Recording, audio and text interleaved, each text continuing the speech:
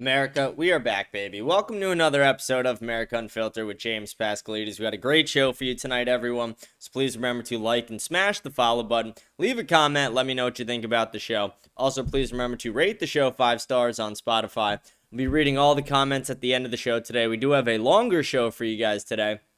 We are going to be going over some daily headlines, some news, talking about some things happening within the media. We're going to be discussing the Tucker Carlson, Nick Fuentes interview a little bit more. It was very interesting. I did a little bit of a breakdown on it yesterday, but I got kind of rushed towards the end of my show because of timing. So we're going to go over that more today. And not only are we going to go over that, we're going to do a full reaction to Nick's stream he did last night on Rumble. It was an incredible stream, a generational stream. So we're going to watch that full thing today. Like I said, it's going to be a long show, but I hope you guys enjoy. We are going to get right into the news today. I do want to talk a lot about the reactions within the media from the Nick Fuentes Tucker Carlson interview. It was very interesting to see. I mean, it's not a surprise, but very interesting to see the amount of people who are saying they're leaving the Republican Party, who are saying they won't support this, even though they are the party that usually, and the people that usually claim to be for free speech. So all the people who are saying, oh, we shouldn't silence anybody, are now saying that Tucker and Nick need to continue to be silenced and that they are rogue anti-Semites who are trying to ruin the right. Newsflash for you guys. You guys are ruining the right. The people who want to take away free speech are ruining the right. The people who want to put Israel over America are ruining the right. The neocons are ruining the right.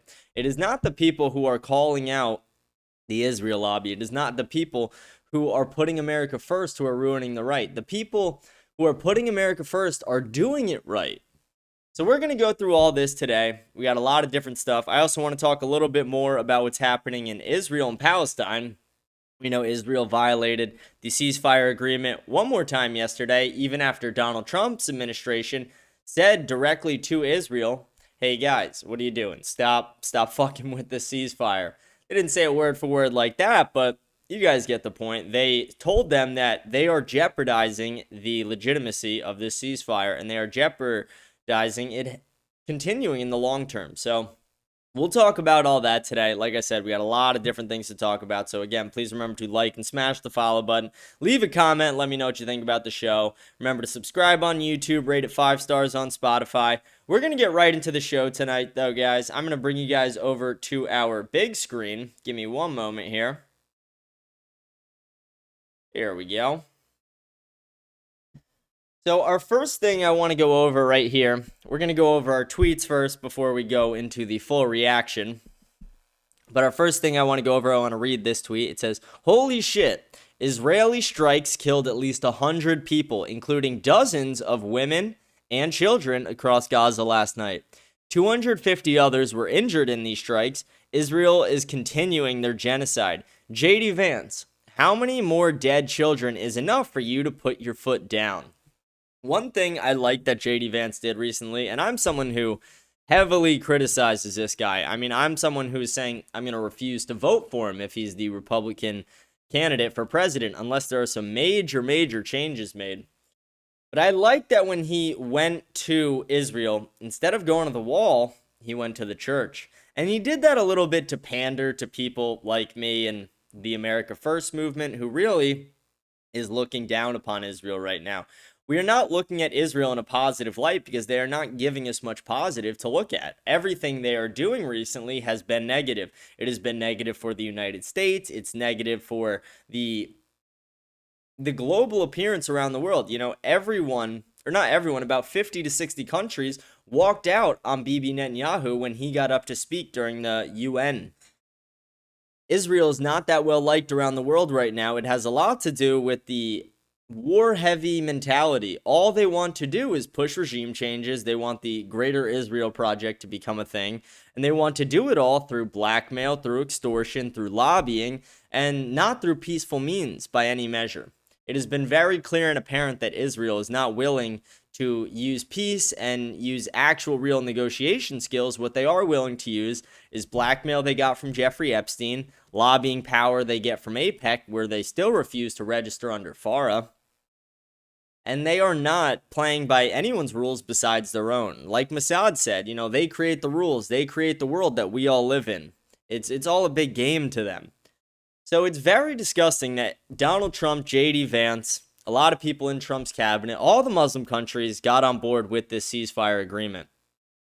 And even Hamas has said they're doing everything they can to keep the ceasefire going. But Israel has now broken the ceasefire more than 90 times. More than 90 times they have now broken it. And for some reason, the United States refuses to call it out. There are very few people within the United States who are. I'm one of them. Nick Fuentes is one of them. Tucker Carlson is one of them. Dave Smith is one of them. There are a lot of people who are, but the majority of the media is either ignoring it, not calling it out, or denying it completely. I mean, Mark Levin is literally celebrating the death of Palestinian children on his show. Randy Fine is celebrating it on X. He's posting pictures of dead babies and celebrating it. Like what a sick fuck, right?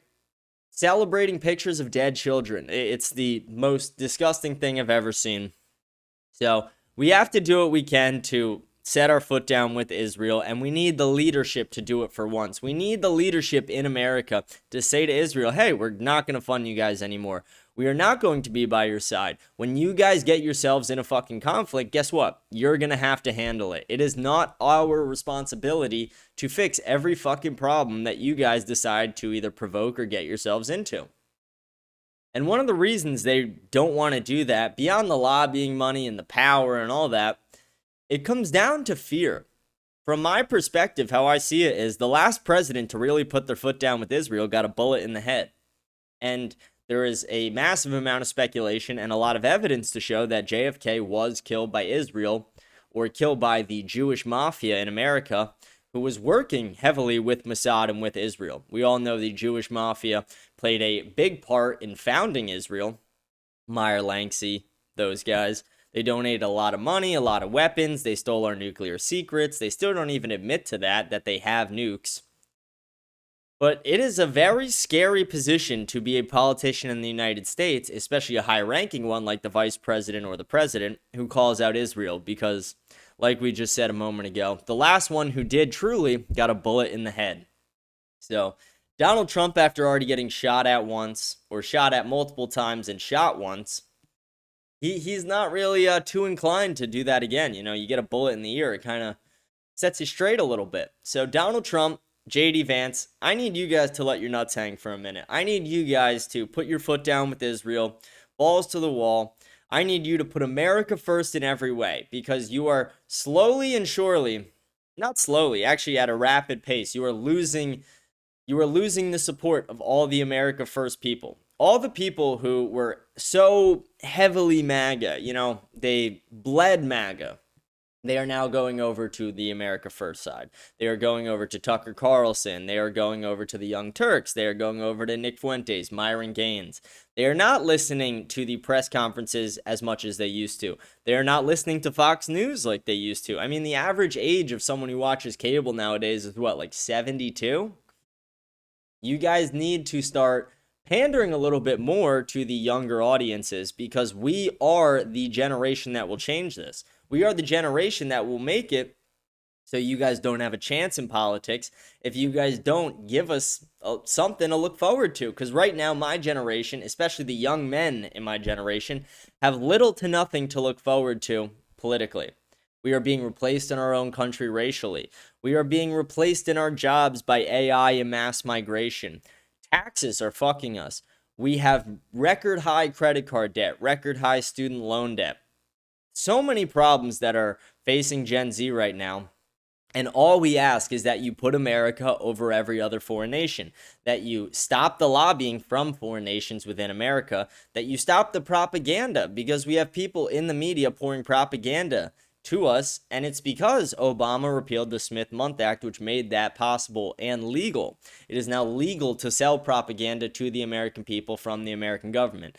The fact that that's legal is so fucking insane, and it needs to be called out more and more every day, and there's few people who do, and we need to applaud the people who call that out, but to the people who don't, fuck you.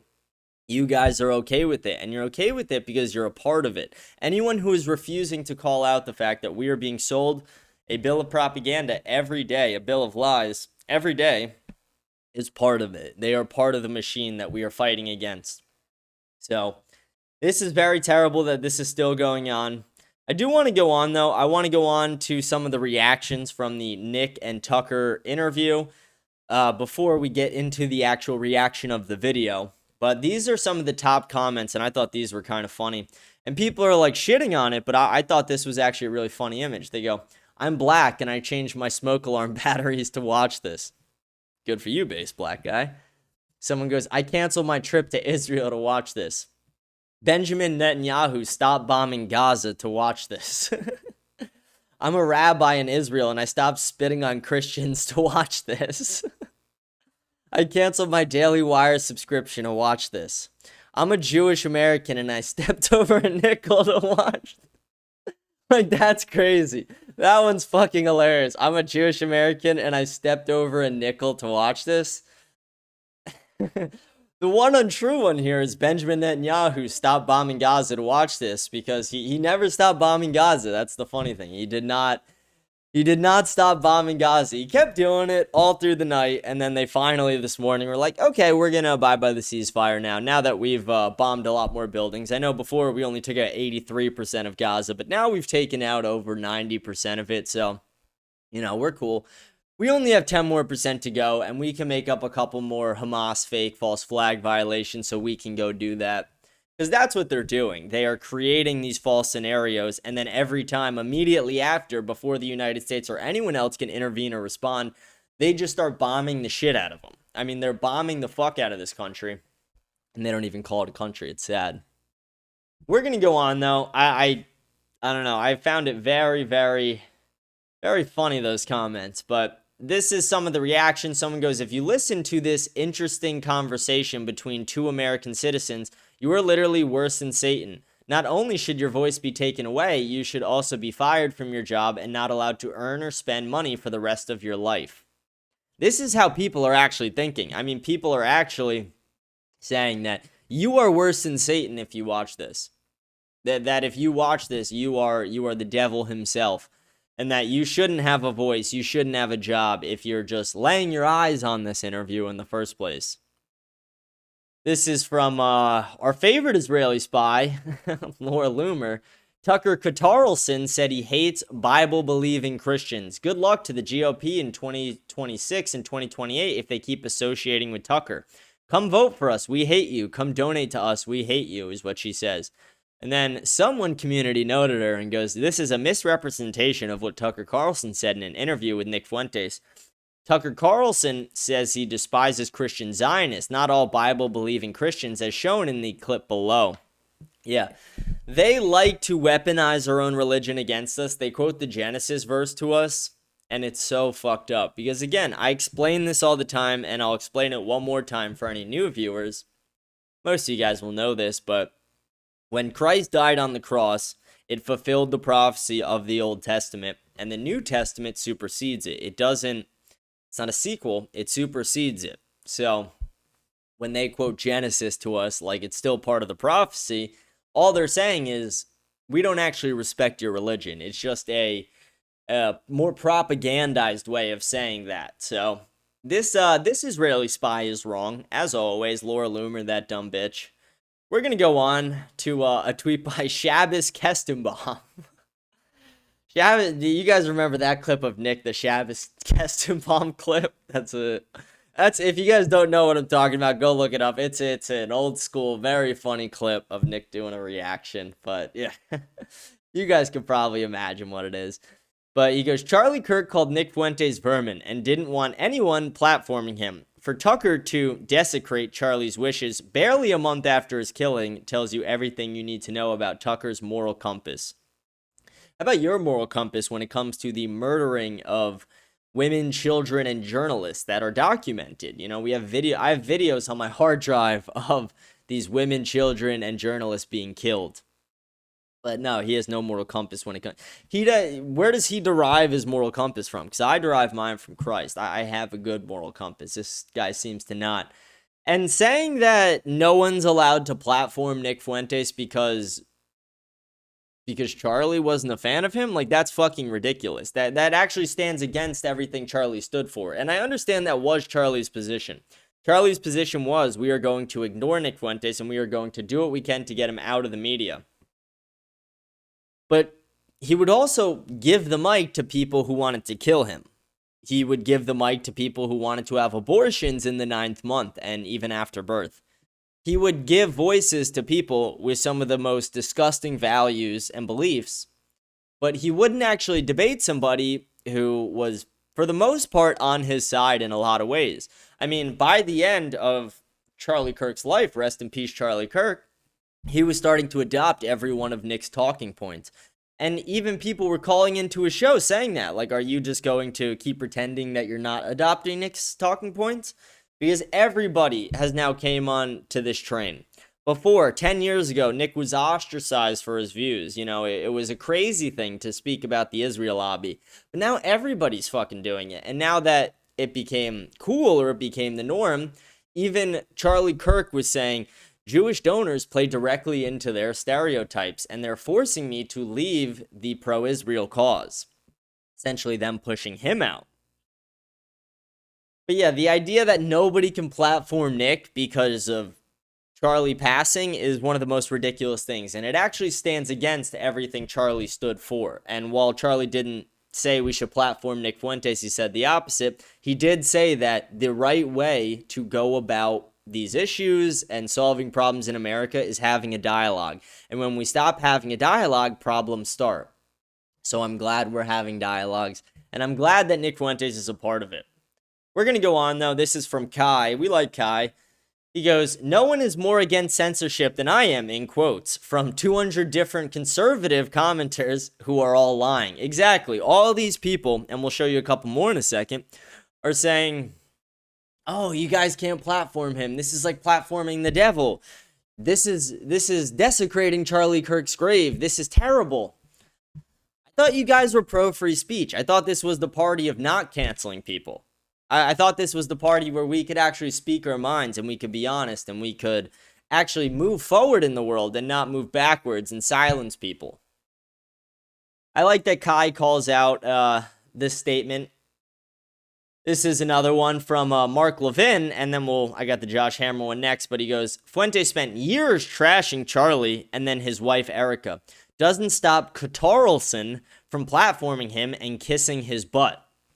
Do you really think he kissed his butt, or do you think he was just kind? Do you think he was just polite? Because I don't think he kissed his ass in any way. I think he was just polite.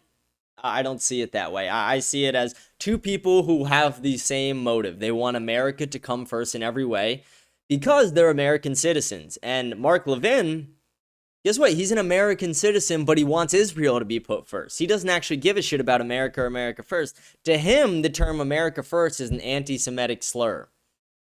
If you say America first to him, you might as well say Heil Hitler.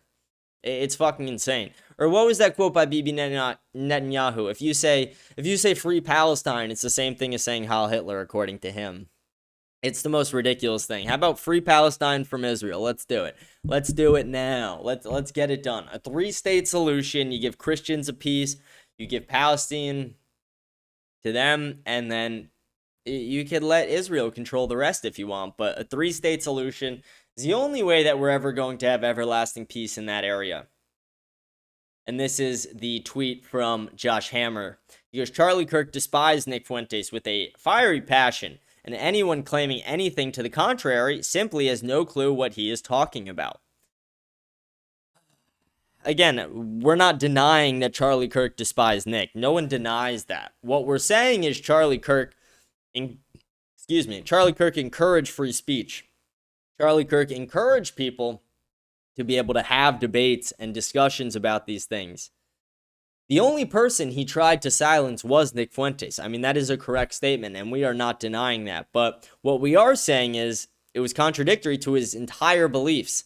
And then now that Charlie's dead, you guys can't act like you're speaking for him and say that Nick Fuentes can never get a spot in the media because Charlie Kirk didn't want it and now Charlie Kirk has passed. That's not how this shit works. That's not how real life works. That's not how the world works. And it's actually disrespectful to Charlie to speak on his behalf from beyond the grave. I mean, that is fucking insane. We're going to keep going, though. This is from Will Chamberlain. Charlie Kirk was so many things: an activist, podcaster, bridge builder, a Christian, a Zionist, but before any of that, he was incredibly loyal as a friend. He obviously did not like many of the things Tucker had been saying recently, but when major donors ferociously objected to Tucker being on the Marquette Turning Point events, Charlie told them to pound sand. Charlie remembered that Tucker had been a longtime supporter of TPUSA and prioritized being loyal to a friend over ideological purity tests. It's not just that he told them to pound sand. What he said to Tucker was go all the fucking way. He said go Samson option on these motherfuckers. I want you to completely expose the Israel hobby. That's what he said. It's a watered down version of it. He goes, which makes Tucker's recent interview with Fuentes a profound betrayal. Are you serious? As the text published by Dinesh demonstrate, and any number of people videos can corroborate, Charlie saw Fuentes as vermin, one of the worst people in the space. Fuentes earned this. His shtick for years was to harass and antagonize Charlie and anyone involved with Turning Point. He'd show up uninvited at Turning Point events and make a scene about not being allowed in. He'd have his followers ask bad faith hostile questions of Charlie at his events, trying to make him look bad. As recently as August, he was saying that Charlie was no longer Christian. But for Tucker, apparently loyalty and honor are outdated, or perhaps he feels they are one-way concepts, in the sense that he is owed loyalty and honor but is not obligated to reciprocate. 6 weeks after Charlie's death, Tucker brings on Nick, and as far as I can tell, does not ask him a single question about Nick's jihad against Turning Point, which has been going on for more than half a decade. Instead, he commiserates with Nick about how terrible Christian Zionists are, which is exactly how Charlie would have described himself. Where is your loyalty, Tucker? Where is your honor? Did they get hit by an assassin's bullet too? Like, that is fucking insane. I mean, it's like schizo. It's fucking insane. And these are the leaked messages that Dinesh D'Souza put up, where Charlie Kirk texted Dinesh after his debate with Nick Fuentes, where Nick rolled over Dinesh. If you guys haven't checked that out, go check it out. But he says, this was a massive mistake that you did this. He's vermin, and you just gave him one of the biggest boosts of his career. You have no idea the damage you did by talking to him and complimenting him. You are making even bigger. We've been fighting this guy for 6 years, and you are the first mainstream voice to debate and give him a compliment, which then makes him bigger and more powerful.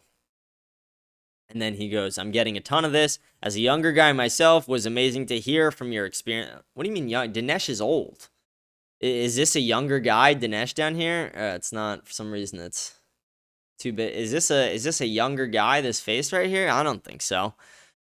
Yeah, the entire thing is ridiculous, and it just goes to show, yes, Charlie did want to silence Nick, but it's contradictory to everything Charlie said he believed, and we should not be silencing people's voices just because we disagree. If Charlie's willing to speak to people who are willing to kill babies after they were born or in the 9th month, or kill babies in general at any point during the pregnancy, why is he not willing to speak to Nick? Why was he not willing to speak to Nick?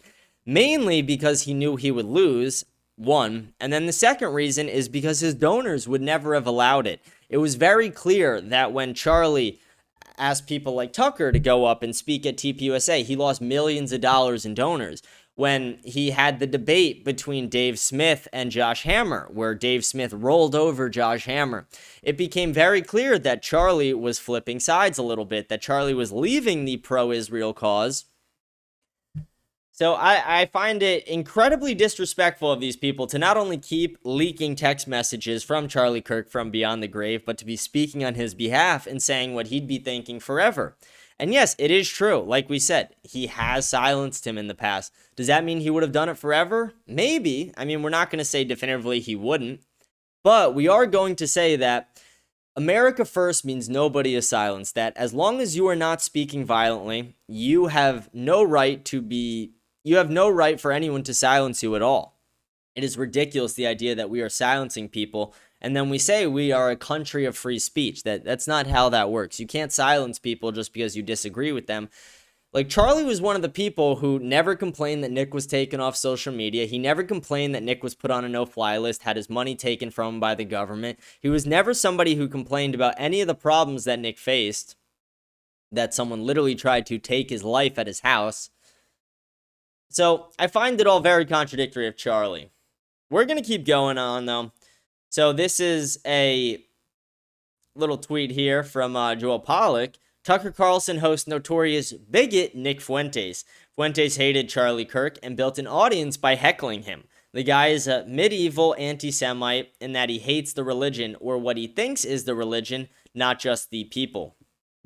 Nick Fuentes does not hate anybody. He is a Catholic. He is someone like me. We are Catholics. We do not hate anybody, but what we do not like is we do not like when any group organizes to work against America's interests. And right now in America, there are a lot of people in the Jewish media lobby, in the lobbying section in general within politics, who are working against America's interests, who are not putting America first, who are putting Israel first. And they give them money while we're in debt. They fund their wars. They fund them weapons. There is really no good answer for why we fund Israel still to this day. There's really no good reason why we funded them ever. But definitely in the modern day and age we're in today, and with the struggles we have within this country, like right now on November 1st, they're going to be cutting food stamps for millions of people. And I'm actually kind of okay with it. But we're doing that while we're still sending Israel over $12 billion this year.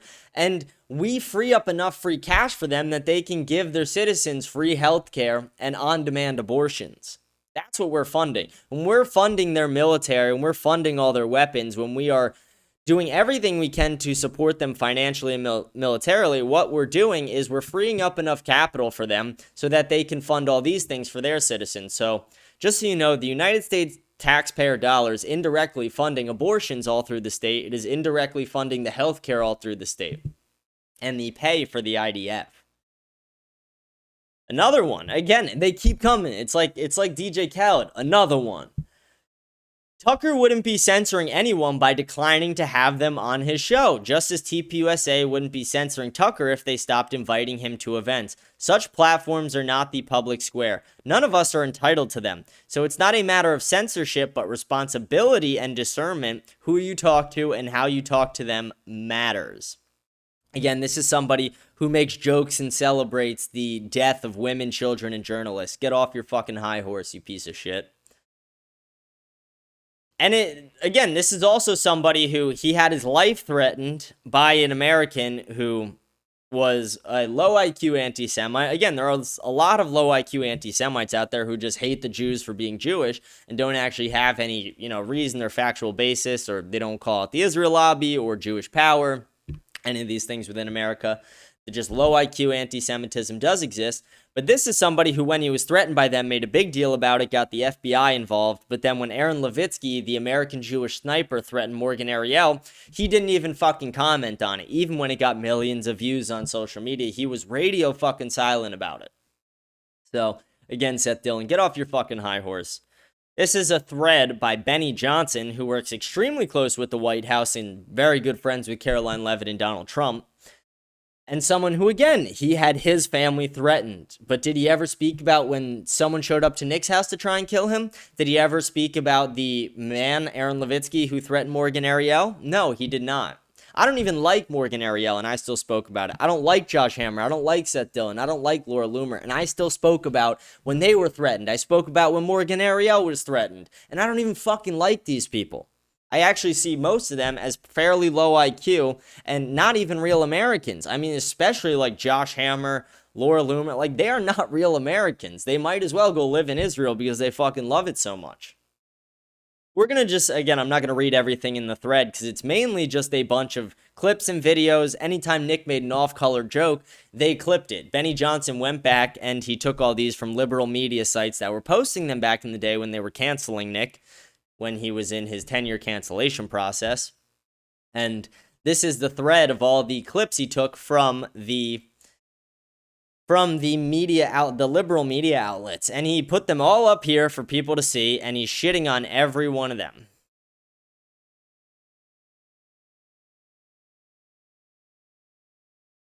Again, this guy's fucking seething.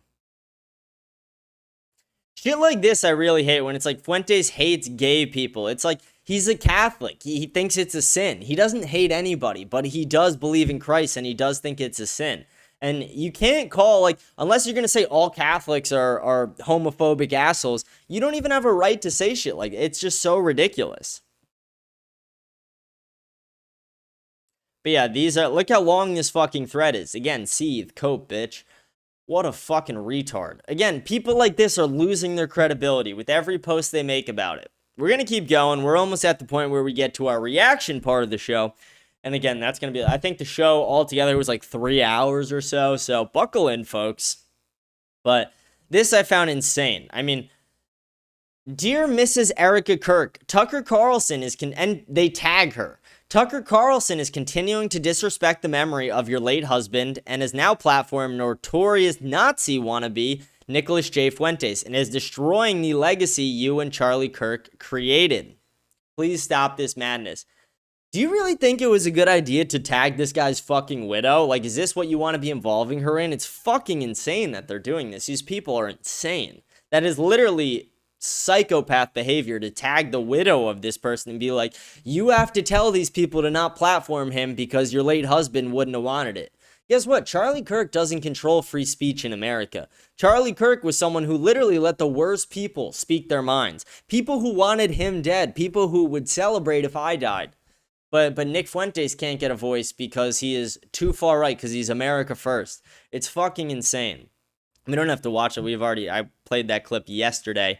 Yeah, it's so fucking insane that that's what's happening. They're literally tagging Erica Kirk. That's crazy. I want to show a couple videos before. That was all the reactions we had from the Charlie Kirk from the Nick Fuentes Tucker Carlson interview. I do want to show some videos of our local baddie, our favorite sweetheart in America, Anna Kasparian. We're going to watch two little short clips. This is one of her on CNN, and the second clip is her on her own show talking to no other than Emily Austin, the girl who started Hot Girls for Cuomo, the girl who is an Israeli spy and paid shill. Exactly. This is the platform. It is a rejection of the establishment. That's what it is. Because the establishment has not actually looked out for anti-Semitic. That's what it is. Fundamentally anti-Israel. Please stop with this nonsense. I get called a fascist every single day. I can call you an anti-Semitic because it's exactly what you are doing. Wait, hold on. The Democratic Party has an anti-Semitic. Why? Because he doesn't want to visit Israel as the mayor of New York City? Is that why? He wants to arrest Bibi Netanyahu. He should be arrested. He's a war criminal. There you go. Modern day Democratic Party. There you go. I'm right. Modern day Democratic Party. He's wanted by the International Criminal Court. There's a warrant out for his arrest. Modern day Democratic Party. Next for us, why did President Trump? Yeah, it's absolutely insane. He should be arrested, and that is good. It's just insane. They talk over her the whole time. They don't let her actually speak. They bring her on as a guest. So disrespectful. And watch our sweetheart here tear apart Emily Austin really quick about these $7,000 payments. This is a fun clip. Taking $7,000 per post. I know I've seen that happen a lot with you, Emily, and you were also at that meeting with influencers. So what's the reality of the situation? I'll speak on behalf of myself and honestly on behalf of the government a little bit here, the Israeli government. They target influencers who agree with the cause and then recruit us for meetings like what you saw with Bibi for messaging. With that being said, I can safely say the government's not funding any influencer. With all due respect, I don't think it's completely accurate to say that influencers aren't getting paid, because let me tell you, by the government, they offer that money to me, and I sent you the exact email, let me pull it up. The Consulate General of Israel, wrote me an email offering to pay me to go to Israel. They would pay all my expenses and also pay me, and then they offered to give me a spot for my guest. I shot that down. I declined because it didn't sit right with me. This is about a year ago, If tomorrow I got bankrolled by Israel, I am already pro-Israel. Why can't I be paid for that? Are you registered as a foreign agent under FARA? No, but they're paying me for a service. I work there. You should be registering under FARA. Yeah, it's crazy how it, I don't know, I remember her saying, like, I'm not paid by Israel at all. And it's like, why can't they pay me? You know, they're paying me for my service. You're nothing more than a prostitute. You're a slut. That's what you are. You're a political slut. Emily Austin, you are a political slut. I wish I had a sign that said huge slut, you know, just picture in my hands a sign that says huge slut, because that's what Emily Austin is, a massive political slut. Nothing more. She is a foreign agent who fails to register under FARA. I got one more thing to show you guys. This is just a quick little tweet from Diligent Denizen. He is great about exposing things. He has been on top of the entire Epstein controversy, and he has stayed on top of this Charlie Kirk thing as well. But Kash Patel is reportedly shutting down DNI investigations into foreign involvement of Charlie Kirk's assassination, per Daily Mail. The news comes after reports he limited interdepartment access to the case yesterday. Why would he do that?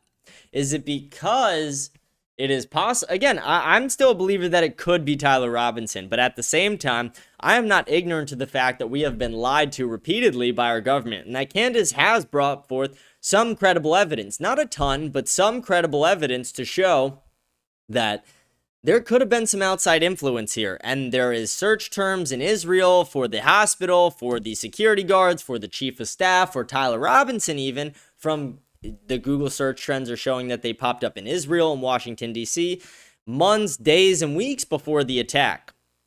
So there is a strong possibility that there was some outside influence, and the chief of staff immediately, literally within less than a second. When I say literally, I mean literally. It was 0.821 of a second or something like that. Picked up his phone, was already on the phone with somebody after the shot struck Charlie in the neck. And Turning Point USA turned around and said, no, he was calling Erica Kirk immediately. How is he already on the phone without dialing it? Does he have Erica Kirk on speed dial? Is he secretly fucking Erica Kirk? Like, probably not. We know he was already on the phone. We know that he was just holding his phone down here. And then it was literally like this. Holding his phone down here. Shot rings. And then he's turning around, walking away. That's exactly what fucking happened. It's insane. Yeah, that's all the stuff I had there for you guys. Hope you guys enjoyed. We are going to go into this reaction. I want to talk about it a little bit, the Tucker and Nick thing really quick before we go to that. Let me get our main screen pulled up. Give me one moment. There we go. And everyone, again, please remember to go smash the, or scan the Telegram link. Join our Telegram channel. I just started it. I'm going to be posting about what time my show will be on. I'll just be posting in general, like anything I would send out on Twitter, I'll send in there. Different variations, little jokes, memes, whatever. We'll have fun in there. Join the Telegram channel if you want to stay updated on all things America Unfiltered, all things America First. I will be very active in there, I promise that. I want everyone to go join that. Let me X out of my tabs here, get this video ready to be pulled up. Give me one moment, folks. There we go. But yeah, before we get into the actual reaction, I want to say it was a stellar interview. I think they're setting it up for a future conversation again. I think that Nick is...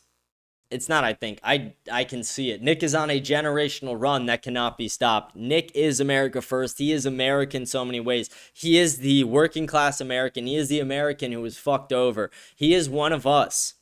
We are the disaffected sons of the West who need to rise up, who need to stand up against tyranny, against the destruction of our great nation, the replacement of our people in our society, and our religion in our society, and the order of politics in our society. If our founders were alive today, they would have taken care of this. And we need to take care of this, but we need to do it through lobbying. We need to do it through politics. We need to do it by becoming the donor class, becoming the politicians, becoming the entire political atmosphere, and taking it over. We need to have real America First policies that put Americans over foreigners in every single way, in the job market, in manufacturing, in AI revolution, in foreign aid and lobbying. We need to have Americans come first. The people who built this nation should be rewarded, not fucking raped. And right now, we're getting fucking raped. Every day, like... I made this joke once and I got so much shit for it from some people, but it's like we're literally being raped. It's like, can someone just stop the raping already? We're begging for it to stop. We're like, police, come help us. Can the police come help stop this raping? Bibi Netanyahu is raping me right now. Bibi Netanyahu, APEC, they're raping me. Ted Cruz, Laura Loomer, Josh Hammer, Mark Levin, they're raping us. Can Can the police, can the FBI, can anyone save us from the raping? And I think Nick Fuentes can. I think Nick Fuentes can save us from the raping. I think America First is inevitable. I think Nick he's not only breaking back into the mainstream, he is becoming the mainstream. Everybody is adopting his talking points, like we said. I mean, every fucking person who has any ounce of credibility left in the media has kept their credibility by adopting Nick's talking points, because Nick is the only brutally honest person left in the, major media platforms. Nick is one of the last people, or one of the first and only people to be saying things about the Israel lobby, to be talking about race and identity politics, stuff that does matter. I mean, black people are allowed to say they're proud of being black. Try saying you're proud of being white. See the public reaction from that. See how that goes for you. Even the white people built this nation, founded this nation. They choose to ignore that, though. Tell them that you're proud to be Christian and watch them call you an asshole if you're not a Christian who supports Israel, if you're not allowing the Genesis verse to be weaponized against you. Right now, we live in a society where we are ostracized for our views, and that is turning, and it is turning very fast. The tides are turning. It is a new day in America where free speech is back. We have people like Nick Fuentes who are making media appearances all over. Patrick Bet-David, Tucker Carlson, Alex Jones, Gavin McGinnis. We have him all over, and it is only getting more and more. I say this, and this is my prediction. 6 months from now, he will be on Rogan within that time. I mean, I will be shocked if he's not on Rogan. And they're probably not going to agree on everything, and that's okay. He'll have a good discussion with him. But what it will do is it will wake the normies up. It's what it did with the Tucker interview. I mean, a lot of people who watch Tucker are boomer parents, the boomers, the Gen X ones, the ones who are, for lack of better words, a little bit retarded when it comes to propaganda. They love to hear something on the media and Fox News, whatever it is, and they're like, holy shit, that must be true because Mark Levin is saying it. Like, no, bitch, Mark Levin is tied to Rupert Murdoch. Rupert Murdoch is tied to Benjamin Netanyahu. Come on, guys. Get with the program, boomers. Get with the program. I thought some of the most interesting parts of the interview was when Nick and Tucker talked about porn. I thought that was really interesting. I thought it was funny. Tucker acted like he didn't know what porn was for a second, but then he knew, like, the biggest porn company. He knew MindGeek and all that, which I thought, that was pretty crazy. But the porn industry is one of the most destructive in the country. And I briefly talked about this yesterday, and I want to briefly talk about it again today. But I saw a stat, because after I saw that, and I was like looking into OnlyFans funding, and I was looking into who owns it. Who do you guys think owns it? It's the number one donor. It's not the number one, but one of the biggest donors to APEC owns OnlyFans. What a fucking surprise, right? What a surprise. But the average OnlyFans creator in America only makes $120 to $180 a month. So these sluts are selling their bodies and souls for like $1,500 a year. There are hookers that are more expensive than that. Like, seriously, and not that I condone that, but there are hookers that are like $3,000 an hour, $10,000 an hour. And these whores are selling their snatches and their pussies and their ass for fucking $3 subscription for like $120 a month. Are you fucking kidding me? It's crazy what these whores will do for attention. You whores need Jesus. A lot of you whore. If you're on OnlyFans, you're a slut and you need Jesus. I'm telling you, you're a slut and you need Jesus, sweetheart. It will help your life. It will drastically improve your life if you can add Jesus to it. But yeah, I thought it was a really interesting part of the interview when they talked about porn and relationships, because they have different views on relationships. Tucker's part of the group that's like, people need to get married early, all that. Well, Nick is somebody who takes more of an Andrew Tate stance, not to the extreme where Andrew Tate's like, you gotta fuck a bunch of women. Nick doesn't do that. Nick is a virgin till marriage. He is a true child of Christ. And he encourages his viewers to be the same and young women to be the same.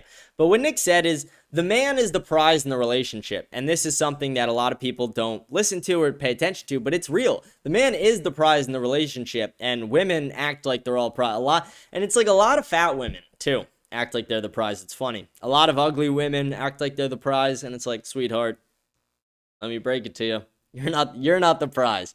You are not the prize, sweetheart. You You might be a prize you might win at like a, carnival game, like one of those big ass teddy bears, you big ass torta, but you're not the actual prize, sweetheart.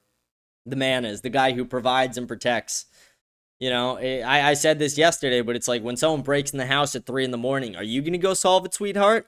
No, the prize is going to go fix it. The prize is going to take care of business. The prize is going to provide. He's going to help fund your entire fucking life and all the bullshit. Like, every guy's goal should be to make enough money that your wife could lose like $5,000 a month on her like makeup business or whatever it is, and it doesn't even hurt. You gotta just make enough money that she's not gonna bother you. You can live your life, do your shit. Your kids get raised by her. Then inevitably after the kids are raised and out of the house, she could start her little makeup business or arts and crafts shit. And whatever, you could lose $5,000 a month on it, but you're funding it and you're rich, so who cares? Who cares? If you're not rich, don't do that. But I'm just saying, like, it's a good way to just get her to tune out for a bit. You know what I'm saying? I do want to go on to this reaction. It is going to be a long reaction. So it is probably going to be like a 4-hour show or so. Because the video itself is like 3.5 hours, something like that. So it's going to be long. It's going to be a little bit long. If you guys see me on my phone to it all during it, I'm going to be pretty active on Telegram in there because I'm going to be checking on the updates for anything going on in Jamaica with the hurricane. I'm going to be looking at any updates for Israel and Palestine. And also, I might respond to some emails during this. I have some Cube Field pulled up. I'm going to put that on the screen during the thing just for shits and gigs. Just so for the ADHD people. You see those TikTok videos where it's like half the screen is like Cube Field or a fucking jetpack joyride or whatever, and then the top half is just a video. And you even see videos of teachers that it's just like, it's brain rot, but whatever. We're gonna have fun with today. Like I said, it's a long episode. We're gonna have fun. So let me get right into that. Let me get that all pulled up here. Give me one moment to get that. I got it here. There we go. There we go. Give me one moment. All right, we're going to get right into the show. Again, 3 hours, 24 minutes, folks. Here we go. I'm excited, though. I'm excited. I only watched part of it. I didn't watch the entire thing because I knew I'd be reacting to it, so I didn't want to spoil the whole thing for myself. But when I saw how powerful the stream, I wasn't even planning on doing a reaction of this today. And then when I saw how powerful the stream was, I was like, okay, this deserves a full reaction. And this deserves the attention of YouTube. Because we know YouTube doesn't allow Nick's clips or videos to just be uploaded on there. But if you do a reaction to them, they allow it. So I'm going to minimize how much I speak during it. Maybe I'll make some comments and pause it here and there. I'm not going to talk over the video at all. But I do want people on YouTube to be able to see this and find this. I do want people on Spotify to be able to see this and find this because they don't allow those there anymore without a reaction either. So let's get this going. But this is Nicholas J. Fuentes, his stream last night that he did recapping the Nick and Tucker interview.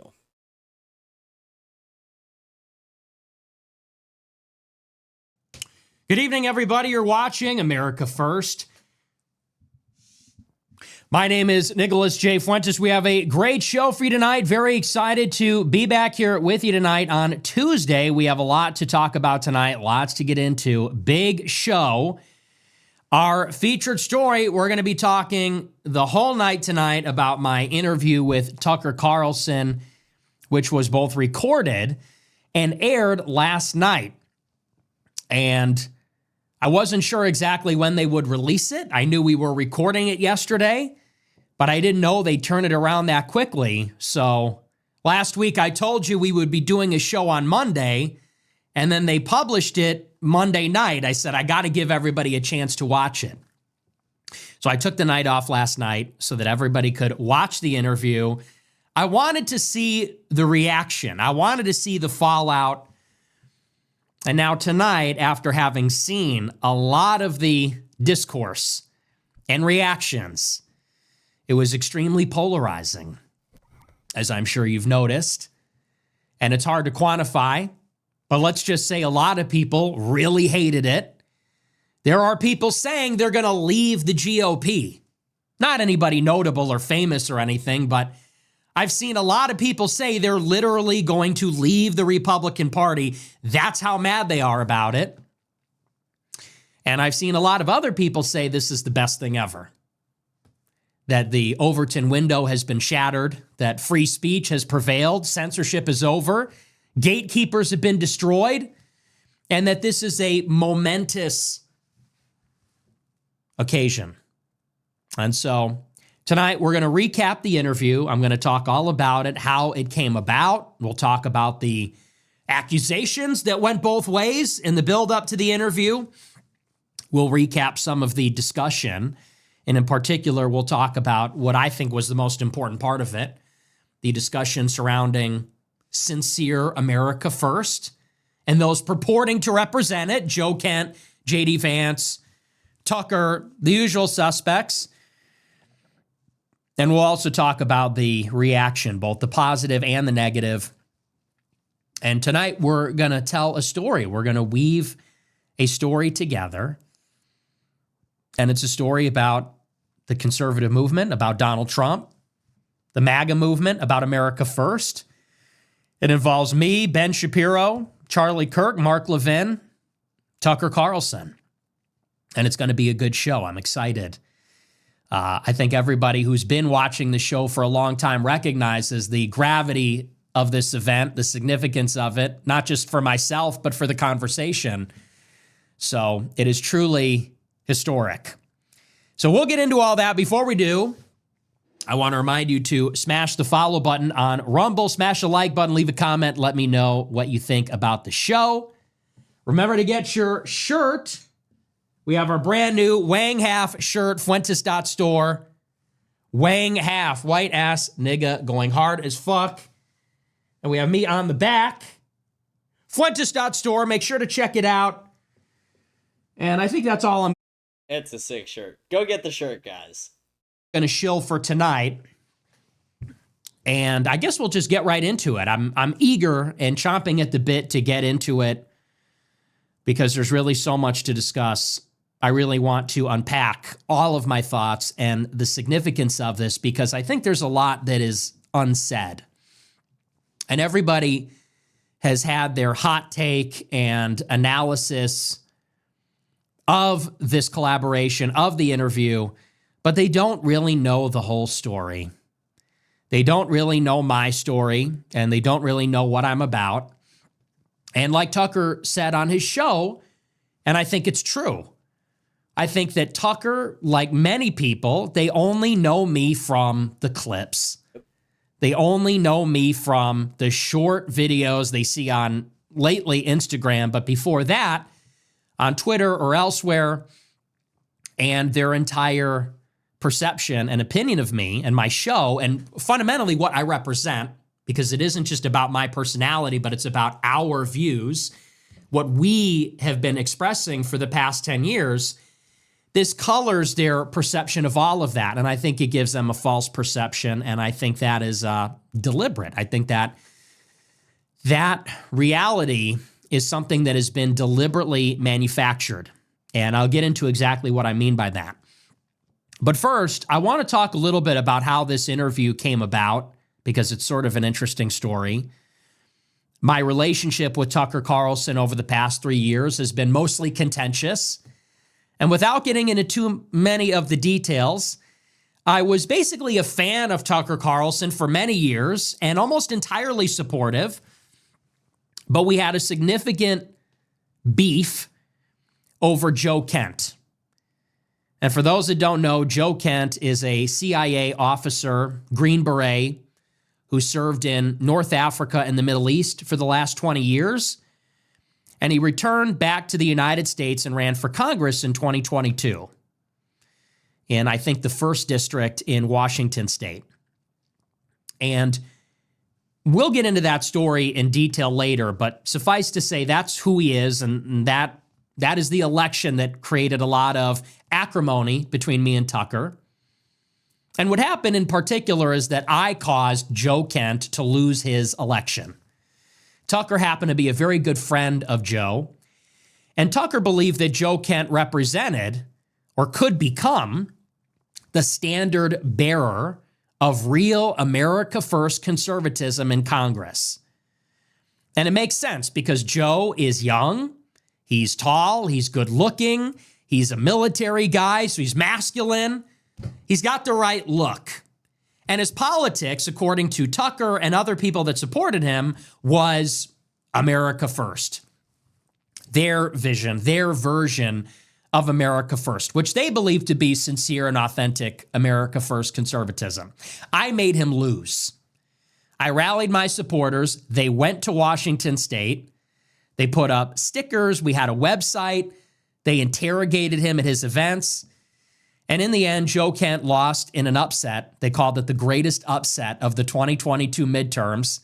A district that was supposed to go Republican, it went Democrat. And he lost by less than 1%. He lost by about 2,000 votes.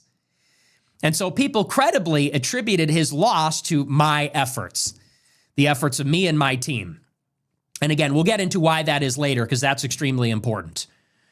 But it was this which created a lot of problems between me and Tucker. And after this, Tucker Carlson worked with Max Blumenthal at the Gray Zone, who you may know. He's a Jewish leftist. He's been extremely critical of the war in Gaza. He was one of the chief proponents of the theory that Israel killed Charlie Kirk. Many people consider him to be on our side. And by that, I mean the broadly Israel-critical group that is trying to get the United States to stop supporting the regional conflict and the genocide in Gaza. And so Tucker worked with Max Blumenthal and Max Blumenthal's wife to write a massive hit piece about me in 22, accusing me of taking out Joe Kent, not because I had disagreements with him or any legitimate reason, but because they said I was deployed by the federal government or the Democrats because I'm some sort of federal agent. That's the only reason I could have opposed him. And so that's where all these allegations that I'm a Fed came from. This article in January or February 2023, it was published a couple of months after those midterm elections. And then somebody paid a group called Influenceable a substantial amount of money for people to repost this article and to push this narrative. It was a coordinated smear. And ever since then, I have been very critical and hostile towards Tucker. Now, this culminated. The reason I explain a little bit of the backstory, but we'll get into it more later, is because that was the flashpoint that sparked the feud. And the feud continued for years through 2023, 2024, 2025. And I was very explicitly and publicly critical of Tucker. And Tucker, behind the scenes, was pushing this story. And I will say, for the sake of this show tonight, that I believe that he was pushing that maybe in good faith. Let's be charitable and say maybe those were his sincere convictions. But he was making oblique references to it on his show in private. He was very explicit when he was felt comfortable with friends of his or other people. And this culminated this summer in a show that he did with Candace Owens, where he explicitly and directly accused me and attacked me of being a hateful extremist that is not a sincere America First ally. He said my views are out of step with where the proper Israel-critical America First side is. He said, and the only reason that could be is because I'm an inauthentic, inorganic voice. And of course, I retaliated. I did then a 3-hour show, and I turned it around. And I said, well, I question whether you and people like Joe are sincere America First people. And if you're insinuating that I'm inorganic, well, I think there's a big story on your side about maybe why you're not organic. We could speculate and we could draw conclusions about that. And it was one of the biggest shows I've ever done. I get people telling me all the time, talking to me all the time about that show. It was one of the most popular, universally critically acclaimed shows that I've done. And so this set the stage for the show that happened last night. I'm sure you're all familiar with the big feud, but that's where it came from. And it exploded this summer, really coinciding with my generational run. This summer, it was my coverage of the war in Iran, the so-called 12-day war. It was my debate with Dinesh D'Souza. It was some other viral things that happened, which made my ascendancy unignorable. Tucker took a shot. I retaliated, and I think he didn't expect how badly it would go for him. Now, shortly after that video, shortly after that show that I did about Tucker, this exchange, Tucker reached out to me. He called me on the phone.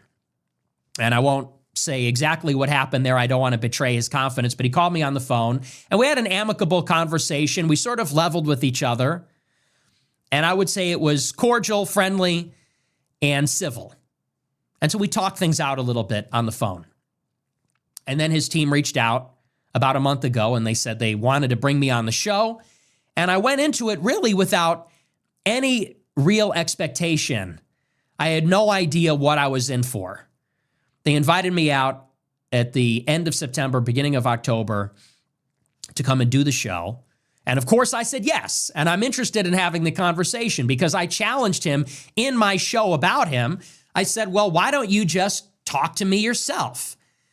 If I'm an unknown quantity, if you don't know what I am or what I believe or whether I'm sincere and why I'm launching these attacks, ask me. You're a journalist. Ask me the question. I'd be happy to answer. And I said, I'm not an animal. I don't think I'm a brute. I'm a civil and polite person. I said, and we can make it civil. I said, but give me a fair hearing. Let me tell you in my own words who I am, where I came from, what I'm about. And I think to his credit, and I think everybody on our side, whatever you think of Tucker, and I know a lot of my fans love Tucker, and some of them are very suspicious of Tucker. And I have similarly ambivalent feelings, or I did, let's say. I love a lot of what he's saying and doing, but I'm also wondering, what's this guy's problem with me? And so I'm sure he was curious, and I was curious too. I wanted to meet him and get the measure of the man, and I wanted to hear from him himself. And I'm a man. I wanted to stand up to the questions. So, of course, I leaped at the opportunity. And I said, absolutely, I'd love to do it. And as soon as I could, I flew out. And I had dinner with him on Sunday night. And like I said, I walked in really not knowing what to expect. I'm going to be honest with you, because I'm always honest, sometimes to my detriment. I did believe Tucker was in the CIA. And so part of me was thinking, because they booked my travel, I was thinking, did they put a bomb on the plane to kill me? Because they booked my plane ticket. I was thinking, kind of a huge risk. Because look, if I'm sincerely saying that he's an operative, well, so I swear I really went in not knowing what to expect at all. I was thinking, is this plane going to blow up when it takes off? I was thinking, when the driver comes and picks me up, is he going to take me out in the woods and blow my head off? I was also thinking, what if it's a complete ambush?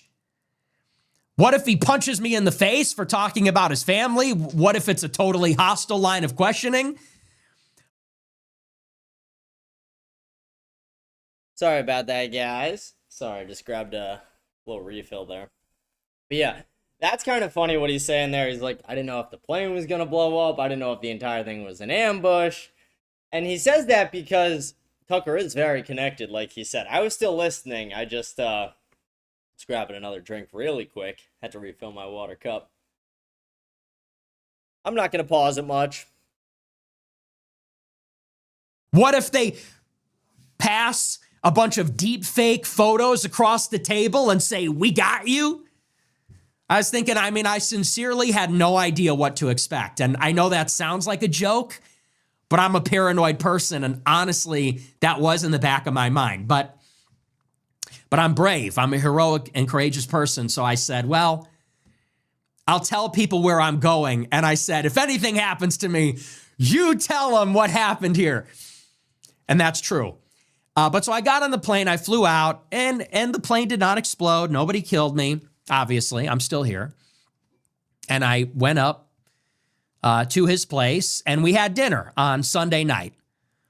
And it was very intimate. It was me, him, his producer, and that was it. At the table where we did the interview, and it was extremely friendly. It was extremely nice. But I wouldn't say, as other people are characterizing it, I wouldn't say that he didn't challenge me. He probed me. By probed, I mean he asked me a lot of intense questions. He really spent hours on Sunday night getting to know me. And I spent a lot of time getting to know him.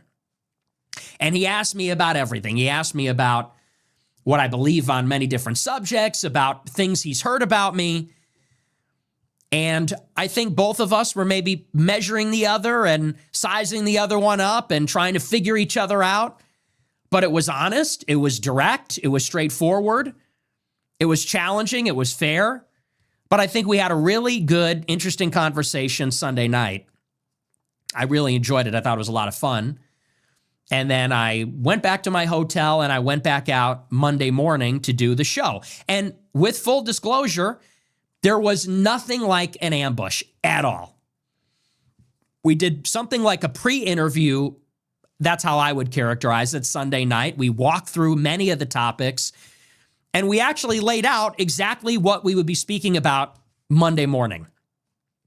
Monday, I showed up a half hour before we recorded, and we walked through every single thing we would talk about. And he told me, this is what I'm going to ask you. There were no surprises, no ambush. And I really want to say that because I want to give him a lot of credit for a variety of reasons. But maybe first and foremost, it was fair. And if you watch my show, if you know anything about me, I do very well, actually, in a hostile environment. I've done it before. I've been the subject of an ambush. I've been the subject of a hostile line of questioning. People have been tough. And sometimes I do interviews and people are extremely competent.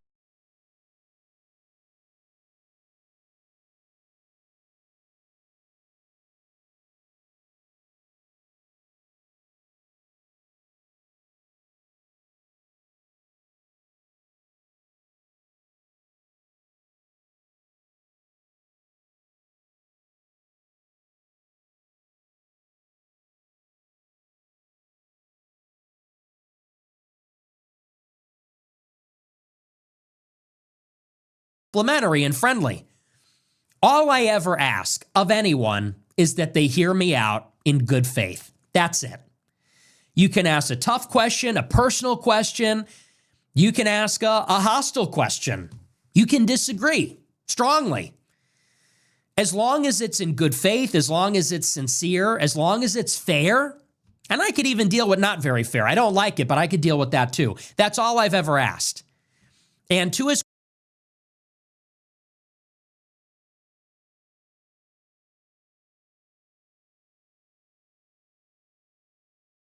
Here we go. Sorry. I think I fixed the audio drift now. That was really weird. credit, that's what Tucker did. And I thought that was extremely courageous of him for a couple of reasons. First and foremost, he knows that even just by sitting with me, it doesn't matter what he says. He's going to get destroyed for this. And by that, I don't mean they're going to take him out. He's obviously very resilient and the people love him. But as you've seen over the past 24 hours, people are going to attack him ruthlessly and dishonestly and unfairly. So I think that shows a lot of integrity and a lot of courage that he even sat down and did the show, especially considering we went at it really hard over the summer. So that shows, I think, a lot of character. And in the second place, forget even about the reaction from other people or how his reputation might suffer. I also think it shows a lot of integrity as a public intellectual, influencer. I don't know if he'd like either of those words, but I think it shows a lot of integrity that he could have ambushed me. He could have been unfair, and maybe that would have went better for him in terms of public perception, or maybe he could have one-upped me in some way. But he was willing to face a disagreement and not know the answers I was going to give and not know how it would go. And I think that takes some courage also. It takes courage of his convictions to stand up to a sincere and thoughtful and genuine interlocutor. So that's how it went. That was the setup. I will also say, because I've heard this said as well, people said, well, why didn't you talk about these Fed accusations on the show? And to be honest with you, we basically agreed in an unspoken way that this was going to be a show about our actual substantive disagreements. We could have sat down and we could have ripped each other apart and said, you're a Fed. No, you're a Fed. Well, why did you do this? And why'd you do that? We both already did that. And as far as his connections are concerned, it's out there. I did a show about it. As far as suspicions about me, everyone's aware of that. Articles have been written about it. It's out there too. And I think that on this show, we wanted to cover the actual ideas. And that's what we did. We had an actual clash of ideas. We talked about not just the ideological disagreements, but also the political, tactical disagreements. And I think that made for an actual productive conversation. We sat down and we actually had a productive, interesting conversation. We fleshed out our disagreements. What do we think about Israel and the Jews and these things which are so contentious and these things which are so topical? And we also talked about a little bit of our history. You know, he basically said, I got a problem with you. It's that you're only attacking these sincere America First people. Why is that? And I said, well, this is why. This is where I'm coming from. And he said, well, this is where I'm coming from. And I think we actually achieved some level of understanding. And the way that I put it on my show and to him at dinner and on the interview, I think we touched on it at one point, although I'm not sure. It's that to him, I'm an unknown quantity. And to many, I am.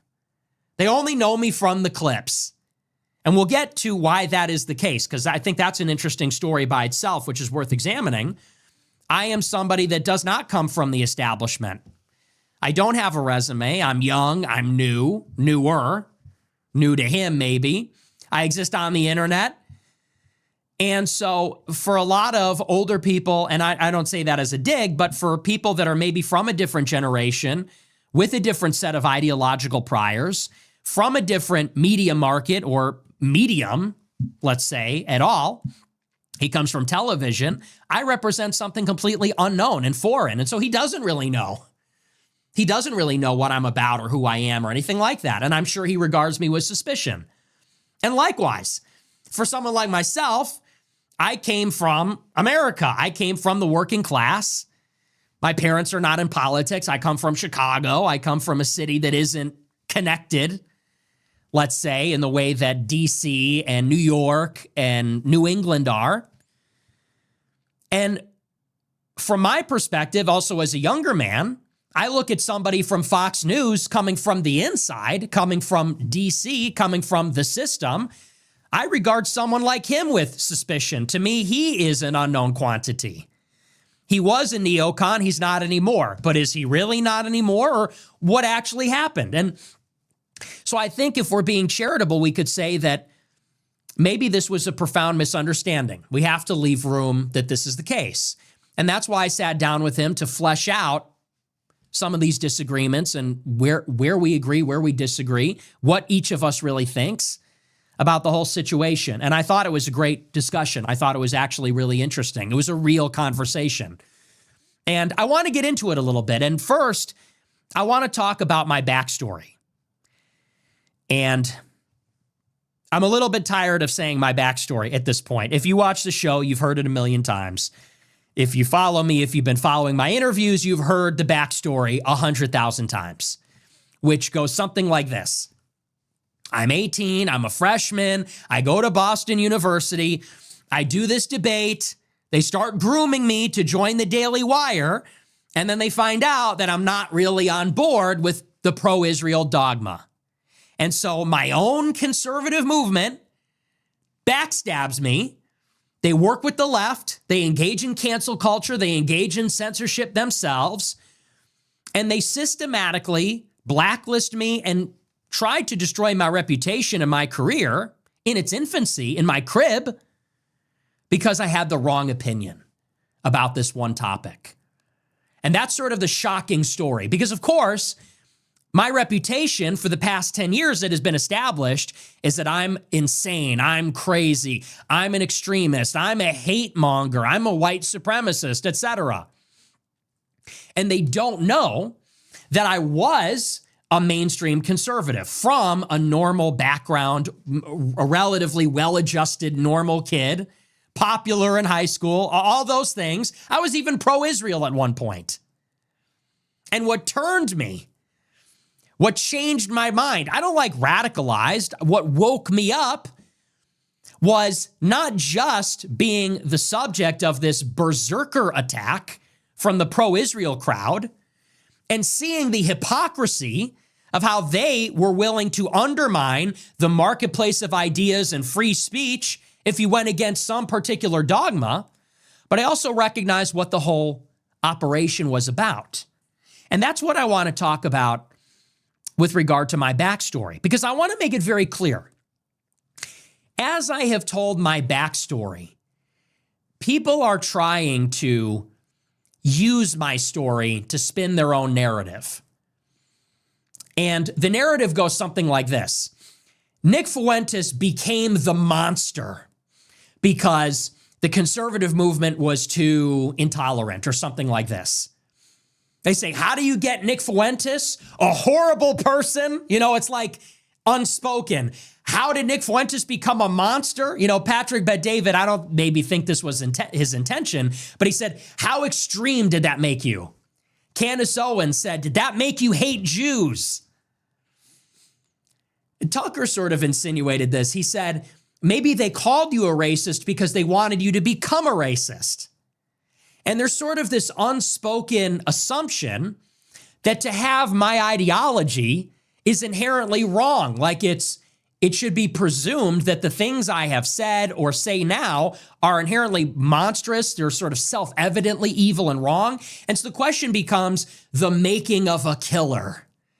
How did a student council president, PragerU Force alum, how did a Ben Shapiro fan become the pariah, the worst guy ever? Oh, they treated him poorly and they were a little hypocritical. And I don't know what's going on with this audio drift right now. Give me 1 second. Let me pause this too so it doesn't like, you guys don't have to watch me try and figure this out. But I'm going to get this figured out really quick. Okay, it should be fixed now. I rewinded about like 30 seconds as well, just in case. Sorry about that, guys. I don't know what the fuck is going on with this. My system's being, I don't know if it's my computer, or if it's the fucking internet, or what it is. Oh, they treated him poorly and they were a little hypocritical. And I would say that's not actually what happened. Here's the real lesson of my story. It tells you how conservative politics works. Turning Point USA is the largest campus conservative organization in the country. They receive $140 million per year. That's a lot of money. $140 million per year. And they have thousands of chapters. And they invest in speaking events and conventions and leadership summits, and they hold events and they table and all these things. They host debates. Why? Where are they getting that money from? Who's putting up the money and why? Billionaires. Billionaires are putting up the money. Foster Friess, Bernard Marcus from Home Depot, Facebook, Israel, Shillman. They are putting up the money for Turning Point USA. That's who has $140 million to spend on campus activism. Why? Why did they spend all this money? Because properly understood, Turning Point USA, college Republicans, that is the first entry into a pipeline which creates future Fox News correspondents, which creates future Republican staffers, future Republican politicians. If you want to groom people to be loyal to the party in politics, where do you look? You find the smartest of the youth. And where are the smartest, most capable youth? Relatively speaking, they're in college. Admission or participation in college means you could fill out a college application, you get a certain score on a test. It's rudimentary, but it's a filter. They go to the colleges and they find the 18-year-olds that are in college, and this is where they get them. This is where they start to indoctrinate them. And they start to tell them, you are vaguely conservative. Maybe you're Christian. Maybe you have a cultural or temperamental disposition towards conservatism. Well, you're with us. You're on our team. We claim you. And this is what we believe. We believe in cutting taxes for corporations. We believe in war in the Middle East. We always support Israel. We believe in limited government and deregulating Wall Street. We believe in fossil fuels and energy. So you might be like a 17-year-old that says, I don't really like the way these liberals sound. Then they claim you in college. They table and they solicit you and they say, hey, you're with us and this is what we believe. And I was one of those precocious, look that up if you don't know what that means. I was one of those precocious young students at a selective school, Boston University, that was picked up, groomed into this operation. I was 18, a freshman, and they said, here's a kid that's well-spoken. Here's a kid that's very conservative. He's fighting the left. And they scouted me. Cassie Dillon and the Flying Monkeys at Daily Wire, Aaron Bandler, Elliot Hamilton, they wrote articles about me. They scouted me. And they brought me into their group. And they said, we want to give you a career. They started to work on me. Cassie Dillon took me to get my eyebrows done. She said, we need to get you media trained. She sent my profile to Ben Shapiro and said, you need to mentor him. He's great, but he's too Trumpy. He supports Trump too much. When I started to criticize Israel, they said, whoa, you can't believe that. You're not allowed to say that or believe that. And when it was clear that even though I was America First, conservative, Republican guy, I wasn't willing to follow the dogma to the letter.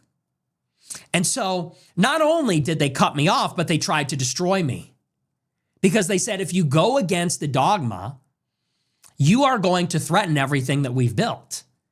So they said, now the pipeline is closed to you. Normally, this is how it's supposed to go. You're supposed to get scouted by Turning Point or Daily Wire or whatever. You're supposed to get scouted, and then you get your first Fox and Friends appearance. You get on the morning show, and they set you up with the producer, and you go downtown, and they set you up behind the camera. Oh, Mom, I'm going to be on Fox, my first big hit. I'm making it. And you call in with Peter Ducey and Brian Kilmeade, and you have your hands in your lap, and you say, hi, I'm a college conservative, and just like Charlie Kirk. That's how Charlie Kirk got started. That's how Cassie Dillon got started. That's how Brylan Hollyhan got started. That's how they all get started. They get a little taste. And then they go into the nonprofit world.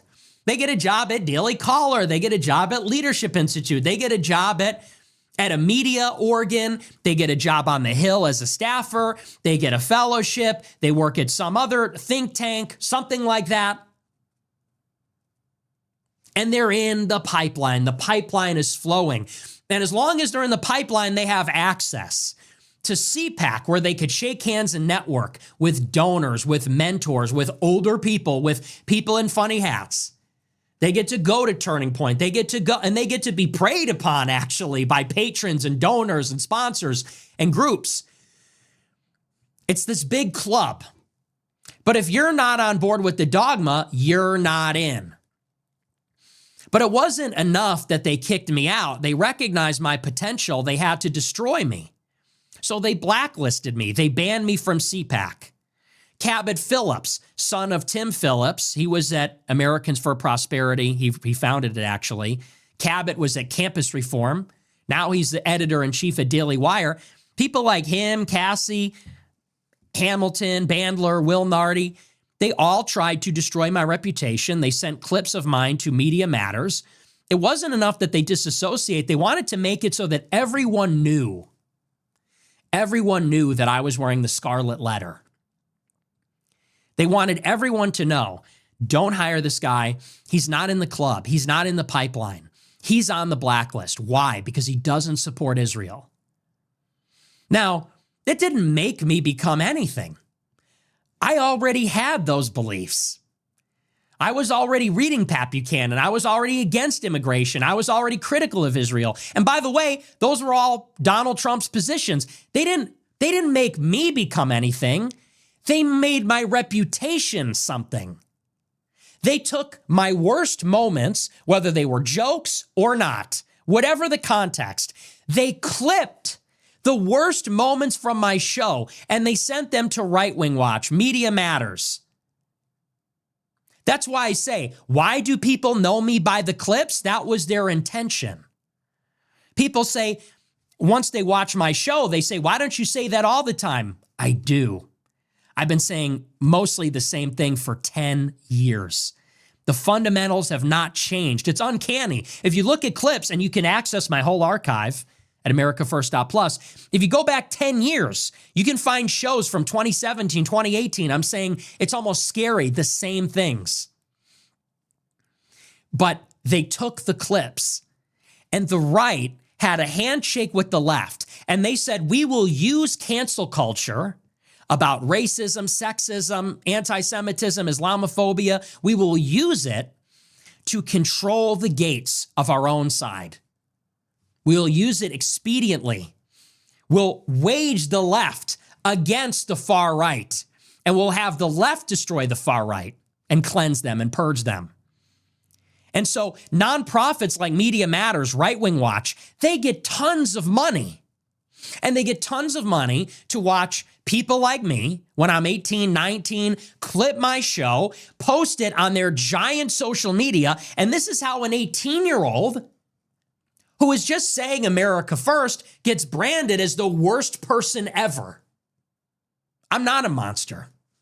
I didn't become a monster. I wasn't radicalized. I'm not radical. What I said then was not radical then. What I say now is not radical. What did I say then that was radical? That we give too much money to Israel? How's that radical? That maybe the entire United States should not live in the shadow of the Holocaust? I know that sounds controversial. Is that radical? I don't think so. Is it radical to say that it's not a good thing for America to become majority non-white? That's common sense. Look at LA, look at New York. Have they gotten better or worse as they have become progressively less white? These are not radical beliefs, and I never became a radical. I never was radical. I'm not radical now. And if you want to position me against the mainstream, which is horrible, then fine. I'm radically against mass migration. I'm radically against feminism. I'm radically against degeneracy. I'm radically against pornography. I'm radically against giving all our money to Israel and all the wars we fought for them. In that context, I'm a radical. And in the other context, I'm common sense. So I don't like this making of a murderer narrative where they say this poor kid was viciously attacked and it made him a terrible person. No, I'm not a terrible person. They are terrible people. They're part of this. They created this situation and they uphold it with lies. They uphold it with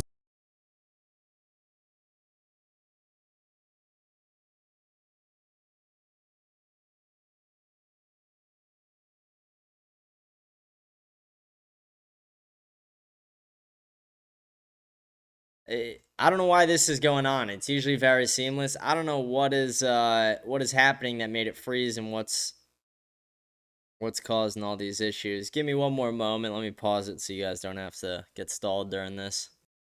Okay, I officially got it fixed now. There will be no more issues at all. I had to restart my OBS system. It was just acting all fucking weird. I got it fixed now, though. I'm sorry about that, guys. To anyone who's still with us and bared with me through all that, I appreciate you. We're going to go right back into it.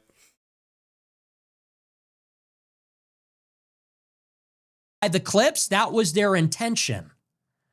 People say, once they watch my show, they say, why don't you say that all the time? I do. I've been saying mostly the same thing for 10 years. The fundamentals have not changed. It's uncanny. If you look at clips, and you can access my whole archive at AmericaFirst.plus. If you go back 10 years, you can find shows from 2017, 2018. I'm saying it's almost scary, the same things. But they took the clips, and the right had a handshake with the left, and they said, we will use cancel culture about racism, sexism, anti-Semitism, Islamophobia. We will use it to control the gates of our own side. We'll use it expediently. We'll wage the left against the far right, and we'll have the left destroy the far right and cleanse them and purge them. And so nonprofits like Media Matters, Right Wing Watch, they get tons of money. And they get tons of money to watch people like me, when I'm 18, 19, clip my show, post it on their giant social media. And this is how an 18-year-old who is just saying America first gets branded as the worst person ever. I'm not a monster. I didn't become a monster. I wasn't radicalized. I'm not radical. What I said then was not radical then. What I say now is not radical. What did I say then that was radical? That we give too much money to Israel? How's that radical? That maybe the entire United States should not live in the shadow of the Holocaust? I know that sounds controversial. Is that radical? I don't think so. Is it radical to say that it's not a good thing for America to become majority non-white? That's common sense. Look at LA, look at New York. Have they gotten better or worse as they have become progressively less white? These are not radical beliefs, and I never became a radical. I never was radical. I'm not radical now. And if you want to position me against the mainstream, which is horrible, then fine. I'm radically against mass migration. I'm radically against feminism. I'm radically against degeneracy. I'm radically against pornography. I'm radically against giving all our money to Israel and all the wars we fought for them. In that context, I'm a radical. And in the other context, I'm common sense. So I don't like this making of a murderer narrative where they say this poor kid was viciously attacked and it made him a terrible person. No, I'm not a terrible person. They are terrible people. They're part of this. They created this situation and they uphold it with lies. They uphold it with lies and deception, cancel culture, gossip, detraction. That's evil. That's messed up. Not the jokes I say on the show, not the things I say on the show that could be taken out of context. It's messed up that Right Wing Watch is being paid hundreds of thousands of dollars by George Soros, a billionaire, to clip an 18-year-old show. Because anybody that expresses any discontent about the state of affairs, they want to vilify. That's messed up. That's evil. And it's evil the conservatives were willing to work with those people. And here's another case in point. After my discussion with Tucker Carlson, Mark Levin was very unhappy about it. You know what Mark Levin did about my interview with Tucker Carlson? What they always do.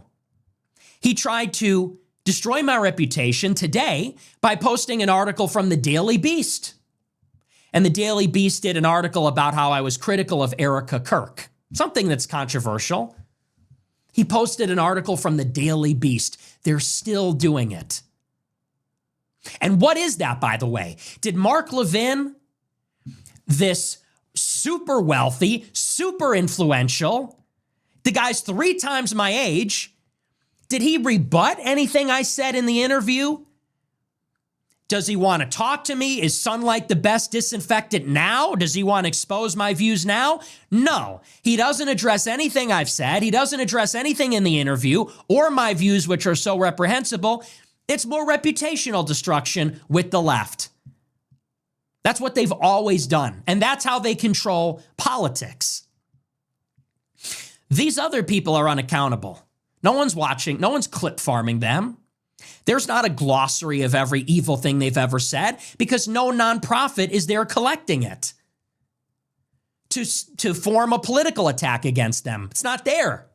It's not because they've never said anything bad. We've all said bad things in public and private. We've all said things that could be taken out of context in public and private. It's just whose reputation is defined by those clips. It's those people that are targeted. It's people that are targeted by billionaire-funded nonprofits that make reputational destruction a political tool for political control. That's what happened there. So there's a story about how our political system comes to be. Why is it that we only get pro-Israel voices? Why is it that we only get billionaire-friendly choices? It's because that pipeline is constantly being refined. And the second you step out of line and you go against the interests of the Israeli billionaires, the Wall Street billionaires, the Silicon Valley billionaires that fund this operation, you are culled. You are filtered. That's enough, Mr. Fuentes. No more. We don't want to hear from you anymore. And as a matter of fact, you're not conservative at all. You're evil. Why is it that it's filled with sycophants? I don't think that these sycophants get a script from Fox News, but no one's working at Fox News that goes off the script. Same goes for the rest of it. That's the real story. And so anyway, that's where I came from. And that is the origin. And what happened ever since then, by the way, in 2017, 2018, 2019, 2020, 2021, for 4 or 5 years of my life, and I'm not playing the victim, I was the victim here. And you be the judge and tell me if this is a legitimate grievance. I was banned from PayPal. I was banned from Bank of America. I was banned from Facebook, Instagram, YouTube, Twitter. I was banned from American Airlines. I was banned from Airbnb. I was banned from CPAC. There was a systematic effort to get me to go away. How? By making sure that my views couldn't reach anybody.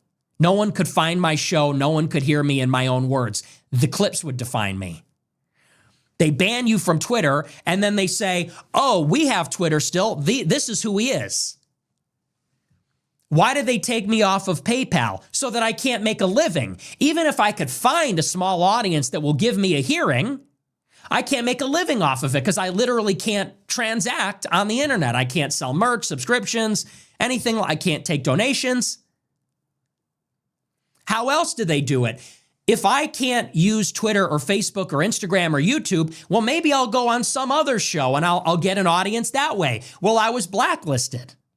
Everybody was afraid to have me on their show because they knew that if they had me on their show, they would get the same treatment that I did. They would lose their sponsors and their ad revenue. They would get banned on the social platforms. They would get fired from their jobs. They would be cast out. And all of them knew that they could not make it independently. They were dependent on the patronage of the system. And so I was in limbo for years. Why? Well, there were really like 2 specific things. The first is that I was never on board with mass migration. I'm a race realist. I believe that race is real. I believe that America is a white country. Whites explored it, founded America as well, built America, and only whites could have done it. I believe that everything about America, its architecture, its constitution, its political and social culture, all of it, it proceeds from European character.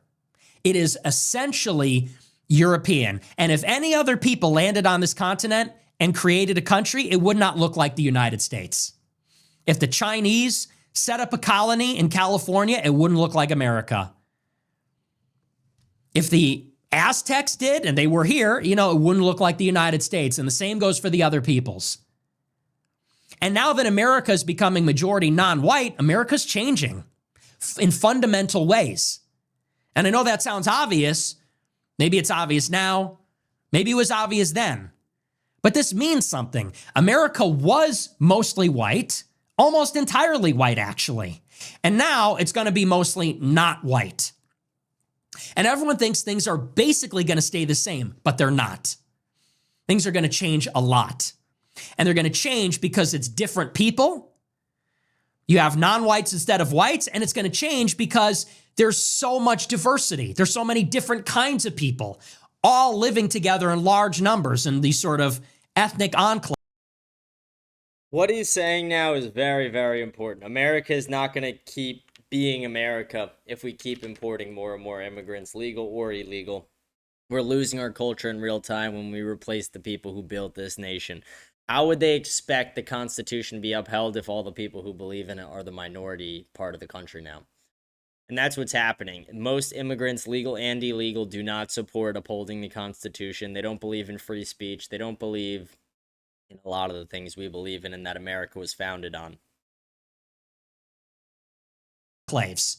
So the diversity inherently, but also the inherent differences of the people that are here. It's going to make things a lot different, and in my opinion, a lot worse. I think diversity in itself is destabilizing. To have large groups of different people in an open democratic society fighting over the same resources, I think it naturally breeds resentment, tribalism, jealousy, and ultimately conflict. But I also think the people that are being brought here, I think they have inferior cultures. I think they have objectively inferior countries. They're leaving those countries to come here because this country works better. And you tell me that's not the case. Was Los Angeles better in the 60s and 70s, or is it better now? Was New York City better in the 30s and 40s, or is it better now? The country's not going well. And 10 years ago, this was something that was cancelable. Charlie Kirk in 2019 said, we need 10 million legal immigrants. We need to staple green cards to their diplomas. To say that being white means being American is evil.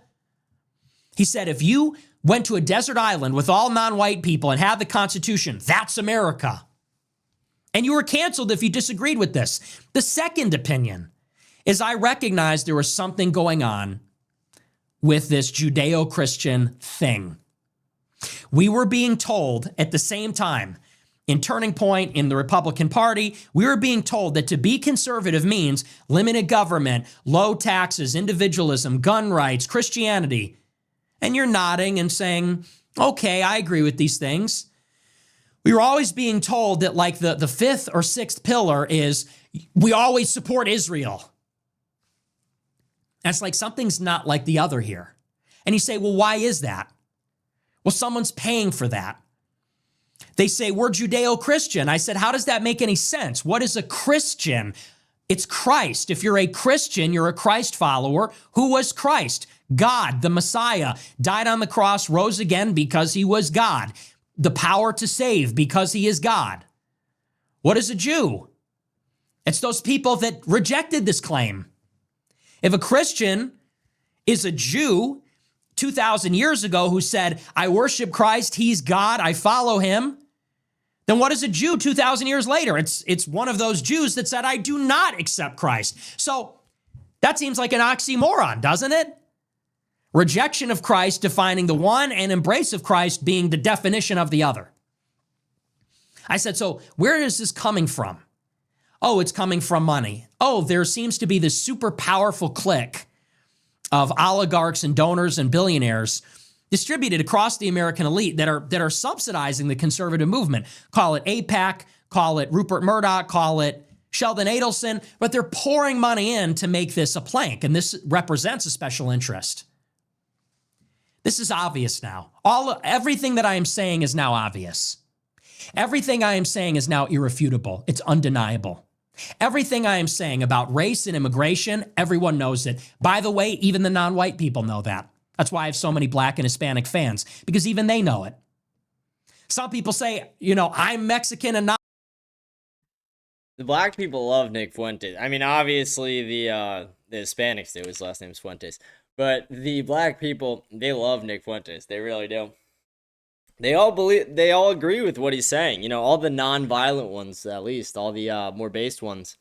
They see the problems in Black America that Nick speaks about. Not white? Okay, I know it too. And about Israel, everyone knows that now. Everyone knows on some level what's happening with Jews in Israel. And now, because of certain developments, we can think that, we can say that, and many people believe that. But 10 years ago, 5 years ago, none of these things were acceptable, least of all in conservative spaces. If you said these things, you were censored. Ever heard of Jared Taylor? He was one of the first to be banned. Ever heard of Andrew Anglin?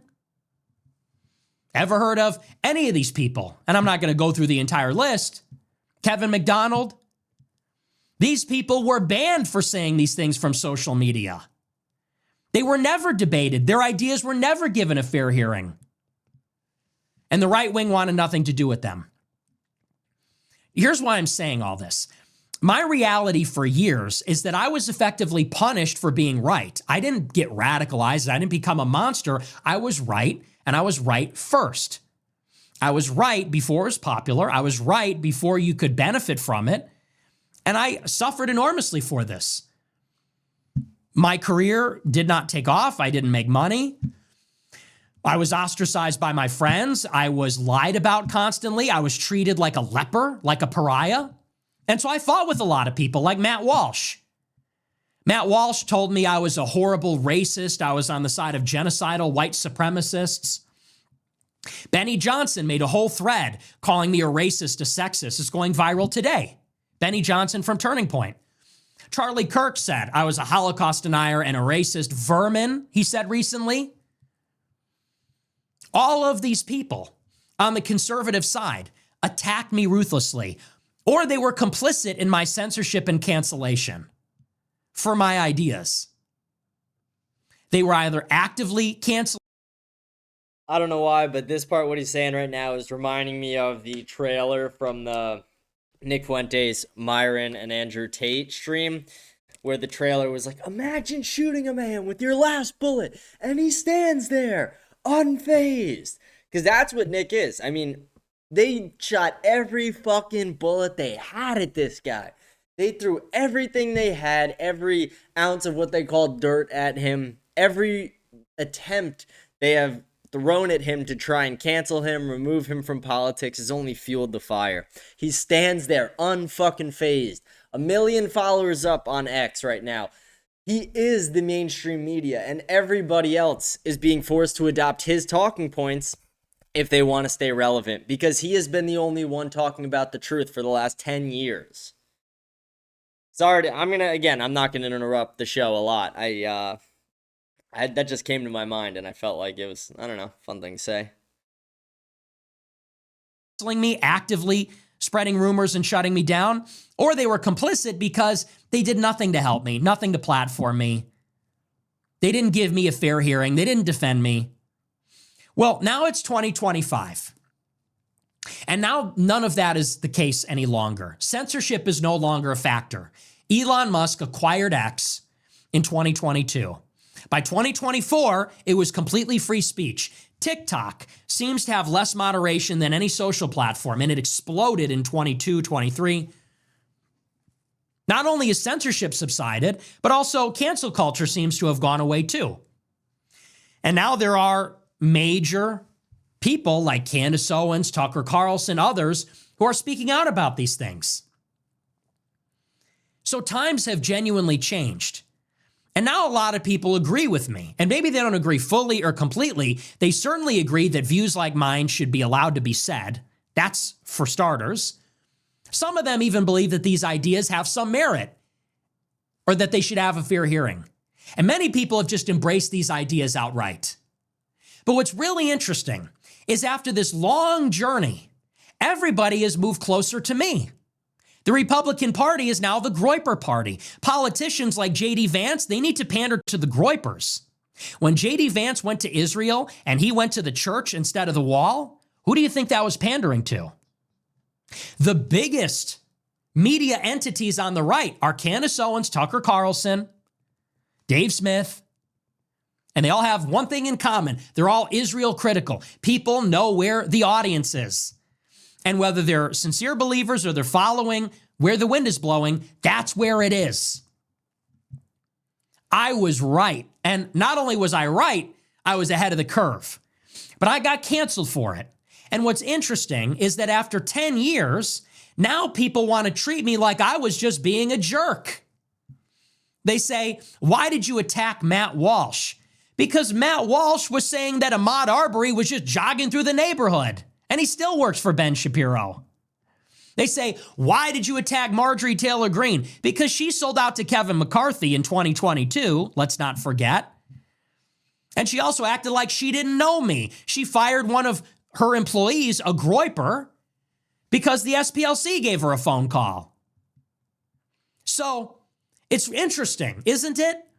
10 years after the fact, now that everybody's on my side, now that everybody's on the same page, they want to say, oh, well, you were just being a jerk back then. No, I wasn't being a jerk. I wasn't radicalized. I'm not a monster. I wasn't a monster, and I wasn't a jerk. You all were wrong, and I was calling all of you out. Why did I have beef with Charlie Kirk? He fired Ashley St. Clair for being in a picture with me. That's cancel culture. Because he was going on his campus tour saying we need 10 million H-1B visas. He was on tour saying Israel's our closest ally, and if it came down to Israel and America, I don't know which one I would pick. That's why I had beef with him. And in response to my critiques of him, he called me a Holocaust denier and tried to get me banned with clips from the ADL and Media Matters. My YouTube channel got banned 3 months after that Groyper war. So it is a new year. It is a new era. And I'm not here just to complain. I'm not here just griping and complaining. I hope this doesn't sound like whining. I'm saying that it's interesting that after everybody knows what happened to me, which is that I got canceled for telling the truth about these things.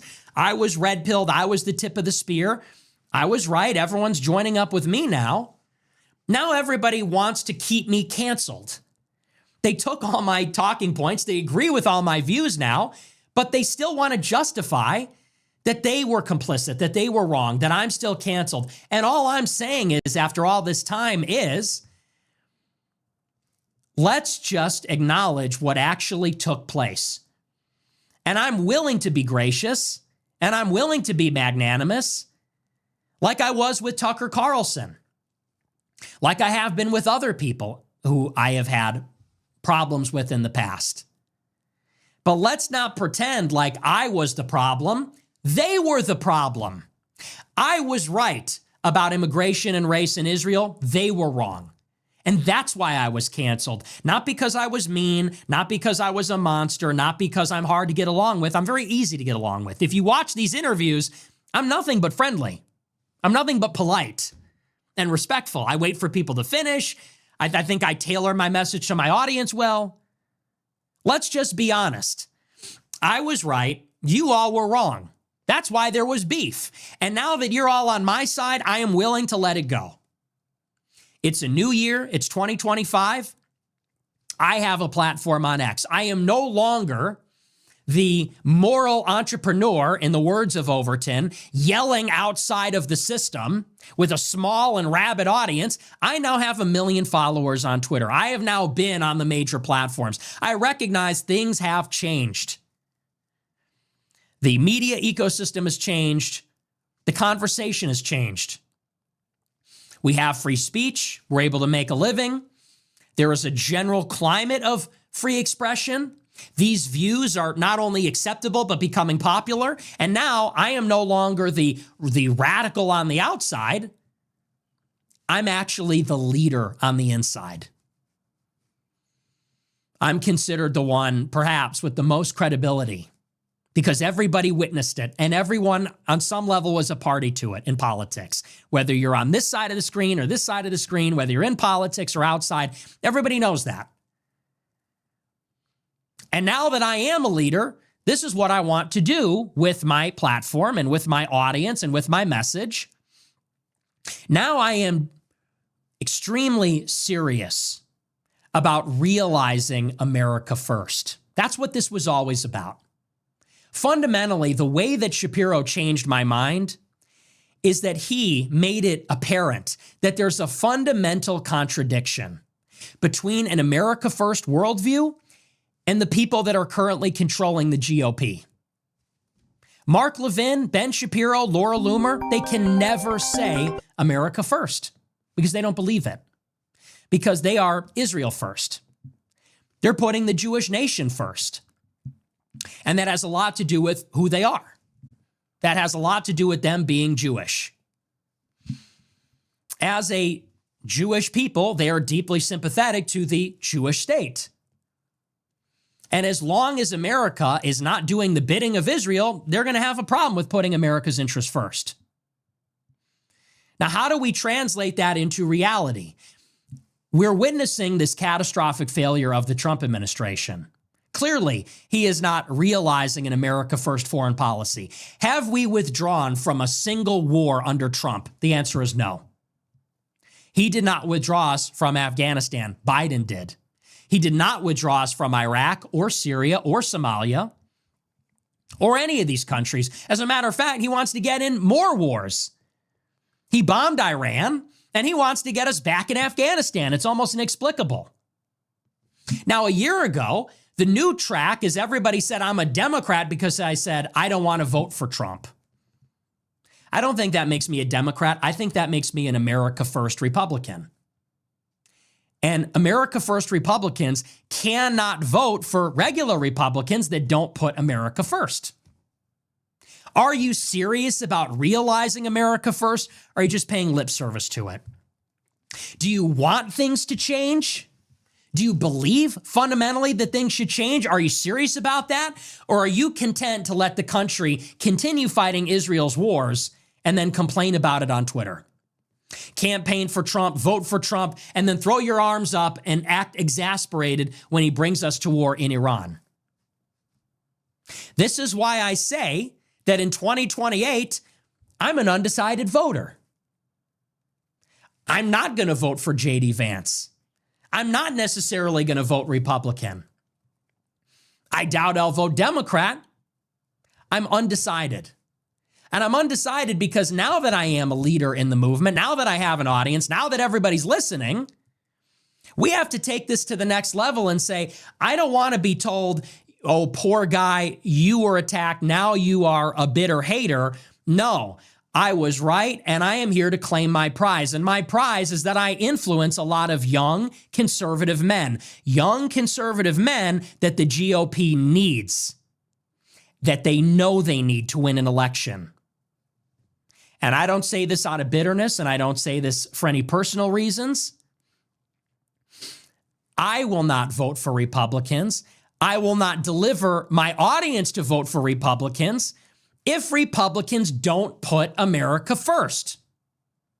And if Republicans lose because they're not willing to do that, I am perfectly happy to allow them to do that to themselves. But don't blame me. Blame yourselves.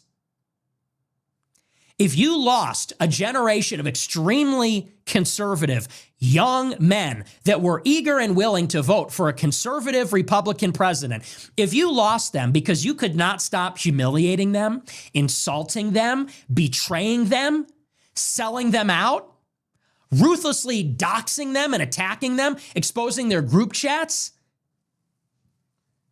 Ben Shapiro wants to extract an apology from them, you have nobody but yourself to blame. Don't put that on me. They say, if the young white people, if the young conservatives don't vote, we're giving it to the Democrats. Let's start the conversation a different way. What are you going to do for us?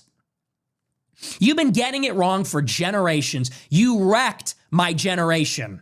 How many years have Republicans controlled Congress? How many years have Republicans controlled the White House? I was born in 1998. How many years since then have Republicans had power? And what have they done about free trade, which took all the jobs, pornography and feminism, which made marriage impossible?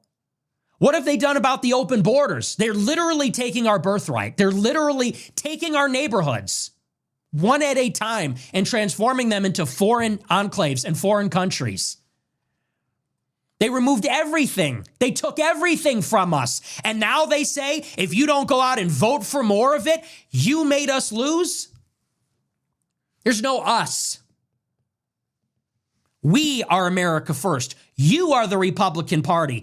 If you want America first to be a part of your coalition, then you better do something for us. Start putting America first. Start fighting for your own constituents. We are the future. We are the Americans.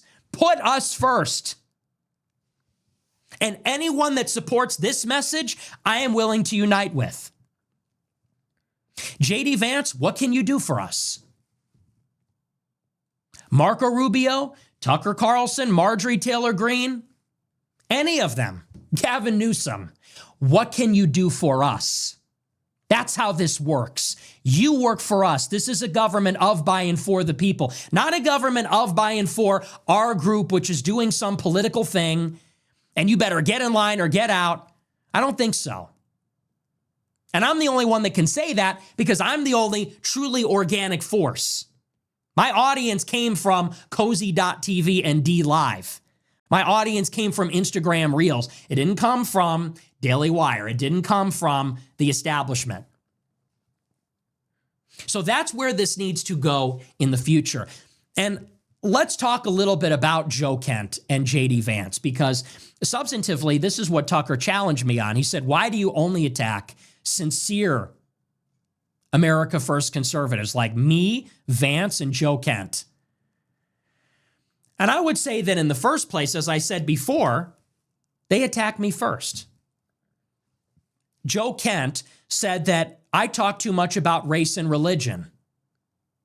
More specifically, he said I talk too much about white people and Christianity. I talk too much about white people and Christianity?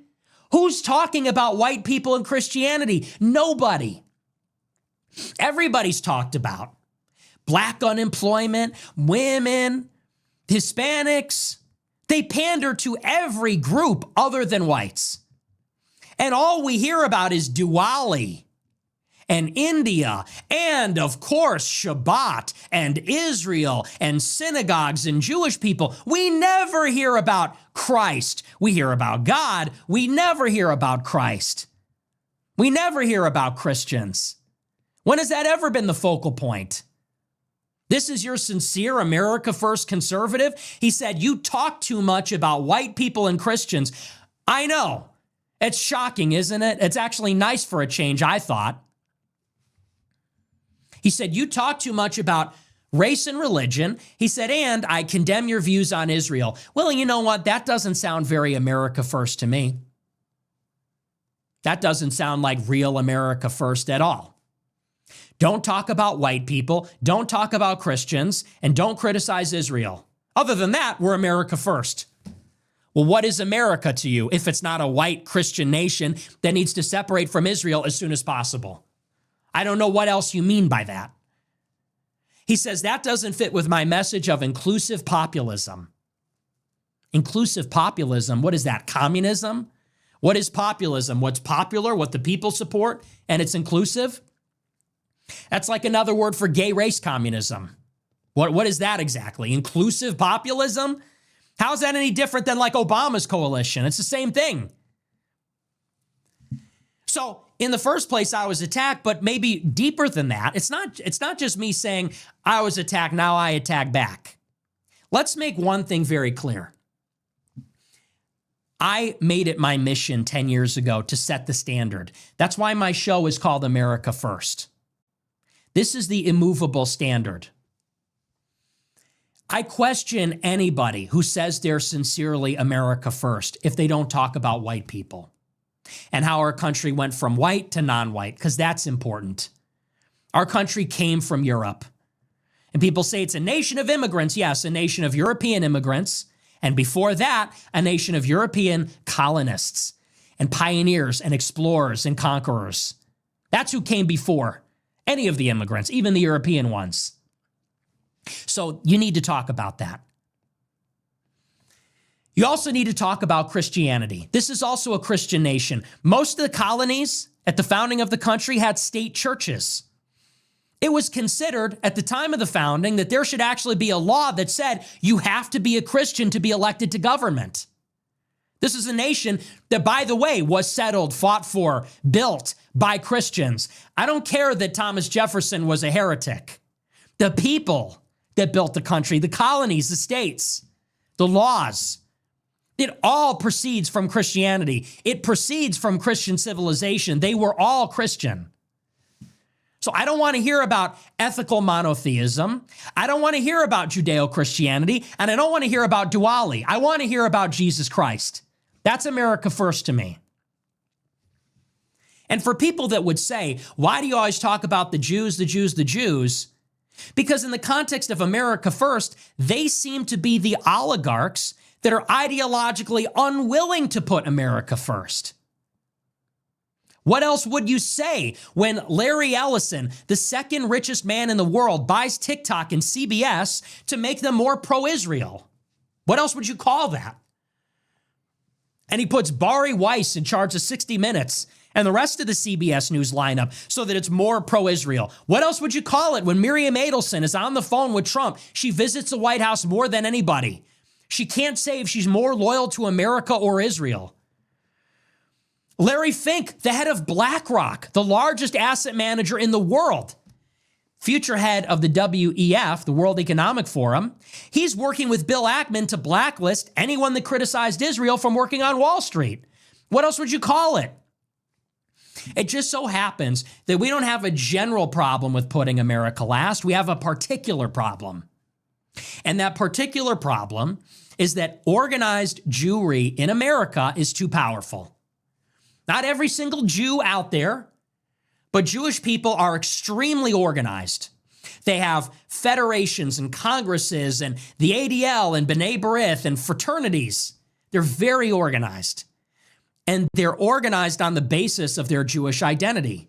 Jewish cultural centers, schools, fraternities, Zionist forums and congresses and associations, Jewish congresses, associations, Anti-Defamation League.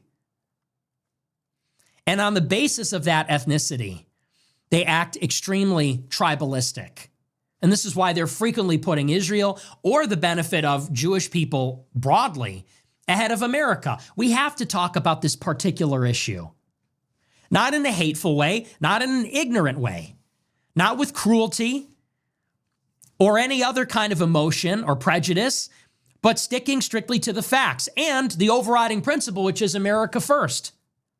So if you want to talk to me about sincere America first conservatism, that's what I want to hear about.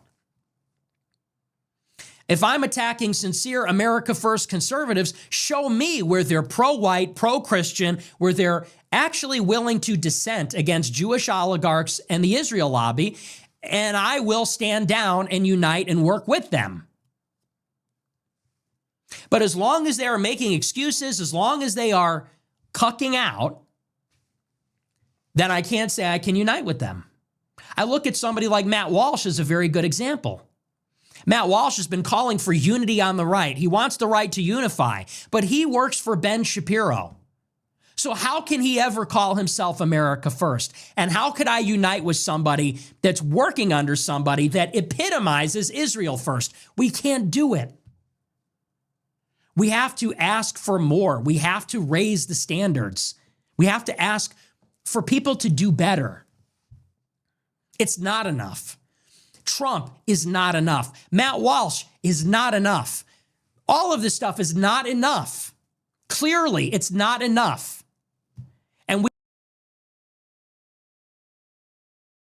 Sorry about that, guys. I'm back. Sorry. I got a phone call from someone in my family there. Just wanted to answer real quick.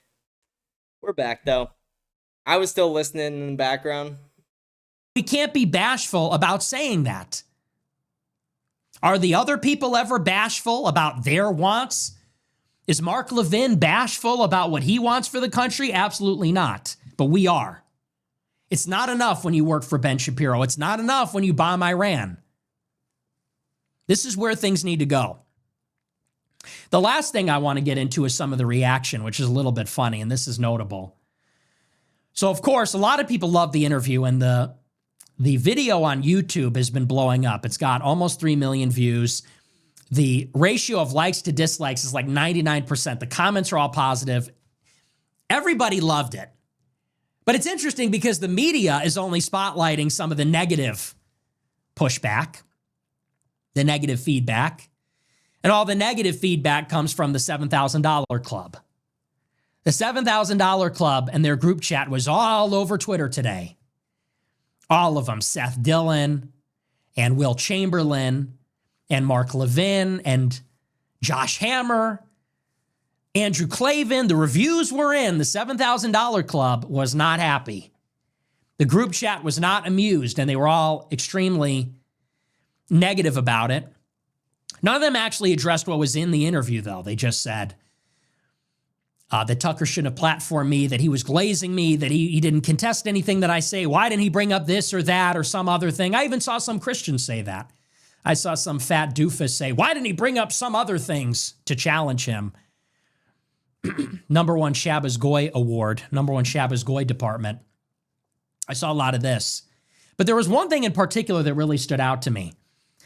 Dave Rubin and Josh Hammer and Dinesh D'Souza, they all said that Tucker Carlson having me on his show was dishonoring Charlie Kirk. These are the people that are claiming I'm a monster. Dave Rubin, by the way, his entire shtick is free speech. I'm not a leftist, I'm a liberal. Okay, what does it mean to be a liberal, Dave? I thought it meant that we have open discussions, open conversations, we talk about ideas. Isn't that Dave Rubin's claim to fame? He's an idiot. That's the only thing he's ever said in 10 years is, don't burn this book, we should be able to talk. And Dave Rubin said, if you host Nick Fuentes, you're dishonoring Charlie Kirk.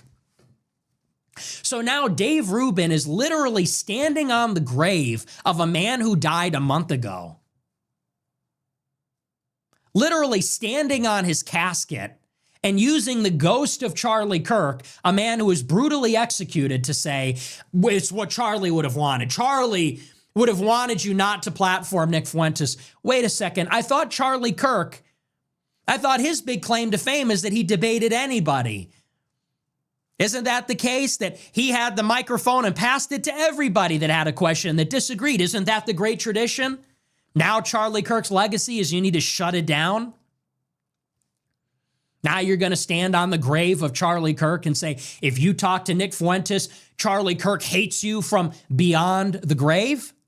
Shame on you. Shame on you, Dave Rubin, Josh Hammer. You are disgusting. Josh Hammer, you are disgusting. Take your Israeli wife and take your Israeli kids and get out of my country. The least you could say about Charlie Kirk is that he was an American. And he did love America. Whatever our disagreements, and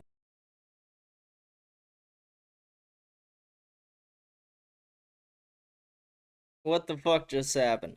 Why is this thing being so weird? What just happened? Why did it just pause? What the hell? Let's see.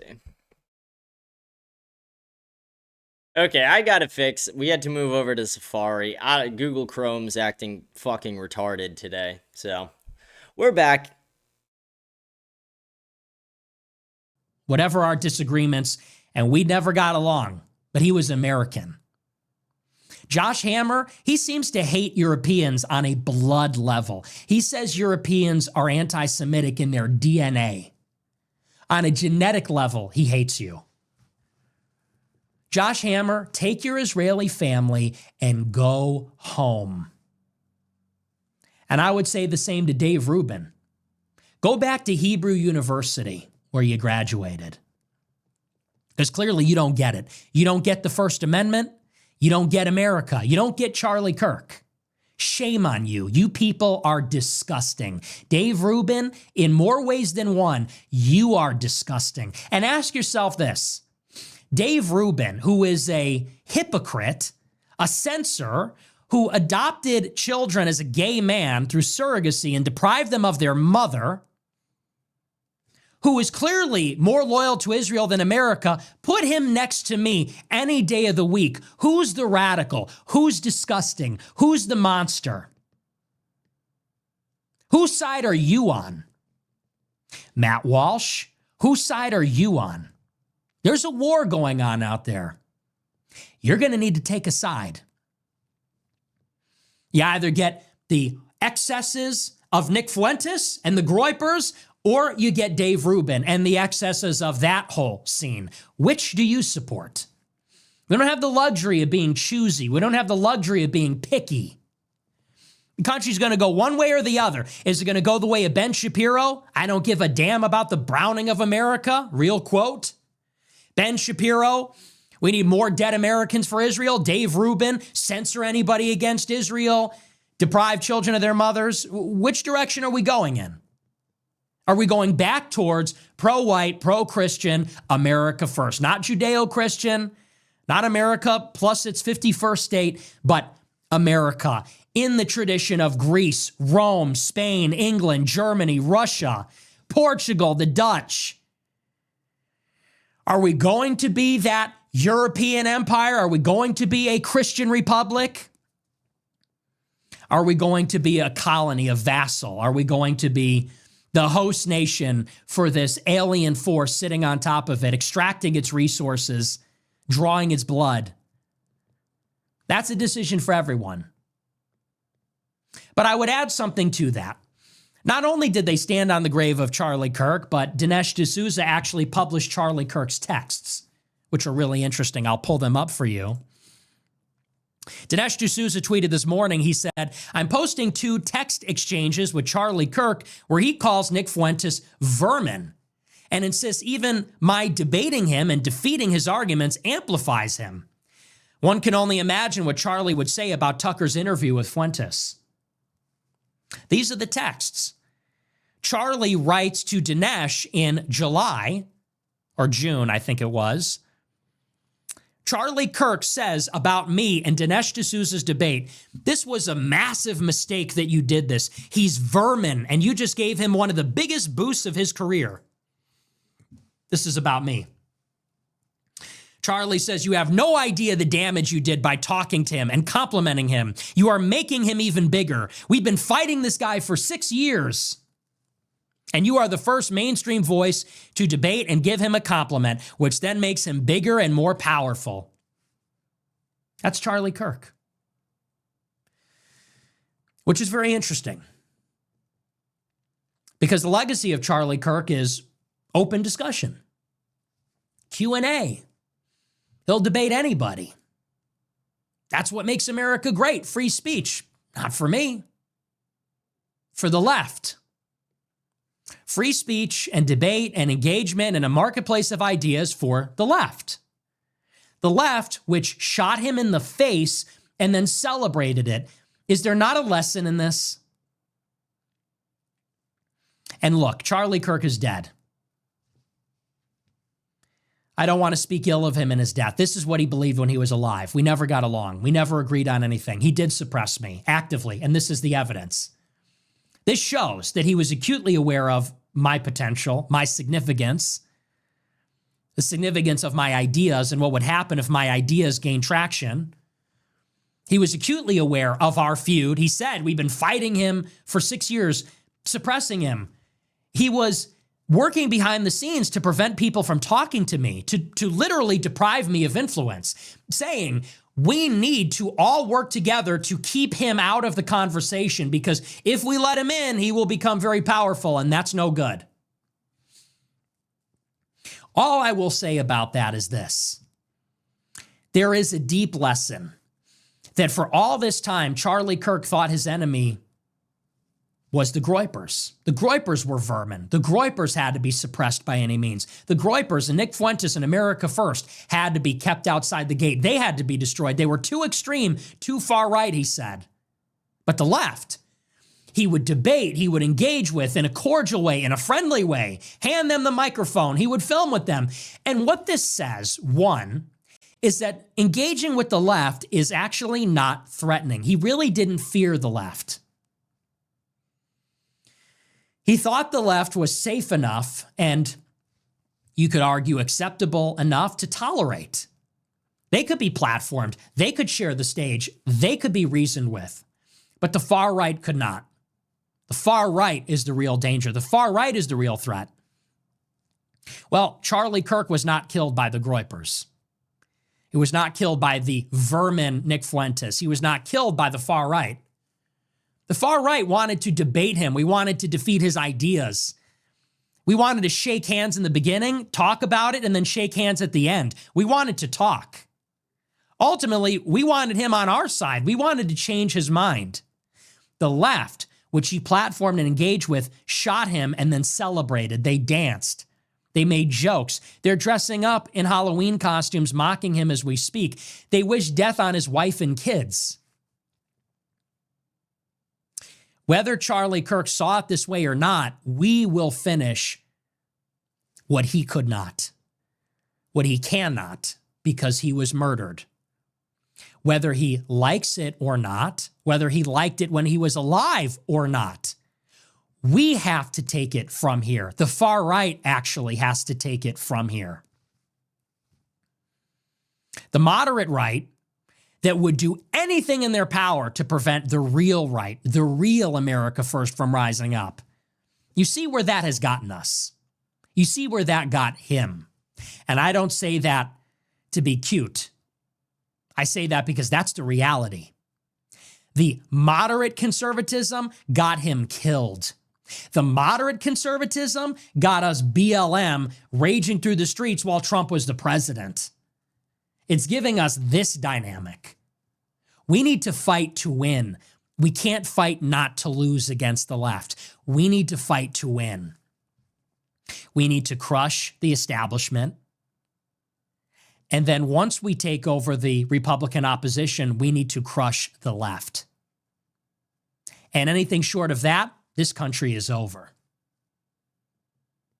What this country needs is to close the borders.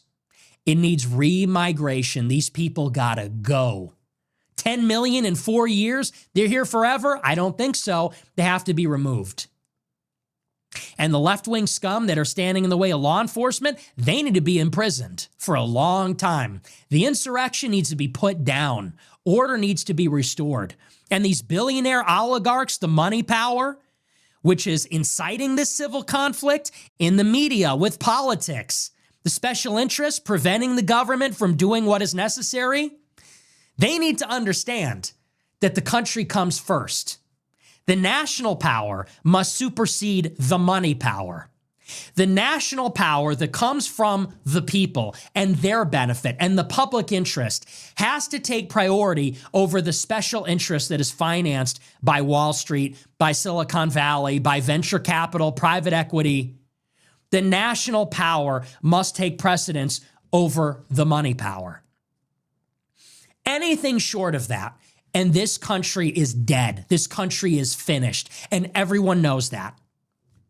If things keep going the way they are, more diversity, more crime, more chaos, rising costs, more corruption, more bribery, more money for Israel, no money for healthcare, no money for the people, taking away all the food stamps, taking away Medicaid. The country is going to explode, and then it is going to come apart, and then it is going to be shit, and it is going to die. We got one last chance here. And the rallying cry has to be America first. Real, sincere America first. Not inclusive populism, not ethical monotheism, not multiracial working class populism, not colorblind meritocracy. America first. Real, authentic America first. Real Americans from the real America putting the country first. That's it. That's what it's always been. So now the censorship's over. The conversation's wide open, and now we're in the game. Now we have a seat at the table, and I open it up, and I will be solicitous here, and I will say, any past beef, anybody that, look, if you didn't know the score over the last 10 years and you tried to mess with me, I will grant clemency. And by that, I mean I will be gracious. Anybody that wants to unite for the sake of America first, it might be uncomfortable. Talking to you, Candace. He's talking to a lot of people, but Candace, that's a message to you, sweetheart. It might be awkward. There's going to be a lot of water under the bridge, but I'll unite with anybody that will put America first. I'm open to that. I'm open to conversations. I'm open to debates. I'm open to alliances. I'm open to working together, squashing past beefs, forging new alliances, even if it's, like I said, maybe we don't agree 100%. That's how it has to be. And I'm willing to work with other people. I didn't get to be ostracized because I was a bad guy. I got ostracized because I was ahead of the curve. And if people are coming around now, if people are getting on the right side of history, I welcome them. I welcome them with open arms. And I would say we have a really good shot at winning. We have a positive vision. We want to put America first. We don't want to hurt anybody. We want justice. We want what's right. We want what's ours. And I think that if people follow their conscience and do the right thing, we have a chance at saving the country. But if people are still working for Ben Shapiro, if people are still being petty, people are still qualifying every word, people are still playing it safe, making it about Republicans and Democrats, it won't happen. We have to get serious. So that's my message. That's my recap, me and Tucker Carlson, and that extends to him as well. I had a great conversation with him, really fabulous conversation with him. I really liked him. Like I said, he was fair, he was honest, challenging, but honest and direct. And I thought we had an extremely productive conversation, and I hope that's a model. We had a very contentious back and forth. He reached out to me. He was very gracious. We squashed it. We did the show. We still don't agree on everything, but we talked it through. And we agree enough that we both want to be a part of the solution and not part of the problem. And that's what matters. And I hope everybody can take that, or whatever you think of me personally, politically, I hope people can put that aside and figure out we got a country to save. We have to realize the vision that Trump and his movement have not been able to. But that's that. We're going to move on. We're going to take a look at our super chats. We'll see what you guys have to say. What a fucking episode. Holy shit. I wasn't even going to do the I wasn't going to at first review the super chats. Maybe we won't do them all. But, I don't know. I'm having a fun time just watching this, doing the reaction to it. I know I'm not talking much. I'd take a phone call during it too, but I'm having fun. I didn't even see, like, that ending part of the episode. Because, like I said, I only watched part of it. And then when I realized how good it was, and I was like, oh, shit, I got to do a reaction to this. More people need to see this. I turned it off because I was like, let's save the rest for a surprise. But that was awesome. It's awesome that he also said he's going to try and reconnect with more people on the right who want to put America first. And I completely trust Nick's judgment on that as well. I think this is amazing. So, yeah, we'll watch some of the super chats. Maybe we won't watch all of them, but let's watch some of the super chats. Let's have some more fun. The super chats are a very fun part of the show. I'm very curious to hear your feedback. Now the super chats, favorite part of the show. Can't wait. So we'll take a look. We'll see what you guys... What did you think of the interview? I'm curious. It was great. I'll get set up here and we'll take a look. This part I'm going to talk a little bit more than I was during the regular show. This is going to be the more casual part. So it's a new era. It's a new day. The generational run keeps going. 1 million followers, the Tucker collab. Who would have thought? It's the eternal run. The eternal generational run. We'll keep it going. It's been pretty good. All right, let's take a look. We'll see what you guys have to say about all this. Let's see.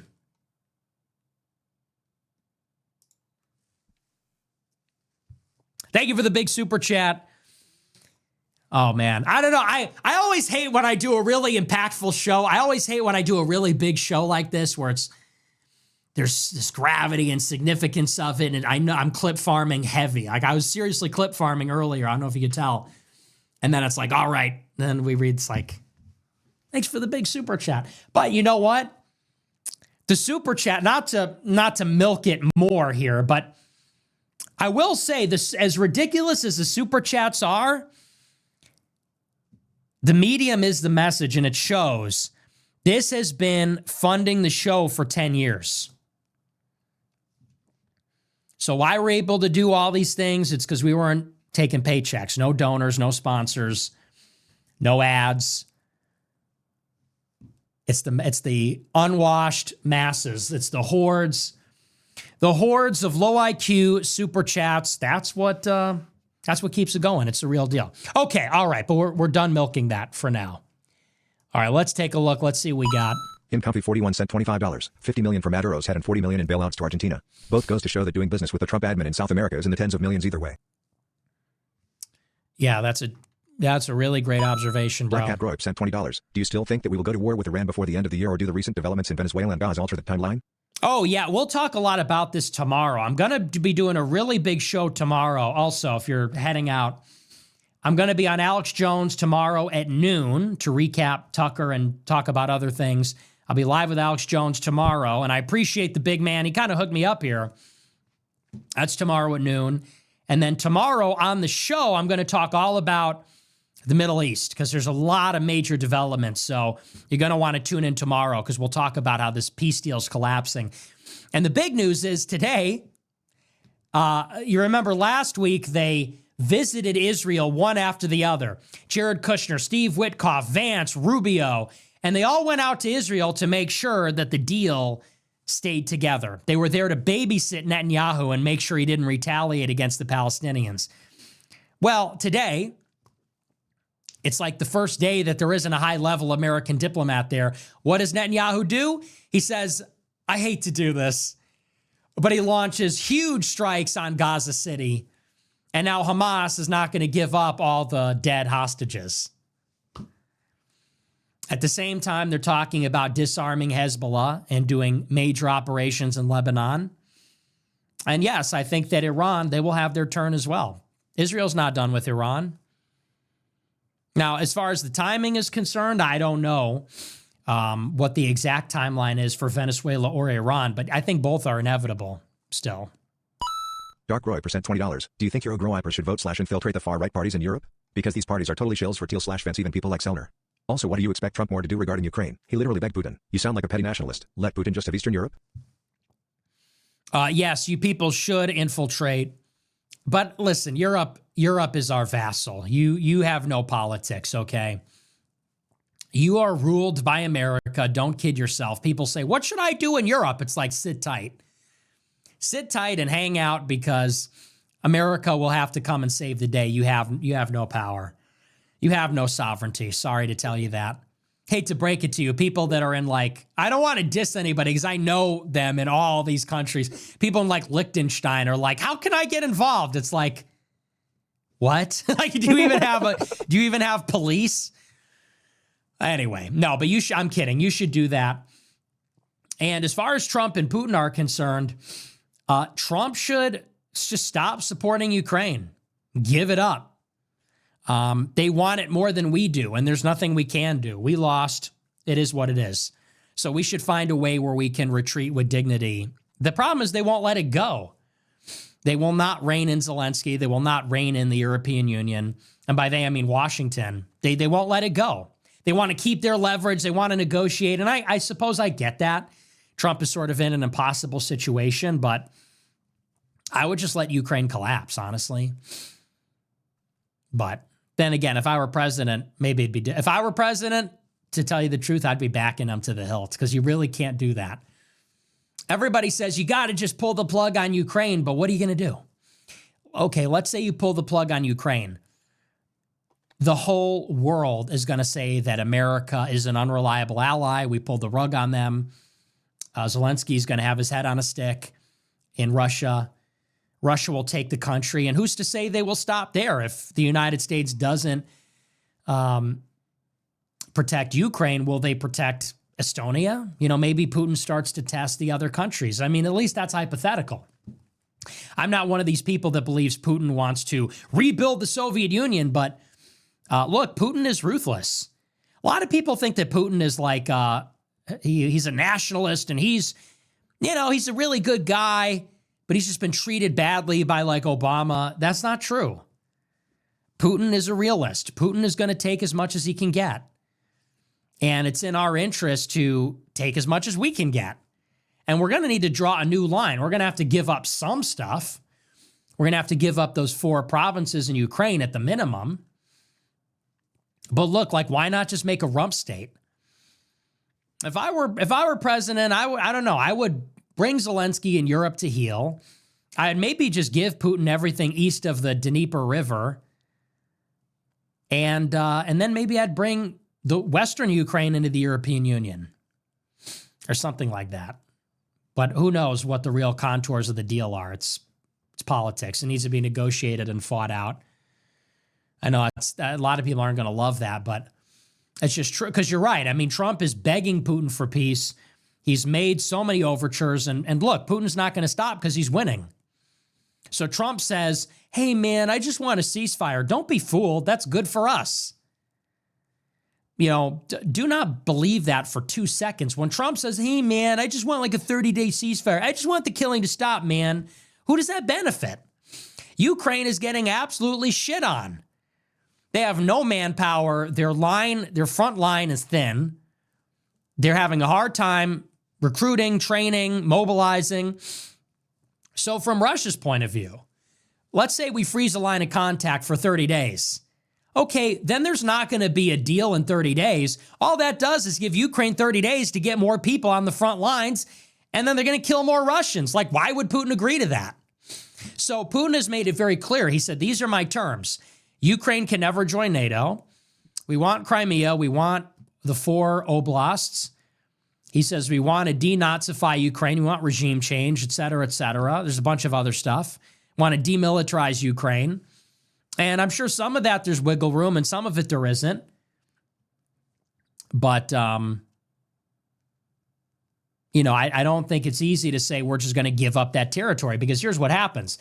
If Trump just gives it up without any kind of fight, if there's no leverage, what if Putin just keeps asking for more? Let's say Trump says, all right, we're giving you these 4 oblasts. What if Putin just keeps going?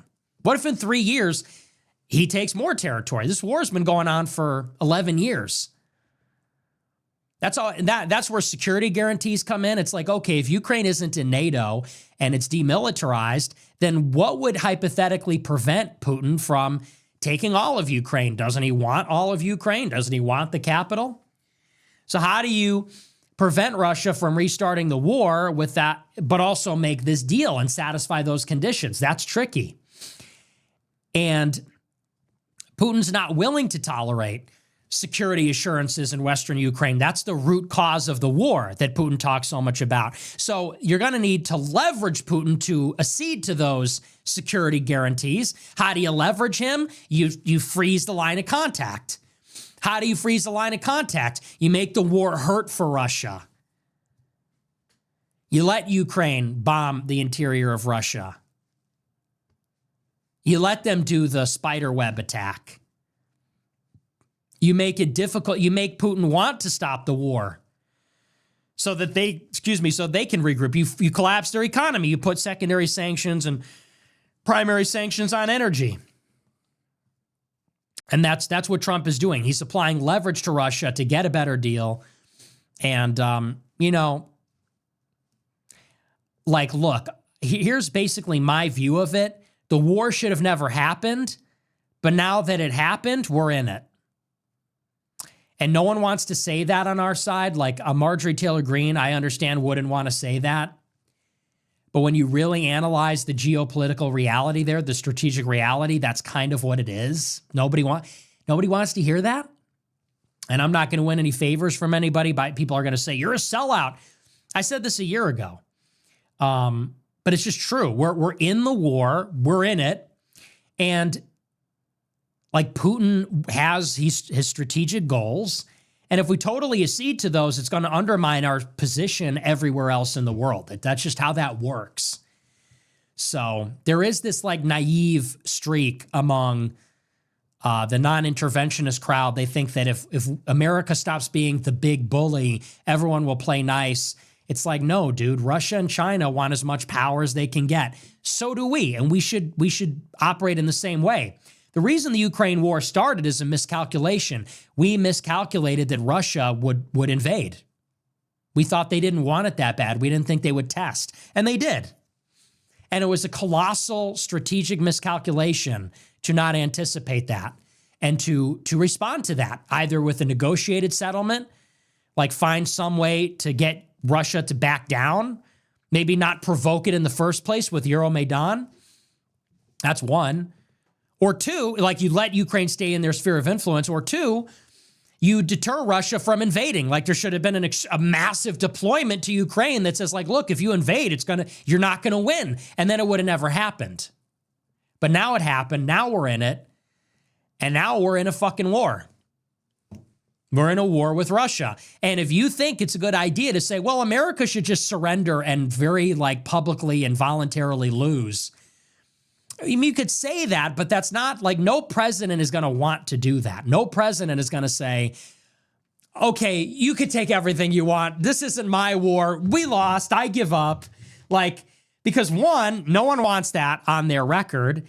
And two, every other country in the world is going to say, whoa, America said they would defend Ukraine and then they just gave up. Well, will they defend me? And then every other country is going to say, yo, America gave up. Now we could do whatever we want. They're not serious. And taken to its logical conclusion, that would shatter deterrence. It would shatter the paper tiger of American power, and it would accelerate the end of American hegemony. And China and Russia, I think, would rapidly expand their influence. There'd be wars all over the place. And America would lose its strategic posture in a significant way, and it would be detrimental. And maybe that, if you're an accelerationist, you think that's a good thing, and I get that. But strictly speaking, if you're saying, like, what should Trump realistically do? Like, the president is never going to be an accelerationist, you know? The sitting president is never going to say, I want to collapse America myself, and then I'll get, like, forced out, and then someone else, like, no one's going to think that way. So, anyway, those are my thoughts on Ukraine. The Dark Voice and $50. Things need to change within the U.S. government. Do you believe the nation can vote their way out of this? You're against a violent revolution, and you want these young smart minds to get involved in high-level institutions. Logical. But isn't it also the same mindset as the government? What's the difference? Motive? Or do you just expect faith? That's just an idiotic question. Vote your way out of it is just, I believe this was created by the feds. Because politics is fundamentally never about voting. When you're at the ballot box, the table is set already. Okay? Like, politics is not voting. Politics is everything that happens before the candidates are put before you. When you're at the ballot box and you're on the machine, the table is set. This guy or this guy, you know. Politics is what happens at the campus when these people are groomed. Politics is what happens at the nonprofit, the think tank, where they create the policy, they do the research. Politics is the legislative and political directors and comms directors for representatives and senators that are creating the laws, creating the policies, creating, politics is the permanent bureaucratic state. These chiefs of staff that come in, these deputy chiefs of staff, undersecretaries that bring their people in and they interpret the laws. Like that is a taste of what politics really is. That's a brief and partial survey of what politics really is. And I have called on people to actually engage in politics. So people say, we're never going to vote our way out of this. Yeah, you fucking idiot. If you just have a regular job and you think that politics is like one day every 2 years, you get off your ass and go vote and nothing changes and you say, what the heck? Nothing changed. I pressed a button. Well, you're an idiot. That's not politics. What we need is how do you think anything changes? You need the smartest people, the most influential people, the most competent people, because that's really what there is. In the world, you have people that are fucking losers. You have a world that is divided of losers and winners. Yep. People that make excuses, people that make things happen. People that have no skills, have no talents, have no abilities, and haven't bothered to make anything like that. And people that have skills, talents, abilities. People that are incompetent, people that are doofuses, people that are extremely competent, ruthlessly efficient. That's what the world is. We want to get the latter people on our side. We want to get the competent, smart winners on our side. We want to get the young people on our side. We want to cast a wide net. We want to get our message out there. If the message gets out to 1 million people, maybe 1,000 of the best and brightest are going to hear it. And we want to get them when they're young. And we want to get them when they're young because that's when they have the most potential. And so we want to go to the campuses and we want to get people on our side. And we want them to grow up with these views. We want them to reach the top of their fields. We want them to know how society works. Can anyone tell me how venture capital works? You may have complaints about Israel. Thank you very much. Do you know, can you explain venture capital? Can you explain private equity? Can you explain how the stock market works? Can you explain how the transportation system works? Can you explain the land uses in the United States? What percentage of the economy is agriculture, manufacturing? I'm hoping every one of my viewers is listening to this part. Very important.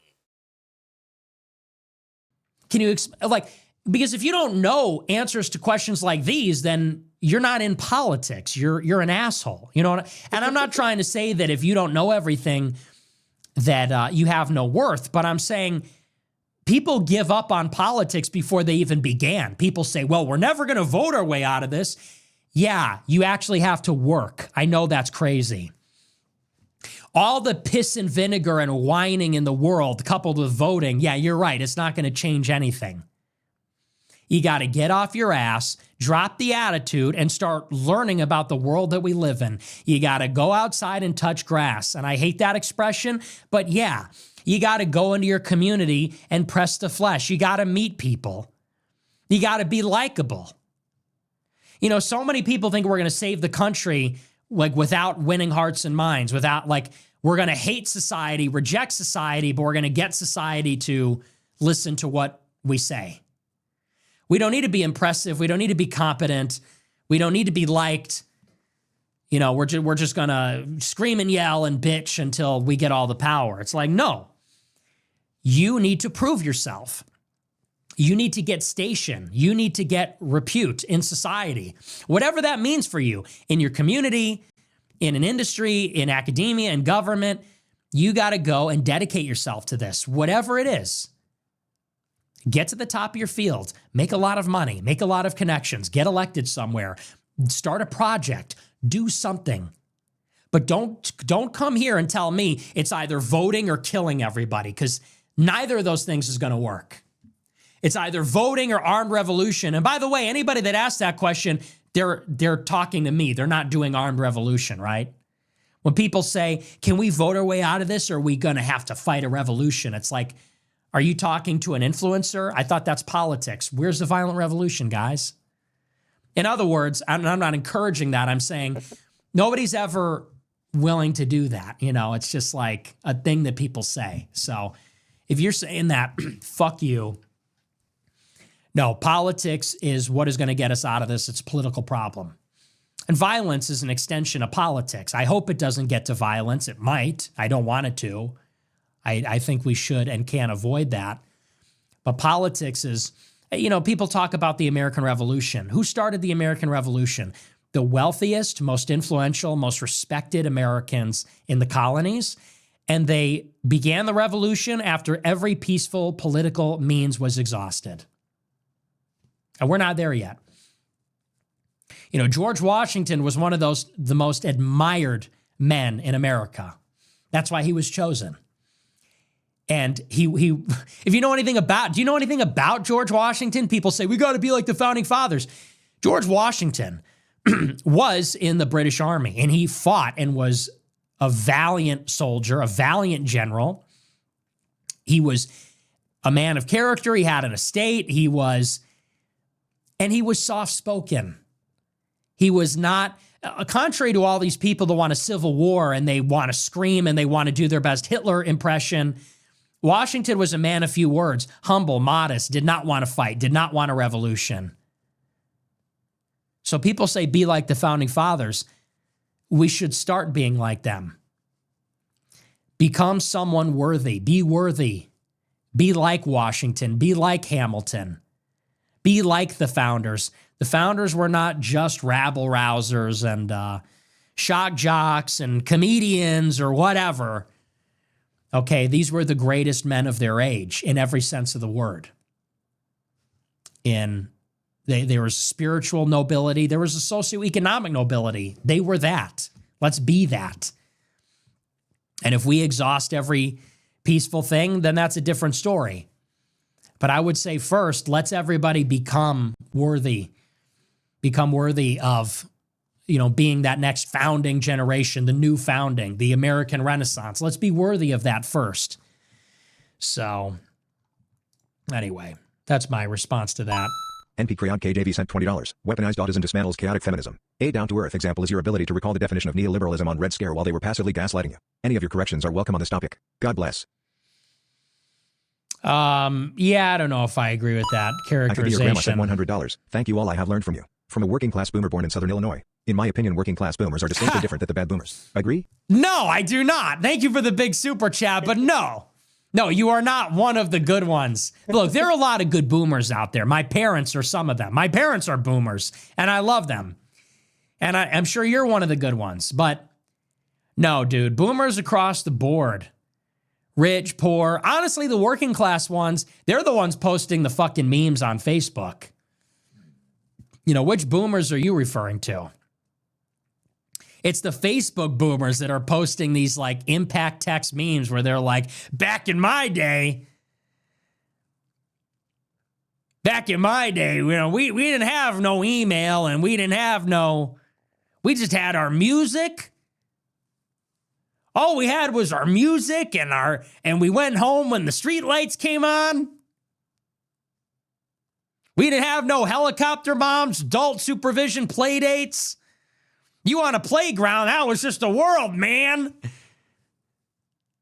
It was a different time. Like my parents are working class boomers and like they're totally that way. So, and I love them. I love them to death, but my parents are working class boomers and they embody that. But but I get what you're saying, the selfish boomers that accrued. My parents are not wealthy. They were never wealthy. So they don't characterize the boomers that are like hoarding all the wealth. Maybe that's what you're getting at. I just think more in terms of annoyance. I just think more in terms of like boomers being annoying on the internet. But in terms of socioeconomics, you're probably right.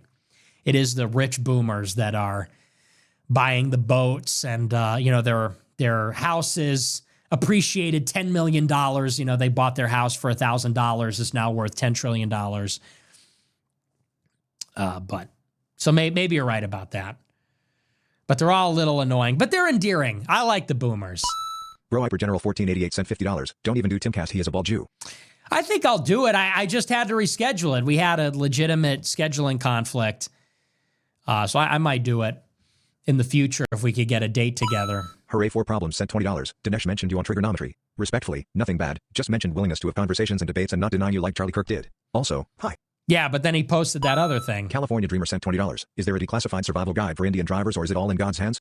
Okay, so you're just recalling the joke. Very good. Based White Man sent $100. Christ saved my life. 12/20/23 I overdosed on nitros and am paralyzed from the waist down. I am told I will never walk again on my own if ever. 10/20/25 I bought a $150,000 car and am closing on a $1 million home this week. I had not prayed in over 10 years. Wow. I did in the hospital. I found your show and it made me pray more. God is listening. You helped me turn my life to Christ. Wow, I love to hear that. Well, thank you for the big super chat and God bless you, man. I love to hear that.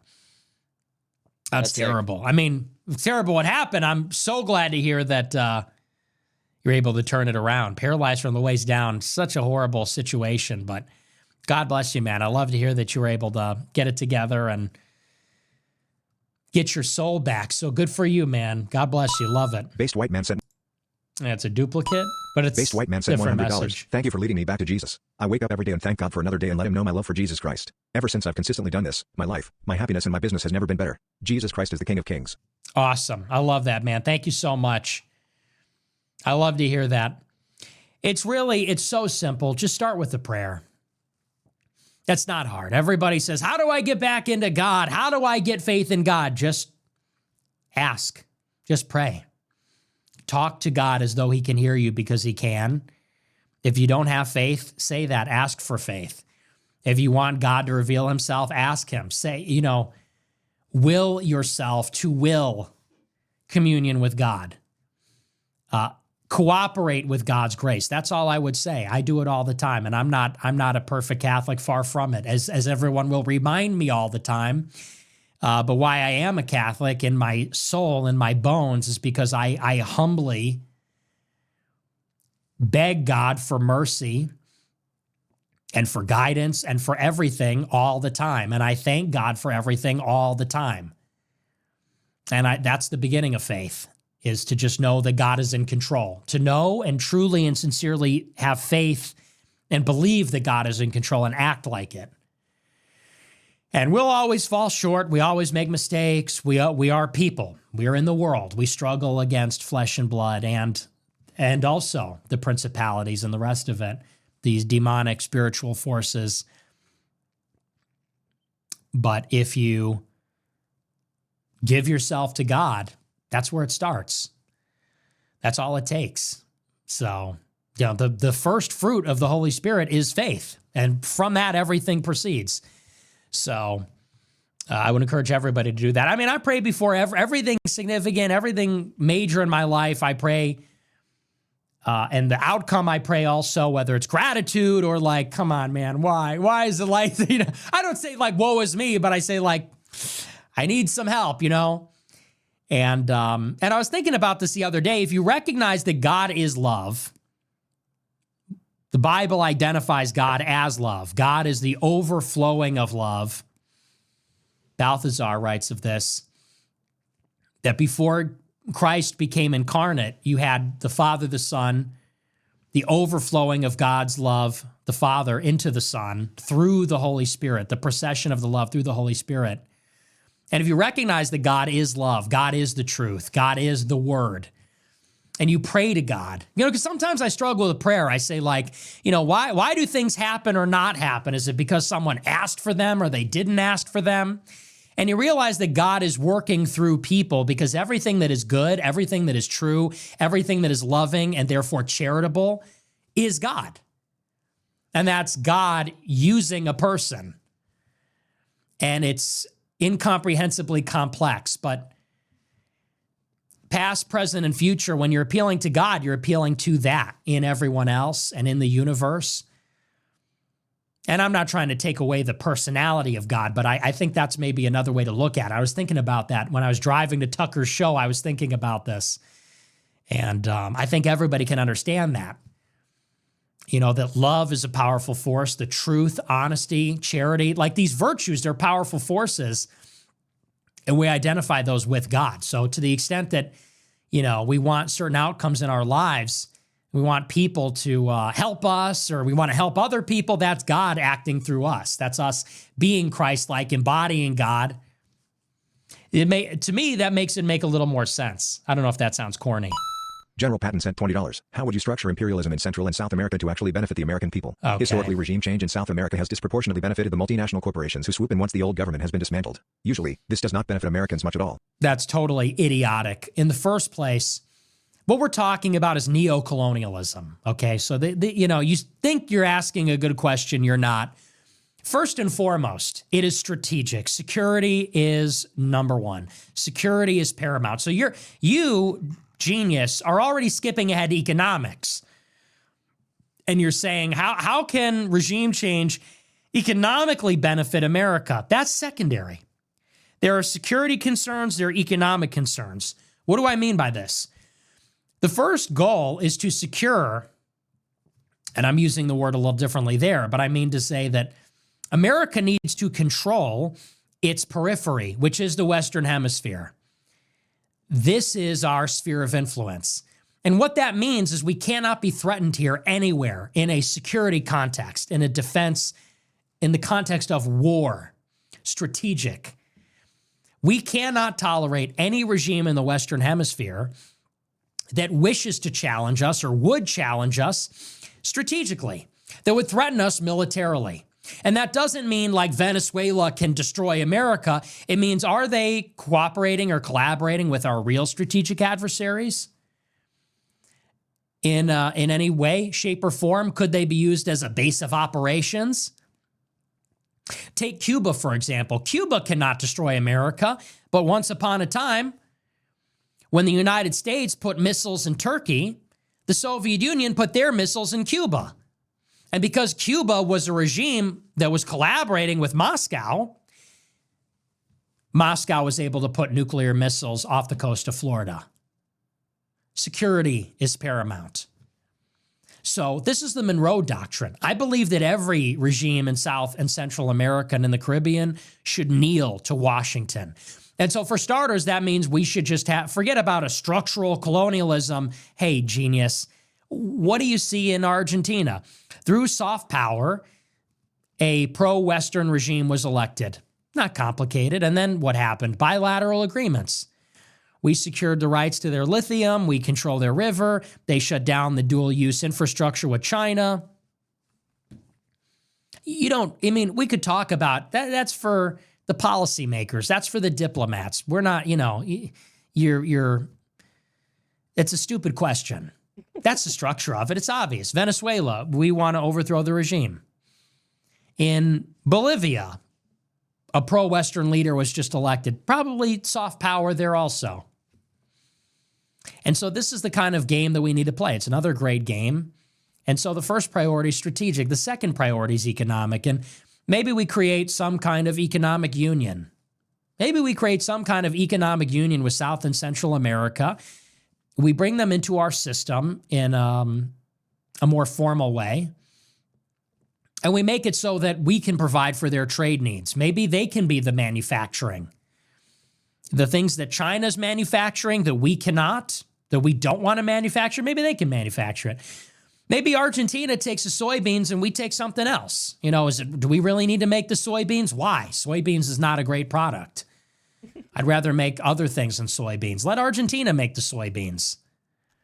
And maybe we make something else. But we should enhance those trade relationships, and we can make them beneficial based on the factors of production of the different countries.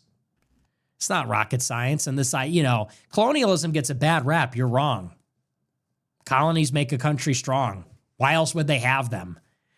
It's this neoliberal, like Milton Friedman, that says, in the long run, India cost Britain more money than, no, it didn't. It was good to have colonies. That's what made them powerful. They got the raw materials from all these countries. They brought them here to manufacture. That's how they were able to make all this stuff. That's how they were able to make ships and clothes. And that's why they were able to make the last 3 centuries British. If colonies are so bad, then why was the 18th, 19th, and first half of the 20th century British centuries? Every hegemon for the last 500 years was a colonial power. Spain, Portugal, Amsterdam, England, France, Germany, all colonial. So that's just wrong. Humanity denied sent $20. First night at Fight Club. Glenn Greenwald passes by me. That's Congress great. sent $20. Very An good. independent journalist released a short documentary on Wilders' rise. Not many people know Wilders has Jewish ancestry through his mother. A 1991 report suggested Wilders himself confessed being influenced by Israel during a dinner conversation. In 2017, Robert Shillman donated $213,686 for legal defense in a major trial. That's what it is, man. That's the network. Robert Shillman, the same one that withdrew $2 million from Turning Point because Charlie Kirk was going to give a platform to Tucker. Same guy. He's sponsoring the leader of the Dutch far right that won these elections with an Israel flag in the background. One big club, man. Let's Go Smoke sent $20. Isn't a black saying they need reparations for slavery the same as a Jew bringing the Holocaust up? Yeah, it's very similar. Dante sent $25. Congrats on the Tucker interview, but you geeked on December 18th. Is it really that much better than 420? I don't know what that means when you say geeked. Christine in Ohio sent $20. Hi Nick, it's the real Christine from Ohio. I'm sending this before the show so it's not about your monologue. I'm sure the show will be amazing. But I'm sitting here watching the collab with Tucker. Wow. As always, you make me proud to be a groiper. I will loyally follow you to ends of earth. Were you nervous talking to him? Wow, thank you so much, Christine. I'm glad you liked it. Good to hear from you. No, I really wasn't. If you could tell, I was actually pretty loose. And I don't know why. I guess maybe because he feels familiar to me. Maybe. Real quick, everyone say a prayer for Christine in Ohio battling cancer. And if you have the extra funds, her GoFundMe is available as well. Feel free to look it up. Go donate to her GoFundMe so she can recover. Have a parasocial relationship with Tucker. I'm like, hey, Tucker, my man. In the same way you guys feel so comfortable around me. Hey, Nick, what's up? You think you know me. Maybe I feel like I know Tucker. I'm like, hey, what's up? Because honestly, it didn't feel all that weird. It was weird when I first saw him. Like, I walked in the room and there he was, and I was like, this is so weird. It's like that guy on TV. And then after like 3 minutes, I was like, yeah, it's Tucker. So I've also met enough famous people now where it's not to sound like that guy, but I have gotten a little used to it. The one person I'm still nervous around is Ye. That's the only, I know that sounds cuck because he's black, but it's just true. One, because he's extremely moody and like, you know, he's like 1 minute screaming in someone's face. So you're kind of like trying to stay on balance, but also because he's the GOAT. I was nervous around Trump. I was extremely nervous around Trump. I couldn't even eat. I was like, remember how to use a fork. Remember how to use a fork and knife. I was like, okay, how do I do this again? I was so nervous in front of Trump. And I was very nervous around Ye. I was nervous around Alex Jones for a long time. Same deal. But Tucker, I was kind of chill. Because he's just very friendly. He seemed like a very down-to-earth guy. So I was a little nervous in the beginning, but then we loosened up. Dante sent $50. Did Tucker's team make a cut after he mentioned Charlie Sheen getting AIDS? You didn't even respond to it. No, I don't. We didn't do a deep dive on Charlie Sheen, not Charlie Sheen's AIDS. We didn't do a deep dive on that. Freudian slip there. No, we didn't open that one up. I made cookies sent $30. Nick, you were on Tucker Carlson's show when he called for Mind Geek's arrest. Why didn't you mention the obvious, that the porn industry is dominated by Jews, as you said before? God bless you, Nick. Please go to a UFC event sometime. By the way, MMA fans love you. Because the conversation wasn't really about that. We were talking about the state of young men and really like what porn is. So it'd just be a little autistic to be like, did you know that was the Jews too? You got to be tactful. This is why I do these things and other people don't. It's because you need to be tactful. You need to know your audience. And, you know, look, a lot of people go into this interview thinking, oh, Nick is the guy that's obsessed with Jews and he's crazy. And if you like validate that by, you know, just bringing it all back there, then that gives Tucker a layup to say like, oh, this again. And it's going to appeal to a certain, like a large audience is going to be like, yeah, that's true. But a lot of people are going to say, yeah, what does that have to do with anything? Because that's a whole other can of worms. I mean, why are the Jews influential in porn? There's a good answer for that. The reason the Jews run the porn industry, I think, is because they're not Christian. And not only are they not Christian, but they're against Christianity. And the people that were the pioneers of porn, they are quoted as saying, this is like a middle finger to God. This is a middle finger to Jesus. Like Larry Flint, I believe, said something like this. He won a big Supreme Court case. There's a movie about it. And so, in other words, porn is subversive. It's subversive for morals, especially Christian morals. And there's a lot of Jews that are very into that.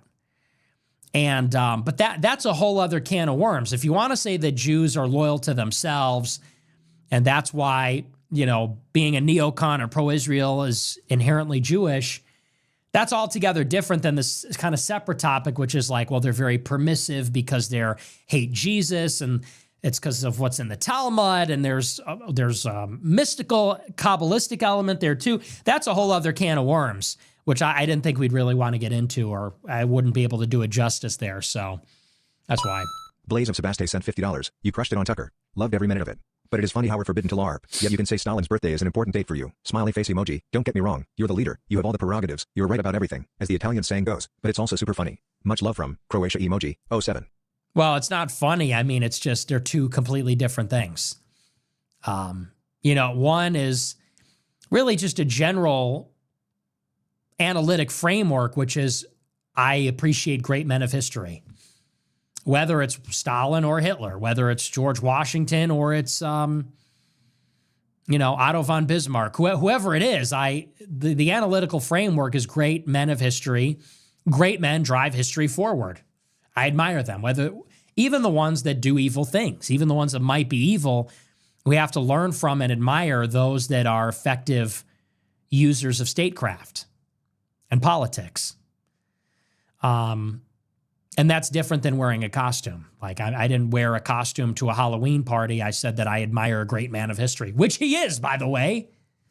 And I'd love to get into that more. I wish we were able to get into that, but because it's a very interesting subject to me, which you guys are just not ready for.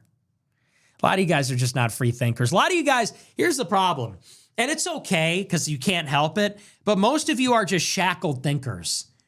And what you want to hear is like one note. And the one note is something like, I don't eat seed oils. I don't eat seed oils, and I don't drink beer. It's all those phytoestrogens. And these immigrants, I don't want them here, and I don't wear suits. That's too fancy schmancy. And I like the Confederacy and the Civil War. And I think a man should have a beard. And yeah.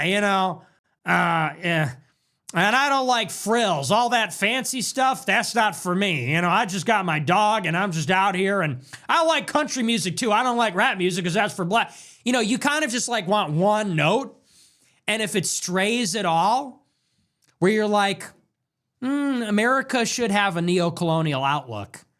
Oh, that's neoconservatism. Oh, that's Jewish. Or if you say, oh, no, I kind of like lattes. I like Mexican food. I like La La Land. Arrest me! Officers, did you forget your handcuffs? Or am I free to go? Yeah, I like La La Land. And I like Joseph Stalin. And I'm done pretending that I don't. Did you forget your handcuffs? Or is that not a crime? Am I being detained? Anyway, what was the question?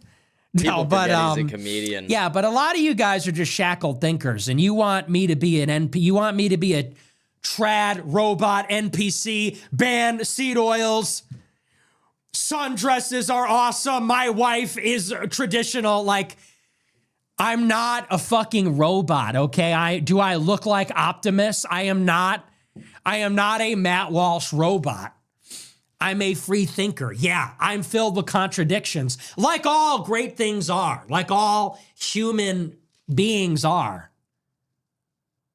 Okay? So that's what I have to say about that.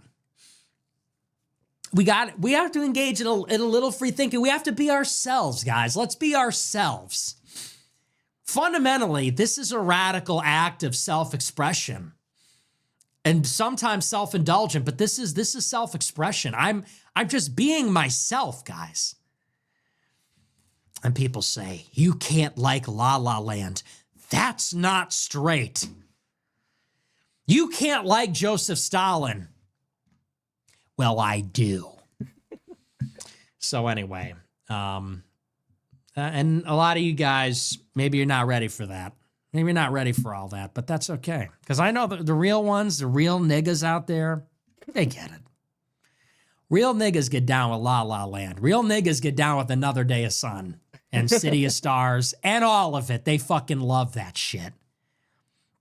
And I know all my real niggas raise their guns in the air and we pour one out for the relationship that never was. Ryan Gosling, Emma Stone, it's what it is. So anyway, you people want to watch what? You want to watch Fight Club?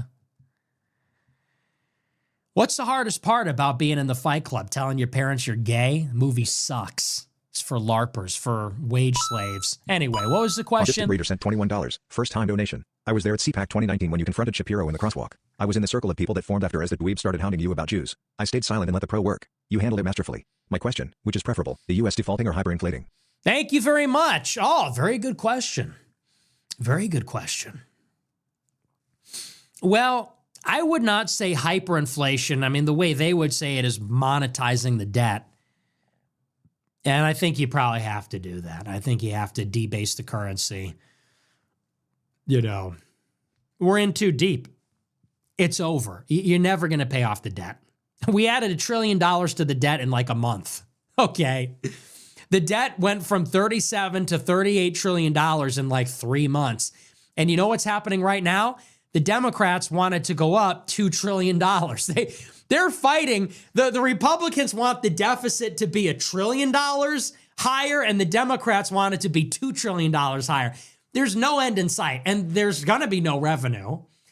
We're in a recession. We're not going to make it up with tariffs. Never going to happen. AI is not gonna get us out of this. So how do you get rid of the debt? You gotta monetize the debt. You gotta debase the currency. And so inflation is gonna be persistently high. I think that is more stable than defaulting. That's just but I'm not an economist. I don't have a very technical knowledge. That's just gut level. If I had to say gut level, gut level, I would say monetize the debt. Better than defaulting. Too terrible. And before people get mad, I mean, there's two terrible options. You're either going to default or you're going to monetize it. You're either going to default or you're going to make $1 trillion coin and pay people what they need. So Christ is King sent $25. No one's going to pay it You've off. had several big interviews lately, and there's a recurring big brothering vibe in them. It feels like there's an effort to pull you into the mainstream while subtly steering your rhetoric. I know you don't take advice from the superchats. Just be cautious that this generational wave isn't manipulated against you. Victory hand emoji. Oh, thanks for telling me. Israeli grow I percent $20. You and Tucker didn't really discuss his connection to the government/CIA, which you alleged. Did you agree beforehand not to discuss it? Has your opinion on the matter changed now that you spoke to? No, we didn't really discuss it that much. He didn't want to get into his dad, and he said he wouldn't get into J6th, and it's because we just wanted to talk about the real, like his real issue with me is like the Joe Kent thing. And with him, my issue with him for years has been, one, that he was attacking me, but two, because he's always saying, it's not a race issue. It's not about Jews. And I think that, yeah, we could be speculative about each other and maybe, maybe we're right about him. And some people might think he's right about me, but I think we were more interested in actually talking about the ideological disagreement at the center of it. So that's where we left it. And I don't know what he thinks of me. And for me, the jury's a little bit out on him. Either way, he's against the war in Iran. He's willing to platform me. He's not motherfucking me again like he has been for years. So I say, whatever. Cautious, but I consider him an ally. Dick Faggotson 69 cents. I was gonna say I'm having fun doing the super chat, and that name popped up. That's funny.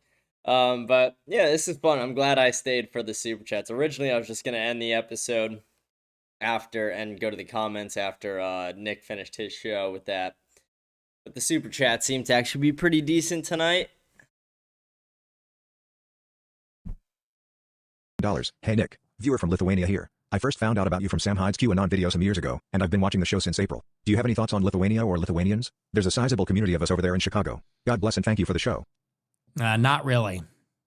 I don't really know any Lithuanians, but thank you. Alec 123 sent $50. Hi Nick, it's Alec. You might remember me from Boston University. I was the one from you all who set up and moderated the debate. Great to see your success since then, and I'm glad I was there from the very beginning. Fun times. Oh, I'm sure wow. you'll always be Cassie's biggest regret, haha. All the That's best. crazy. I remember, I don't want to dox you, but I remember your name, Alec D. That's how I know, because I know ball like that. No, that's crazy, man. Isn't you literally set this whole thing? Isn't that insane? You go in a time machine 10 years ago, and this other college kid who's at Yale is like, I think I'm going to set up a debate. And like, if this debate didn't happen, none of this would have occurred. So that was kind of like one of the starting actions. Before that even, though, it was that I wore the hat, and then I was asked to be on the BU Today video. The Boston University Student Daily interviewed me. That's the part I never talk about because I always forget about it. But I was wearing my MAGA hat, and somebody from like the BU TV station said, "Hey, we're doing a video where we're asking students who they're going to vote for and why, and you're the only Trump supporter that we know of. Would you do it?" And I said, "Sure." And so I was in a video or some kind of article. I forget what it was. but I was in the BU Daily paper with my MAGA hat on with like 5 liberals, and I'm saying why I'm going to vote for Trump. And that's really what sparked the whole thing. And everyone was attacking me, and I was kind of like a little famous on campus, and then the debate happened. I'm sure you remember this. Ancient history is like 8 years ago, man. 9 years ago. 9 years. 9 years gone. Isn't that nuts? I was an 18-year-old whippersnapper, freshly 18, freshman, high school graduate, looking to make a name for myself. Here I am, world. Here I am in Boston. I hope I can make a name for myself. I think I'll wear this MAGA hat. And I'm fucking broke. I had no money. I had like no dining hall points. So I was just like literally hungry and poor and like not going to classes. I was getting the night sweats because it was too hot in my dorm. And I was really struggling. I didn't like college at all because I struggle with basic things because I'm an eccentric genius. So it was hard for me. And but I was on Twitter and I was writing my blog. I had a blog at the time. And I was writing for Regated and doing these debates. And I was on Cassie Dillon's stupid show. And I was just some punk kid walking around at night.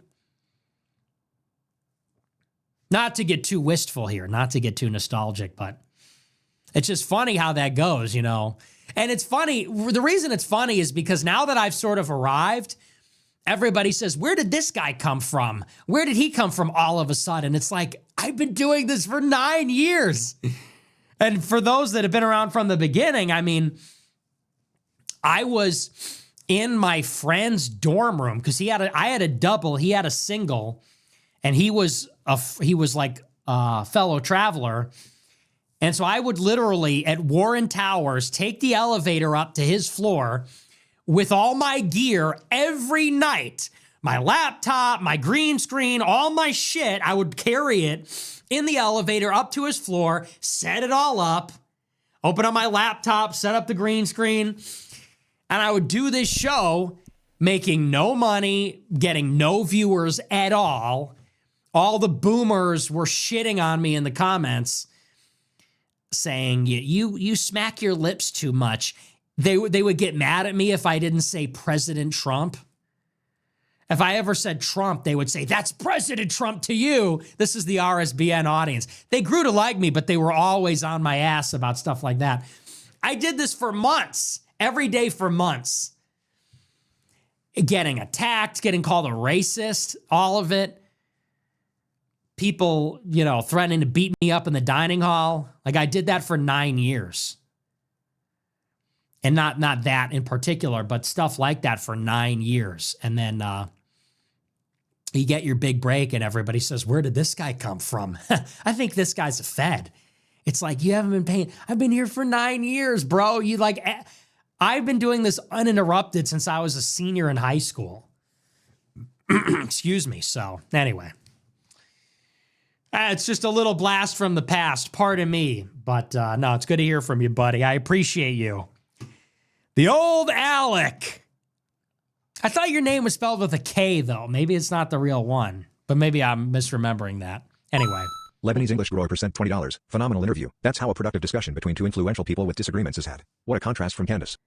Well, look, in the spirit of being diplomatic, all I'm going to say about that is I did like 100 interviews this year.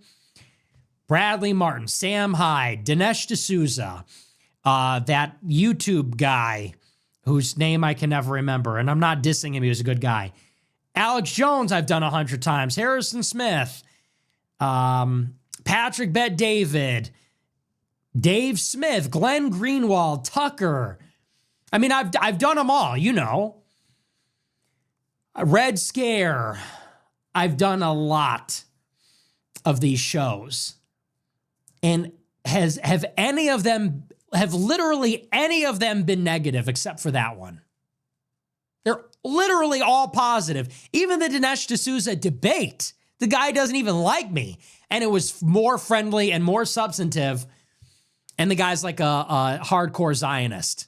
And I loved it. I loved that debate. I thought it was excellent. And he thinks he won. I don't think anyone agrees with that, but it was awesome. And I was very appreciative that he did it. And I respect him for doing it. And the guy, I would consider he's an opponent, like a true opponent. Just goes to show. So anyway, I don't want to get petty about it, but common denominator. But you know what? It's because we love each other too much. It's a thin line. That's the great song. It's a thin line between love and hate. My grandma always used to say, the opposite of love is not hatred, it's indifference. So why do me and Candace not get along? It's because, it's so wrong, but it feels so right. There's so much tension. And maybe she couldn't handle that. She wanted a little half and half. She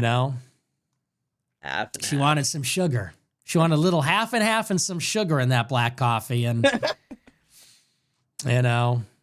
crazy. Love makes people do crazy things, right? But I don't know. I think that one day me and Candace are going to look back on this and we're going to laugh, honestly. One day me and Candace Owens, we're going to be driving, listening, yay. She's going to be loving my hip-hop development. I'm going to say, yes, I love this. I'm going to say yes, like Charlie Kirk. And we're going to be rapping every word to cuck. We're going to be rapping every word to nitrous, singing our hearts out. And then we're going to see a Popeyes on the side of the road, and we're going to look at each other. We're going to exchange a knowing glance, like with Catboy Cammy. I'm going to be like, and then we're going to go, ah, and then we're going to pull in. We're going to take a hard right turn, and we're going to go through the Popeyes drive-thru. He's the comedian. I'm going to say 2 4-pieces, 1 mild, 1 spicy, mashed potatoes, extra biscuits, an orange crush for the lady, and a Coke for me. And then we're going to ride off into the sunset. It's going to be great. Fucking love her. I love her. I hate her. I love her. I hate her. But I love her. This is how it is. This is how it is when you're a real nigga, a real bitch. Real bitch. But that's how it is. And a lot of you guys wouldn't get it. You guys are normies. You don't understand. You don't know ball like that. You guys are normies. You don't know Paul like that. You guys are stuck. Except for Pumpkin. Meatloaf again? Me and Candace are not like that. We're fiery. We're passionate. We burn with desire. You wouldn't get that. That's the jungle drum. I hear it calling. I hear it. I hear the rhythmic banging of the jungle drum. I get it. Okay? The jungle drum. So anyway, what was the question? That's crazy. No, but we love clip that. Candace is special. We all recognize that. A little special ed. But that's okay. I like him a little retarded. Yeah. Candace is a little special ed. I like that. I like them a little retarded. I like that shit. Yeah, and I like that. You think I want to talk to my bitch about politics? You think I mind if she's a little retarded? She's talking about UFOs and trap doors. I like it. So anyway, what was the question again? I keep getting off track here. I like my bitch is a little retarded. When she says, you can't ask those questions. I mean, let he who did not enjoy that. Let he who did not get bricked cast the first brick. That's a joke. That's a joke. That's a little PG-13 for this Tucker audience. That's a little PG-13. I'm not trying to blow it. I just thought it and I had to say it out loud, okay? But it's a joke. We're just kidding. This is a family show. Gang shit, no lame shit sent $25. Serious problem with so what? From Tucker. Without a pain mechanism defending attacks, we are cucked. He wouldn't have invited you on if he didn't get dunked on and realize grow wipers are unignorable. Keep fighting. Well, and it's a little rich because it's like, he's saying, why are you attacking us? Why are you attacking me? Well, you attacked me first. So what? It's like, okay, so wait a second. Like, so me attacking you and everyone is like a big problem. When you attack me, well, who cares? Grow up. Oh, really? You're mad about that? Yeah, you're right. So then why did you attack me then? Well, okay, so what is it? Like, so that was a little crazy, but I get where he's coming from. Like I said, I understand where he's coming from. And it's like I said, it's like maybe he didn't know the whole story. He didn't know me. That's why we did the interview. He wanted to get whatever. We don't need to relitigate it. I just thought that was a little funny because it's like, why are you attacking these people? Well, they attacked me first. Well, so what? Why didn't you just let it go? It's like, okay, so yeah, but it's okay. It's okay now. We're good. We're cool. It's fine. It's fine. I explained my side of the story. He understands where I'm coming from. It's fine. It's totally fine. Gang shit, no lame shit sent $25. 2 halves. If you go against... And listen, on some level, now that I'm the 1 million follower Groyper, I can take it on the chin, seriously. Like, don't attack me, though, because, like, we don't want to be attacked. But now that I'm the 1 million follower account, I realize that I am an institution now, and I'm a little more willing to, especially in the past, let things go.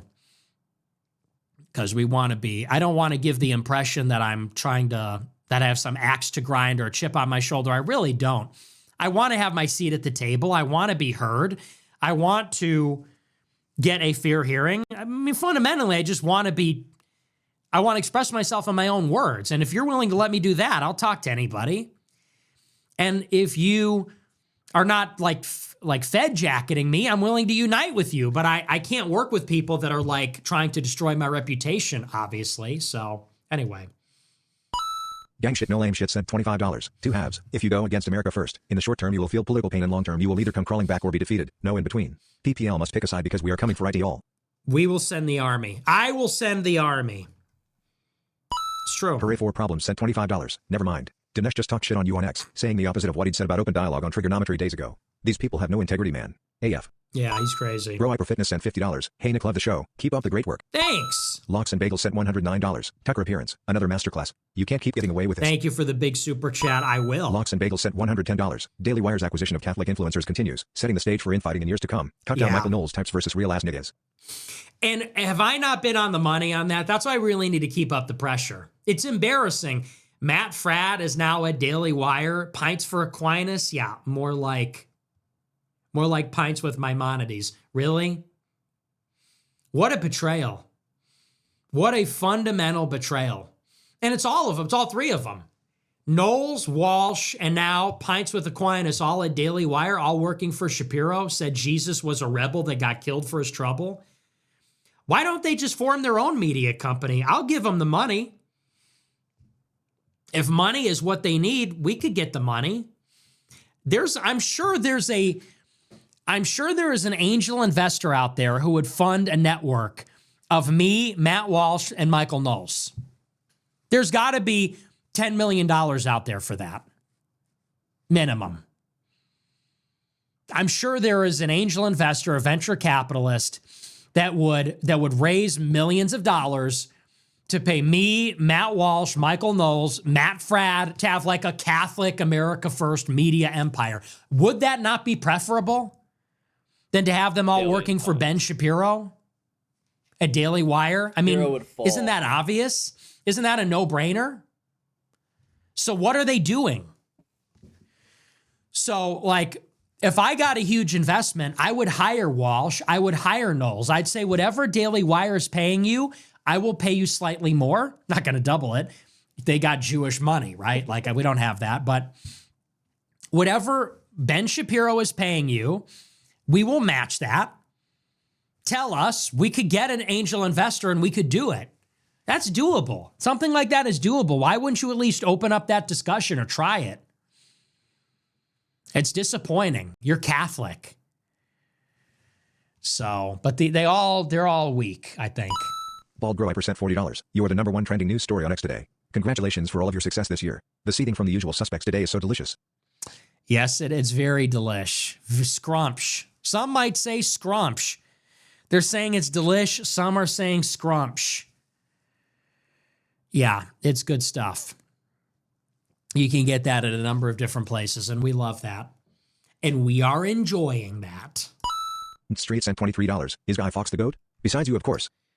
I don't know, man. I'm not into all that. I'm not into anarchy. Thomas Cruise sent $100. Killed it on Tucker. Can't imagine how proud your parents must be watching your growth. When are you going to guest appear on Bill Tony with Shane Gillis? Dude, Shane Gillis is going to kick my ass. Thank you for the big super chat. Don't tell Shane Gillis what I said about him. He's going to fucking kick my ass and call me a nerd, and he's going to be right. Like, he's bigger than me. He's going to call me a nerd, and like, yeah, you have a hot girlfriend. You're bigger than me. I'm a nerd. Okay, fine. So if I go on Kill Tony, they're going to roast me. And they're going to say shit I can't come back from, you know? So, I don't know. Might be fun. I don't know if they'll do it, but I don't know if I would do it, but I appreciate the big super chat. I would do a collaboration with Shane Gillis, but I'm going to dread it because he's going to hold me accountable. He's going to say, so you think I'm not funny?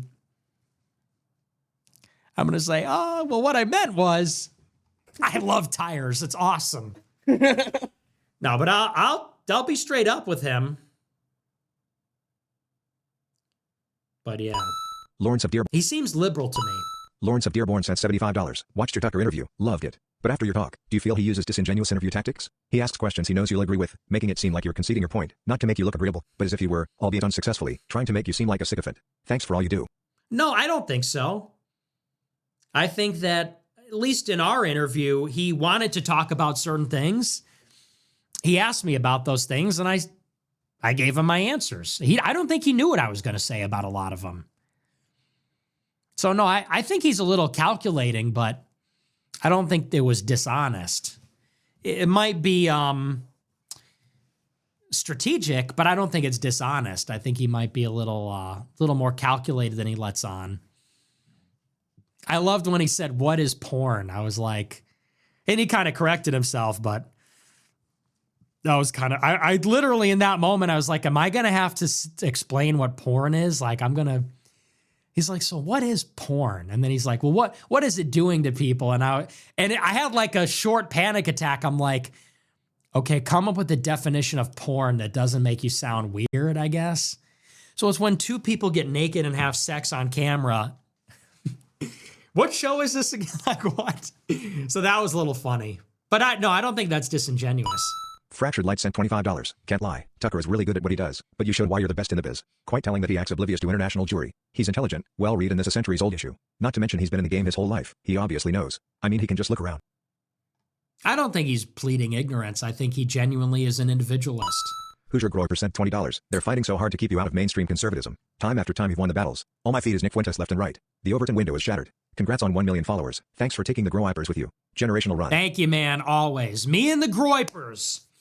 I will never let you down. DBN sent $20. Tucker's contorting of himself to not assign any blame to any Jew ever was impressive. His flip-flopping from who cares to this is really important was whiplash-inducing. Gotta give him a lot of credit for having you on nonetheless. The generational run couldn't be any more generational. I don't know. I'd have to watch it back. In the moment, I didn't feel like he was contradictory. I just think he's got the losing position. If you are,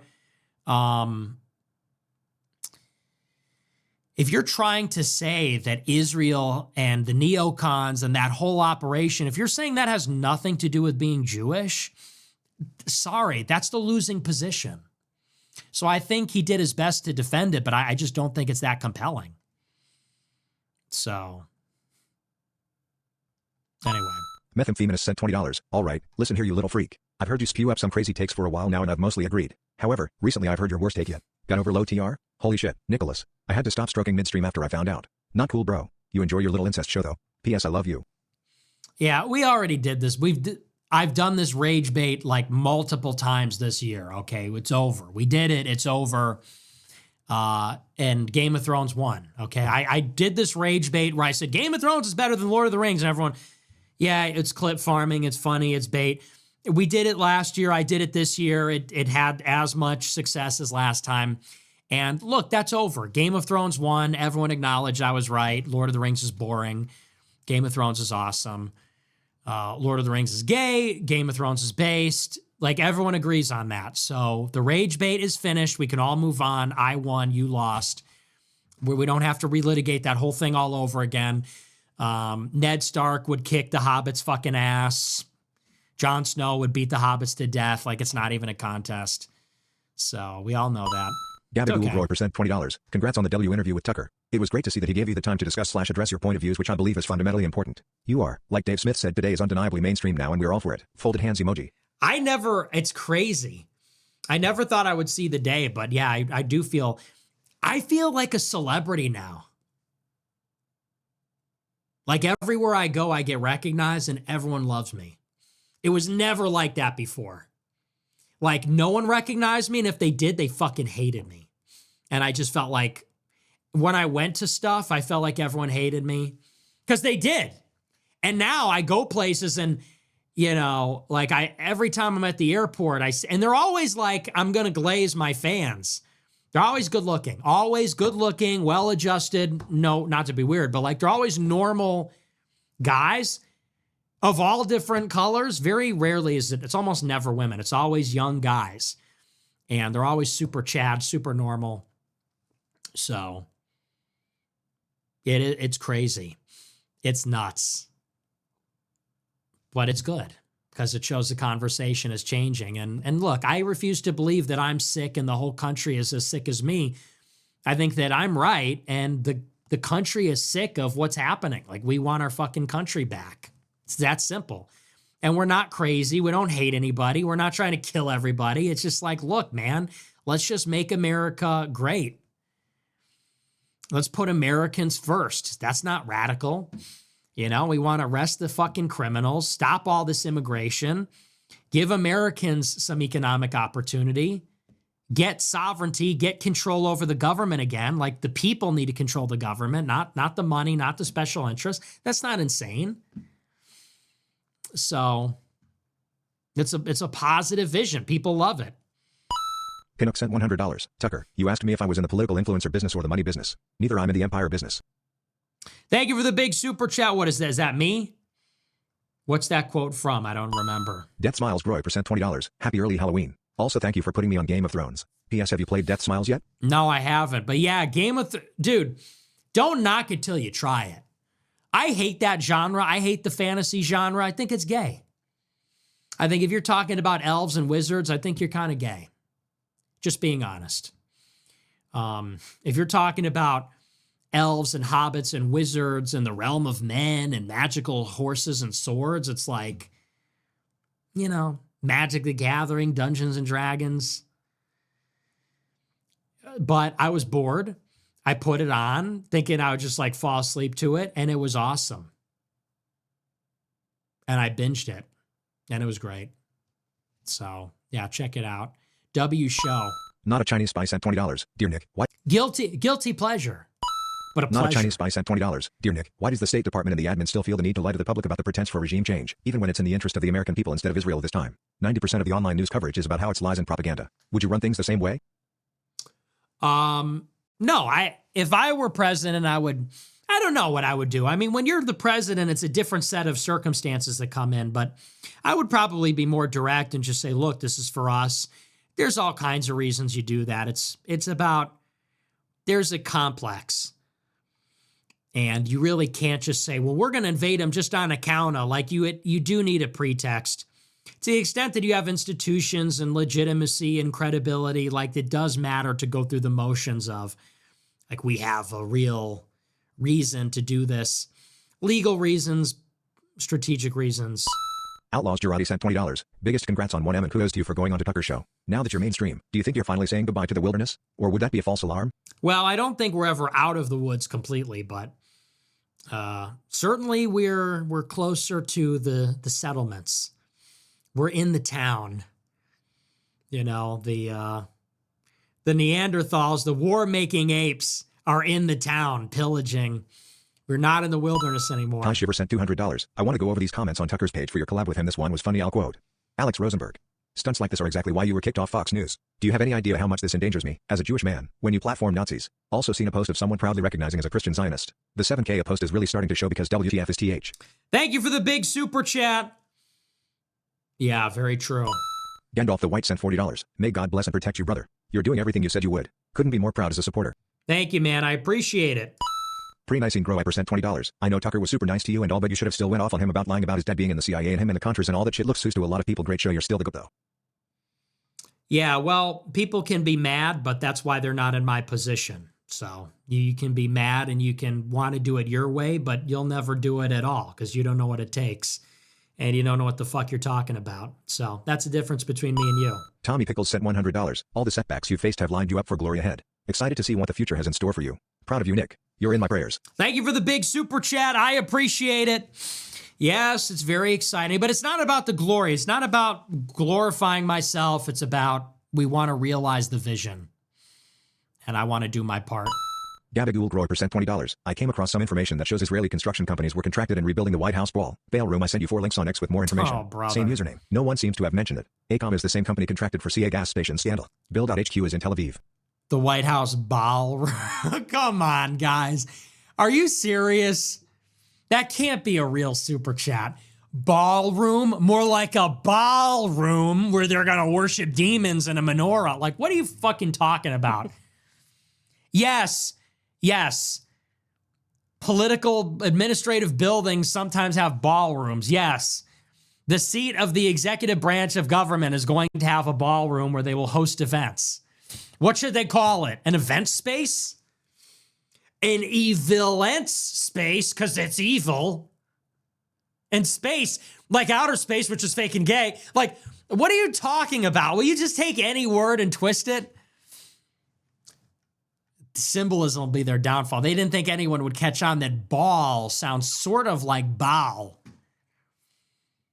the Middle Eastern demon. Like, really? Absolution sent $20. The generational run continues. Tucker interview was huge, but his stance of just bend over and take it regarding Joe, Ken, MTG and others was frustrating to hear. People who have changed views in the past few years do not automatically deserve to be considered allies. Well, I agree with that.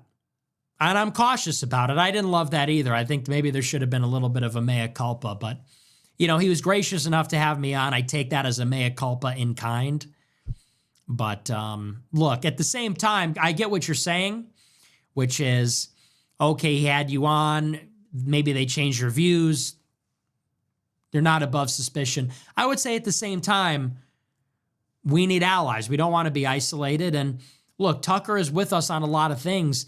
If we never fought, I would have preferred that. If he never pushed that article and we never feuded, that would have been better for me, him, us. It would have been better.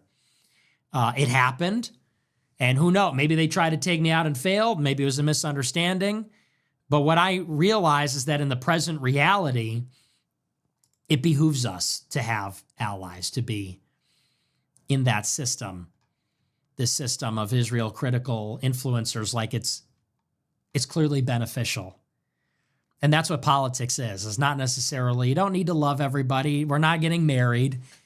You know, we're not joined at the hip, but we're generally pointed in the same direction. And we realize that we are both a fixture. Neither of us are going anywhere. And so we decided to get together and maybe get on the same page a little bit. And we shouldn't be afraid of that either. So those are just some thoughts on that. Jay Lee sent $35. You give unks like me hope for the future of our country. Appreciate you, and boy is the salt flowing on Twitter. Skull emoji. It's delicious. Cricket Roy Pat sent $20. I am geeked out of my fucking mind. Yeah, you saw that? That's pretty good. Weezer sent $60. Just turned 26. Please make it stop. Also, congratulations on your Tucker interview. Glad to have been here since 2019. Thank you very much. Thank you. 26. Yeah, man, it never ends. Tucker's gay laugh sent $20. Who the fuck keeps putting you in a toddler chair during these collabs? I guess I'm just small. I guess I'm just a little guy. We were sitting in the same exact chair. So I don't know why I looked. I guess I'm just, maybe I'm just cute. Dildo sent $20. I've been watching you quietly since 2019. Seeing you on Tucker felt surreal. You deserve every single fucking second of this generational run. You've come so far from when I first discovered this show. Congrats, and God bless you and your family. Thank you, America man. first. I appreciate it.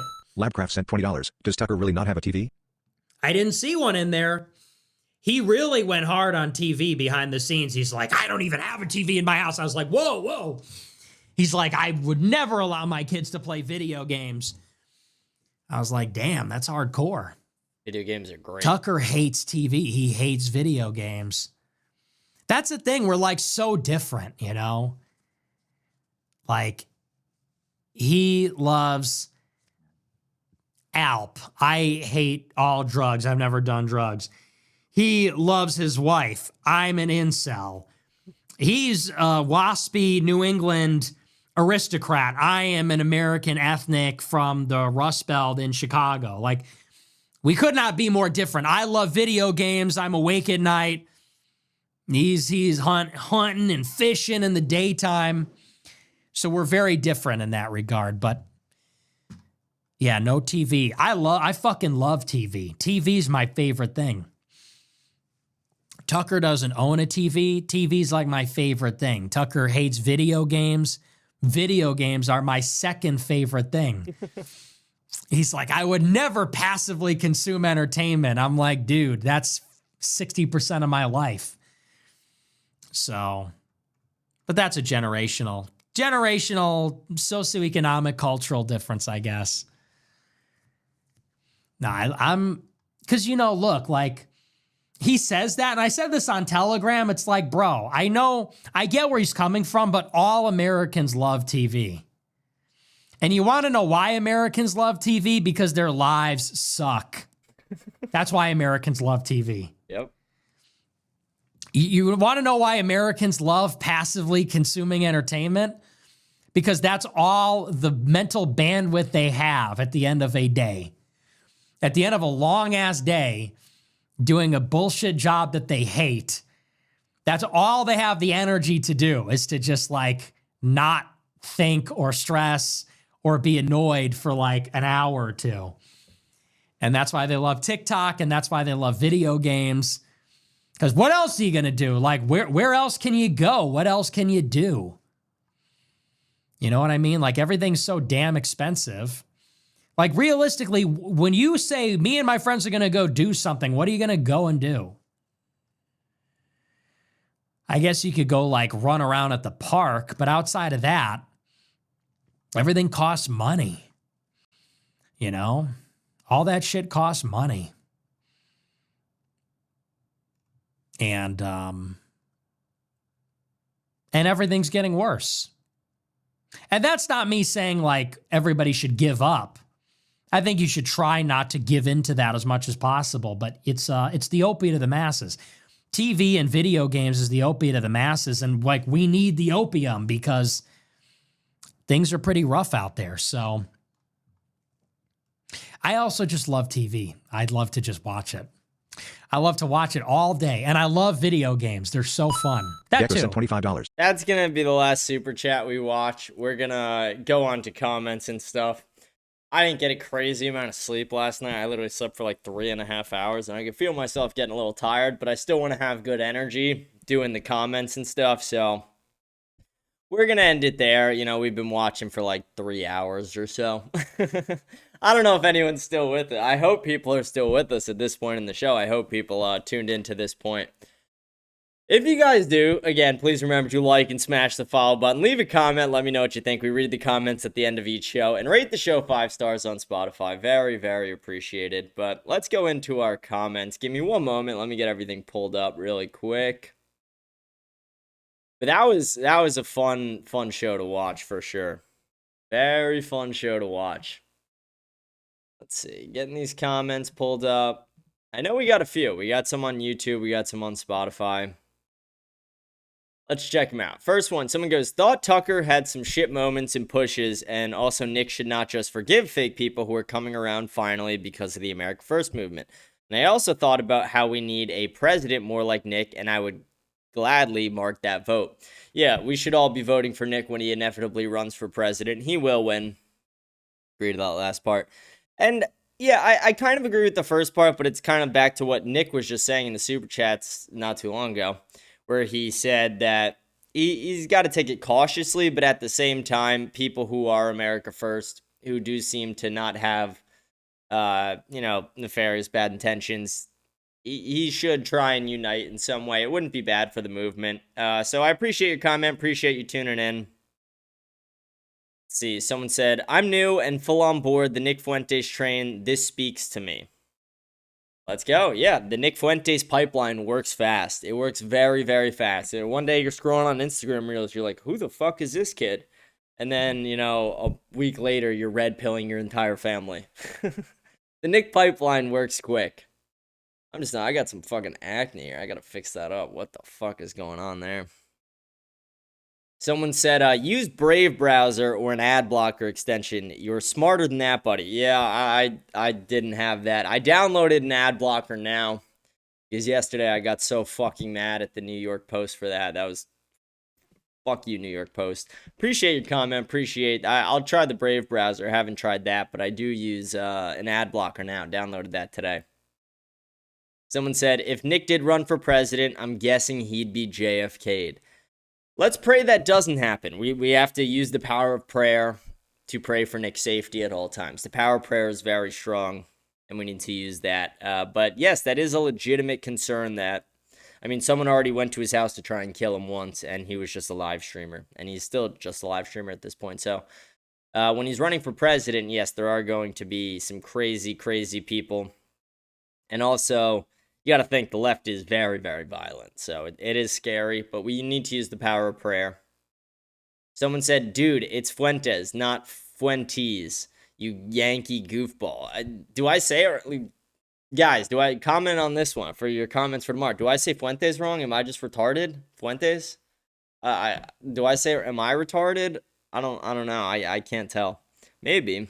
I don't think I'm saying it wrong, though. But I appreciate your comment. Someone said, your audio was quiet when you talked when you played the video of Nick and Tucker. It was super loud. It was like you were whispering, made it hard to watch. We've all seen the Nick Tucker interview. We wanted to hear your reaction, but we can't now.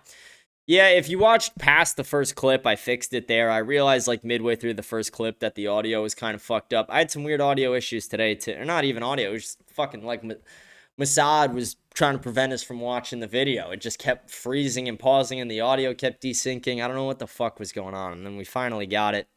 But if you watch, literally 2 minutes past that point in the video, it gets fixed for the rest of it. But yeah, it was at first a little off. I do agree. I'm sorry about that, guys.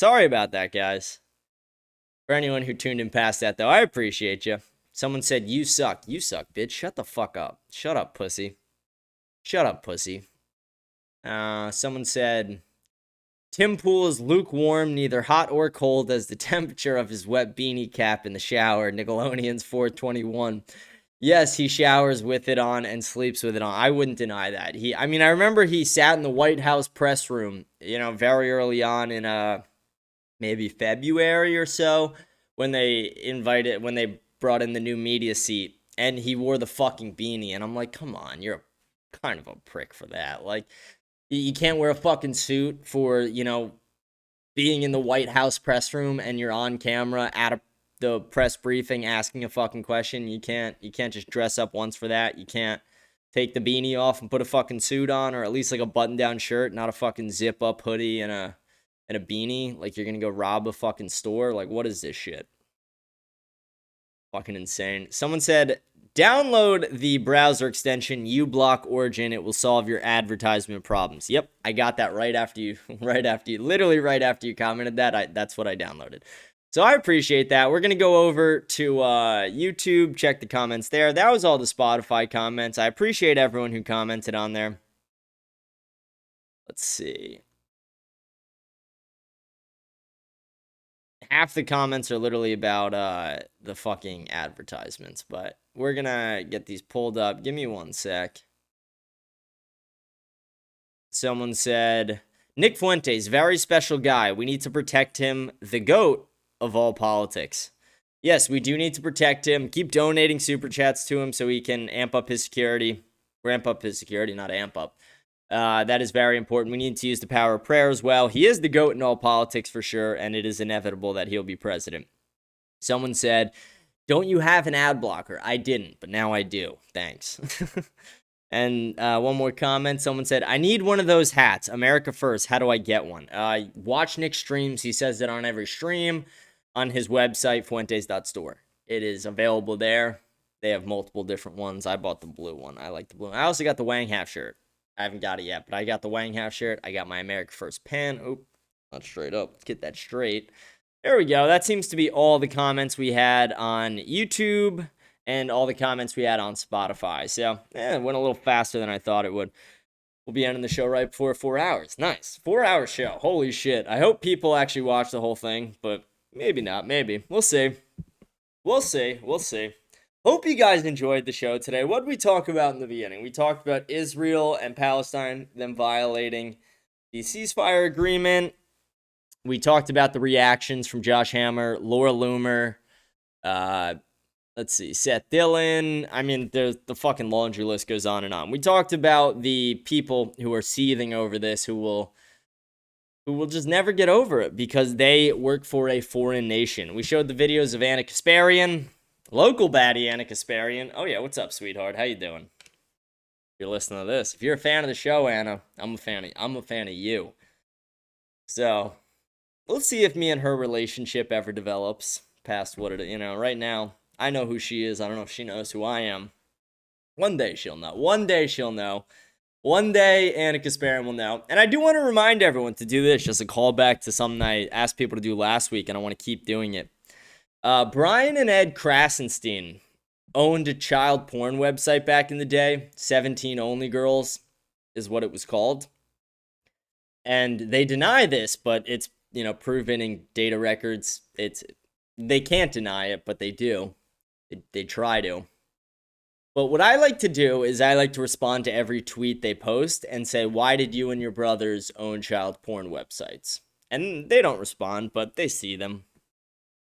And I want to encourage people to do that. But the one thing you guys got to do, because this happened to me, is you got to change the phrasing like every couple tweets. Maybe just change a word or two, whatever it is, because they'll just flag you as a bot, and then your replies will get seen a little less, and you'll get like a 24-hour ban on X, and that happened to me. So I urge everyone to keep doing that, but just remember to change the words a little bit. But that's going to be the entire show for the day. We're going to sign off. I hope you guys do have a blessed day, a blessed night. I hope you guys enjoyed the show. Remember to like, smash the follow button, smash the subscribe button. Remember to leave a comment. Let me know what you think of the show. I'll read the comments at the end of tomorrow's show. And rate the show 5 stars on Spotify if you enjoy. And remember to join our Telegram channel. We'll be throwing a lot of updates, a lot of funny shit in there. Hopefully, if we can grow it big enough, we'll get some motion movement. We'll get some motion, some real motion. But I'm going to sign off. Hope you guys have a blessed day, blessed night. And I will see you guys tomorrow on Thursday. Thank you.